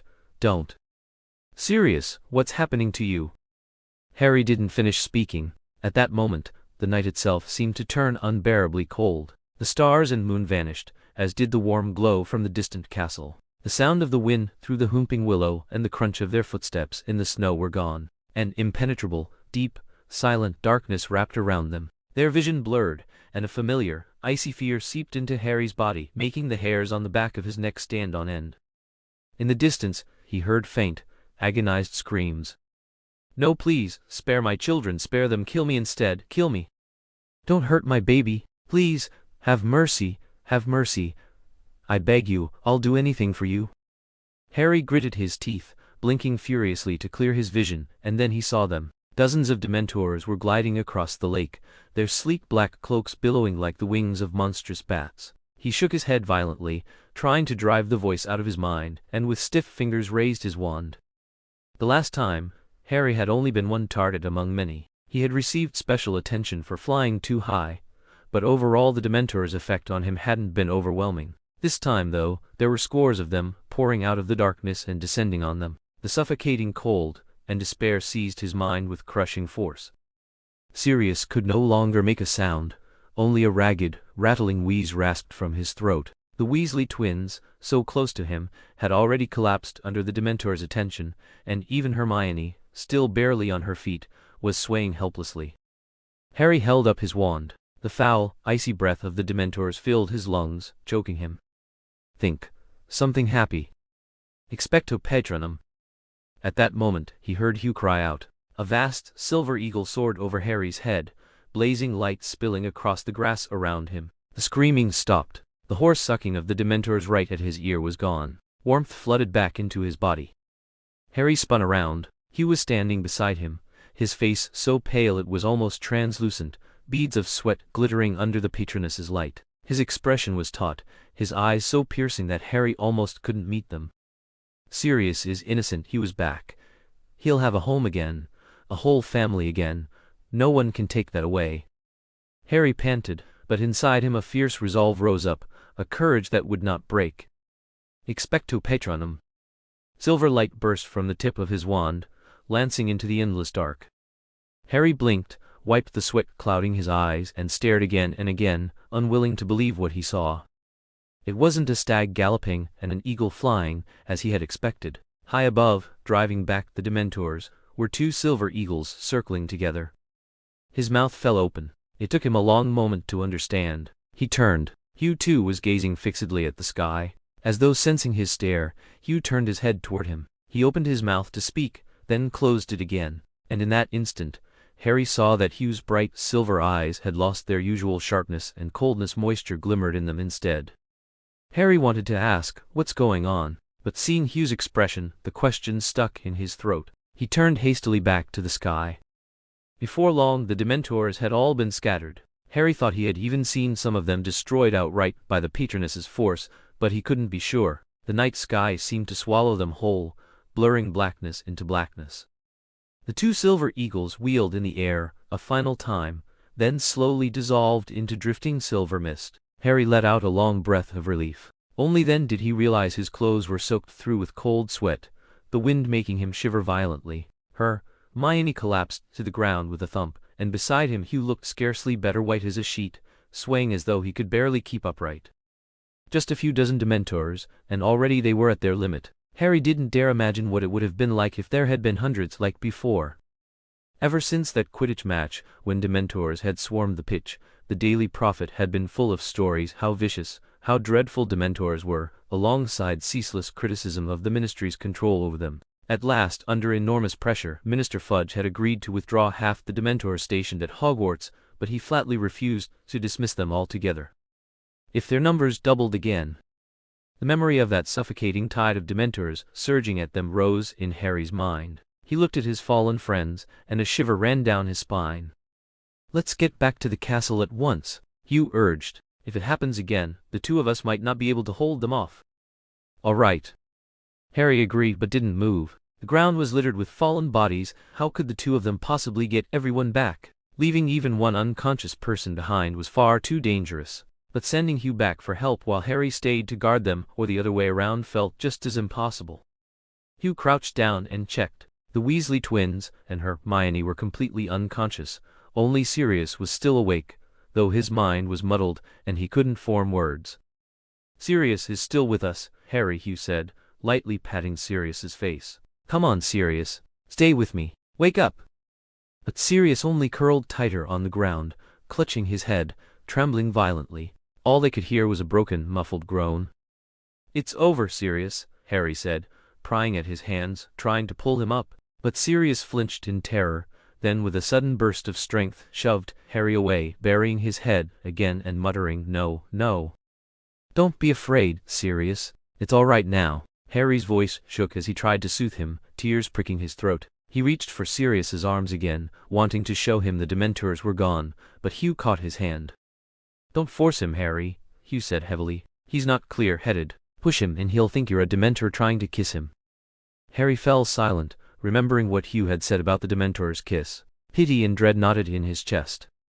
"So what do we do now?" Harry asked, looking helplessly at all the unconscious bodies around them. "We can't carry everyone back. Maybe we should just wait here. If Professor Snape notices we haven't returned, he'll come. And with so many Dementors inside Hogwarts, there's no way Dumbledore hasn't."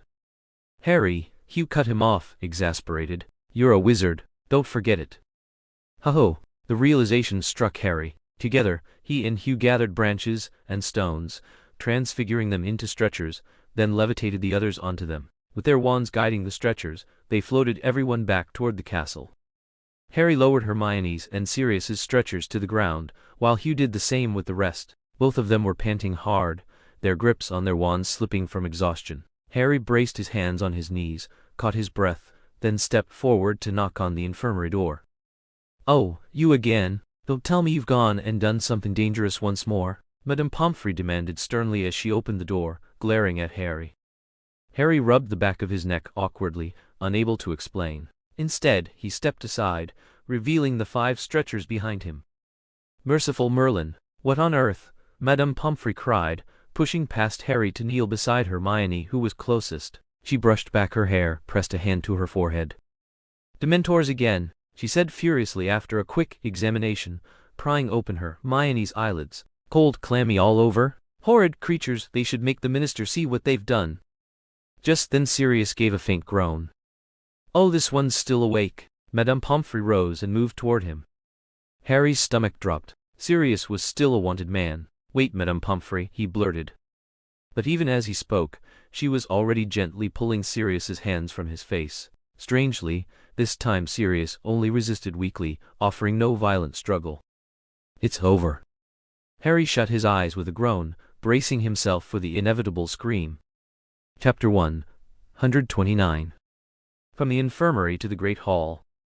But Madame Pomfrey did not scream in shock upon seeing Sirius, as Harry had expected. She only paused for a moment, then continued her examination as if nothing unusual had happened.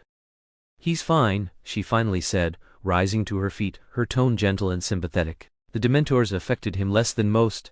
He was just terribly frightened. Poor thing." With a flick of her wand, she transported the patients on the stretcher onto the infirmary beds and hurried into one of the rooms.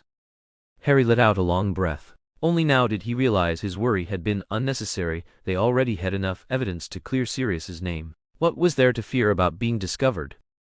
He glanced at Hugh leaning against the wall, head down and lost in thought, and felt a deep, tranquil joy as if nothing in the world could threaten or worry him anymore. By the time Dumbledore and Snape rushed in, Madame Pomfrey had just administered a calming potion to Sirius. His trembling had stopped, his breathing was steady, though occasional flickers of fear still crossed his eyes. Hugh couldn't help but wonder at Dumbledore's impeccable timing. Why did the old fox always seem to arrive precisely when events had just concluded? "Good evening, Hugh," Dumbledore said cheerfully, as though Hugh had never left and had always been addressed by that name. Madame Pomfrey, however, looked at Hugh in surprise at the greeting. "Good evening, Headmaster," Hugh replied reluctantly with a slight bow. "I'm sorry for the trouble I've caused during this time." "Oh, not at all," Dumbledore said with his usual kindly smile. "Seeing you return safely is all the happiness one could ask for." Hugh pursed his lips, offering no reply. "Headmaster, if you wish to have a discussion, I suggest the office." "But not now," Madame Pomfrey interjected. "This child has been through a terrible ordeal tonight. He must remain under observation in the infirmary for the evening." "Apologies, Pomfrey, but I need to speak with the two Mr. Potters and Mr. Black," Dumbledore said calmly, "about their return to Hogwarts together." "For heaven's sake!" Madame Pomfrey exclaimed in exasperation. "Just look at the state those children are in. This is the infirmary, isn't it? I insist." "Thank you very much, Madame Pomfrey," Sirius said, struggling to rise from the bed. He swayed briefly, but then stood steadily. "I'm not so weak that I can't move. Hello, Dumbledore. It's been far too long." Though speaking to Madame Pomfrey and Dumbledore, Sirius's eyes remained fixed on Snape, meeting the other man's ridicule with defiance. "Hello, Sirius," Dumbledore replied lightly. "Lie down," Madame Pomfrey called. "You cannot get out of bed yet. You need treatment." "I'm fine, Madame Pomfrey," Sirius said stubbornly. "I'm perfectly well." "But you—" "Do not worry, Pomfrey," Dumbledore interrupted. "I will monitor his condition." "Very well," she sighed and left the infirmary, drawing sound-proof curtains around Hermione, Ron, and the others' beds as she went. "Now then," Dumbledore said, turning to the remaining group. "Sirius, Hugh, Harry. Oh, Harry." Hugh looked over and noticed Harry, lying on the bed, had already fallen asleep. His head was tilted slightly, a foolish smile still on his face, and a small trail of drool gleamed at the corner of his mouth. How embarrassing. Zhu covered his face, pretending he hadn't seen anything, while a flush of heat spread across his cheeks. Snape snorted coldly, flicked his wand, and a stream of clear water splashed directly onto Harry. Startled, Harry leapt from the bed, shivering from the cold, his eyes still dazed. "Filch!" Sirius yelled. If Dumbledore hadn't been standing between him and Snape, he would have lunged without hesitation. "Severus," Dumbledore said disapprovingly, flicking his wand so the water on Harry instantly dried. As Harry regained his senses, the first thing he saw was Dumbledore and Snape standing before Sirius. He immediately shouted, "Professor Dumbledore, Sirius is innocent. Ron's rat, Peter Pettigrew, that animagus, he did all of it." He cut off a finger. Dumbledore raised his hand, stopping Harry mid-sentence. "I already know, Harry. I trust you," Dumbledore said calmly. "Where is he?" It took Harry a moment to realize what Dumbledore meant. Zhu had already pulled out Scabbers from his pocket, bloodied, stiff as stone from petrification powder, and tossed him onto the floor among them. Without any magic, just by the unnatural bend of the rat's hind legs, Dumbledore could tell exactly what had happened. He cast a deep gaze at Zhu, then glanced at Snape, pointing his wand at Scabbers. A beam of blue-white light shot onto the rat, and as if watching a sped-up film, a tree seemed to grow segment by segment. A head appeared out of nowhere, then limbs slowly sprouted. In the place where Scabbers had been lay a man. He was short, with sparse, messy light hair and a bald patch on top. His small, watery eyes, sharp nose, and pale, grimy skin made him look pitiful. Dumbledore's spell simultaneously ended Peter Pettigrew's animagus form and removed the petrification and silencing magic. The man's scream, nearly capable of piercing the castle, erupted as he transformed back into human form. Dumbledore muttered a complex spell under his breath, and Peter Pettigrew's screaming ceased. "Thank you, Dumbledore." "Truly, thank you," Peter Pettigrew said shakily. Trembling, he touched his soft, floppy legs and realized that Dumbledore had only removed the sensation of pain. They were still damaged. His breathing quickened and low whimpers escaped. "Dumbledore, oh Dumbledore, Black tricked the boys. He came to kill me again, Dumbledore." Zhu glanced at Pettigrew's pitiful pleading with disgust, then turned and quietly opened the door, slipping out without a sound. Somehow, snow had begun falling outside. The flakes weren't heavy, but the world felt calmer. The only sound was the gentle whisper of falling snow. Zhu followed the wall of the infirmary for some time, finally sitting on a step, hugging his knees, gazing at the endless snowflakes that seemed born from the darkness and the inky black sky above. All was silent. "Zhu! Zhu!" Zhu opened his eyes to see Harry crouched beside him, nudging him. "Harry?" Harry exhaled in relief and asked Zhu, "Are you okay?" "Nothing, just slept for a bit," Zhu said, standing and stretching, his arms tingling from having been pinned under his head like needles pricking him. He rubbed his arms and asked, "How did it go?"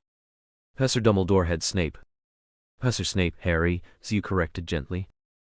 "All right, Professor Snape used Veritaserum, and the truth came out," Harry said. Then Professor Dumbledore informed the Ministry. Minister Fudge and the Aurors came and took Sirius and Peter Pettigrew away, said there would be some kind of trial. But Professor Dumbledore promised Sirius will be fine, and, he glanced at Hugh Snape. Professor Snape said, "Since you skipped 2 weeks of classes without excuse, you'll be doing detention in his office every week this term, Wednesday through Friday." "That's all?" Hugh asked, surprised. "That's all?" Harry's voice shut up. "What else did you expect? I thought there'd at least be point deductions, an official warning, something." Hugh shrugged. "And even detention, it's not on the weekends?" Harry grinned. "Snape wanted it that way, but Dumbledore said he couldn't take away our Hogsmeade weekends. Hugh," Sirius promised, "once he's back, he'll sign the permission form for us." Hugh couldn't help smiling at Harry's delight. "Didn't you used to go anyway?" "That's not the same." Harry's eyes went wide. "Now we'll be able to go openly. No secret passages. No invisibility cloak. No sneaking. We can buy whatever we want. It's brilliant!" Hugh just shook his head, saying nothing. Harry's joy faded quickly, replaced with worry. "But Hugh, you've got to be careful with those detentions. Snape doesn't like you anymore. No, he outright hates you. He'll definitely try to make things miserable for you. Last time, what did he make you do?" "Writing." "Writing?" Harry looked dumbfounded. "Yeah, copying, to be exact." Hugh chuckled softly at Harry's expression. "Snape's not as terrible as you think, Harry." But things are different now. Harry grew serious. If he really does make trouble for you, you have to tell Dumbledore. Professor Snape, Harry. Fine, Professor Snape. Harry sighed. Still, it seems like he's got a deep grudge against your father. Just be careful. Got it. Hugh let out a helpless sigh. A shadow suddenly loomed over them. You too, Madame Pomfrey snapped. Why aren't you back in the hospital wing? What are you doing here?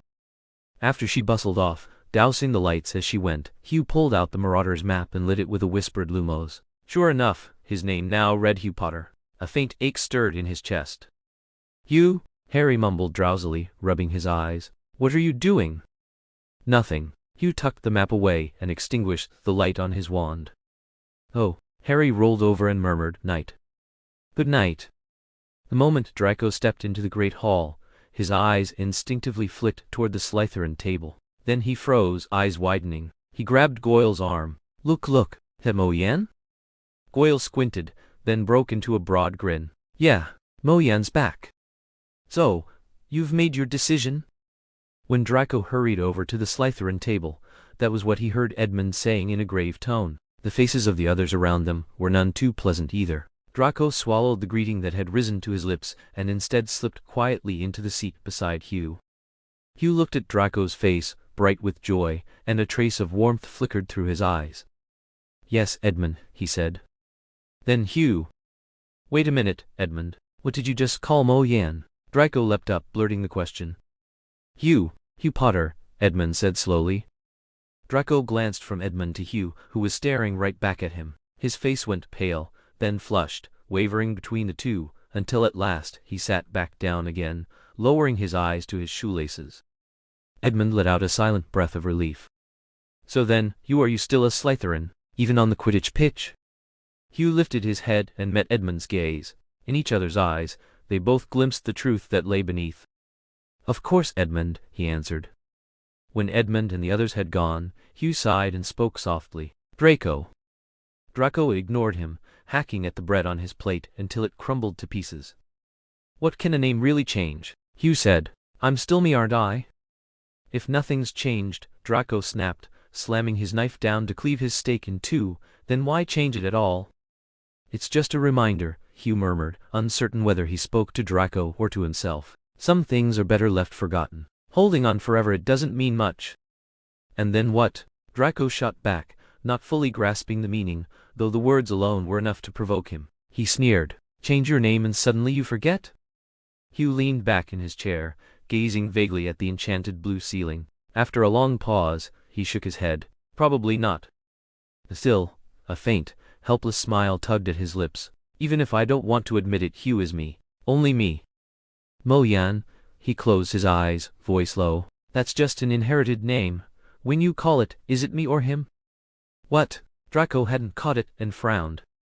What's the first class this morning, Draco? Hugh asked instead.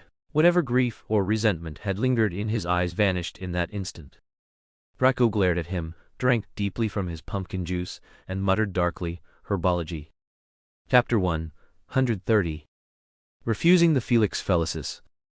On his way back to school, Hugh had braced himself for questions and Dumbledore's scrutiny. Yet, aside from that one brief encounter in the hospital wing, the bearded headmaster never sought him out. Later, Hugh learned from Blaise that Dumbledore, in his role as chief warlock of the Wizengamot, was presiding over the interrogation of Sirius Black and Peter Pettigrew.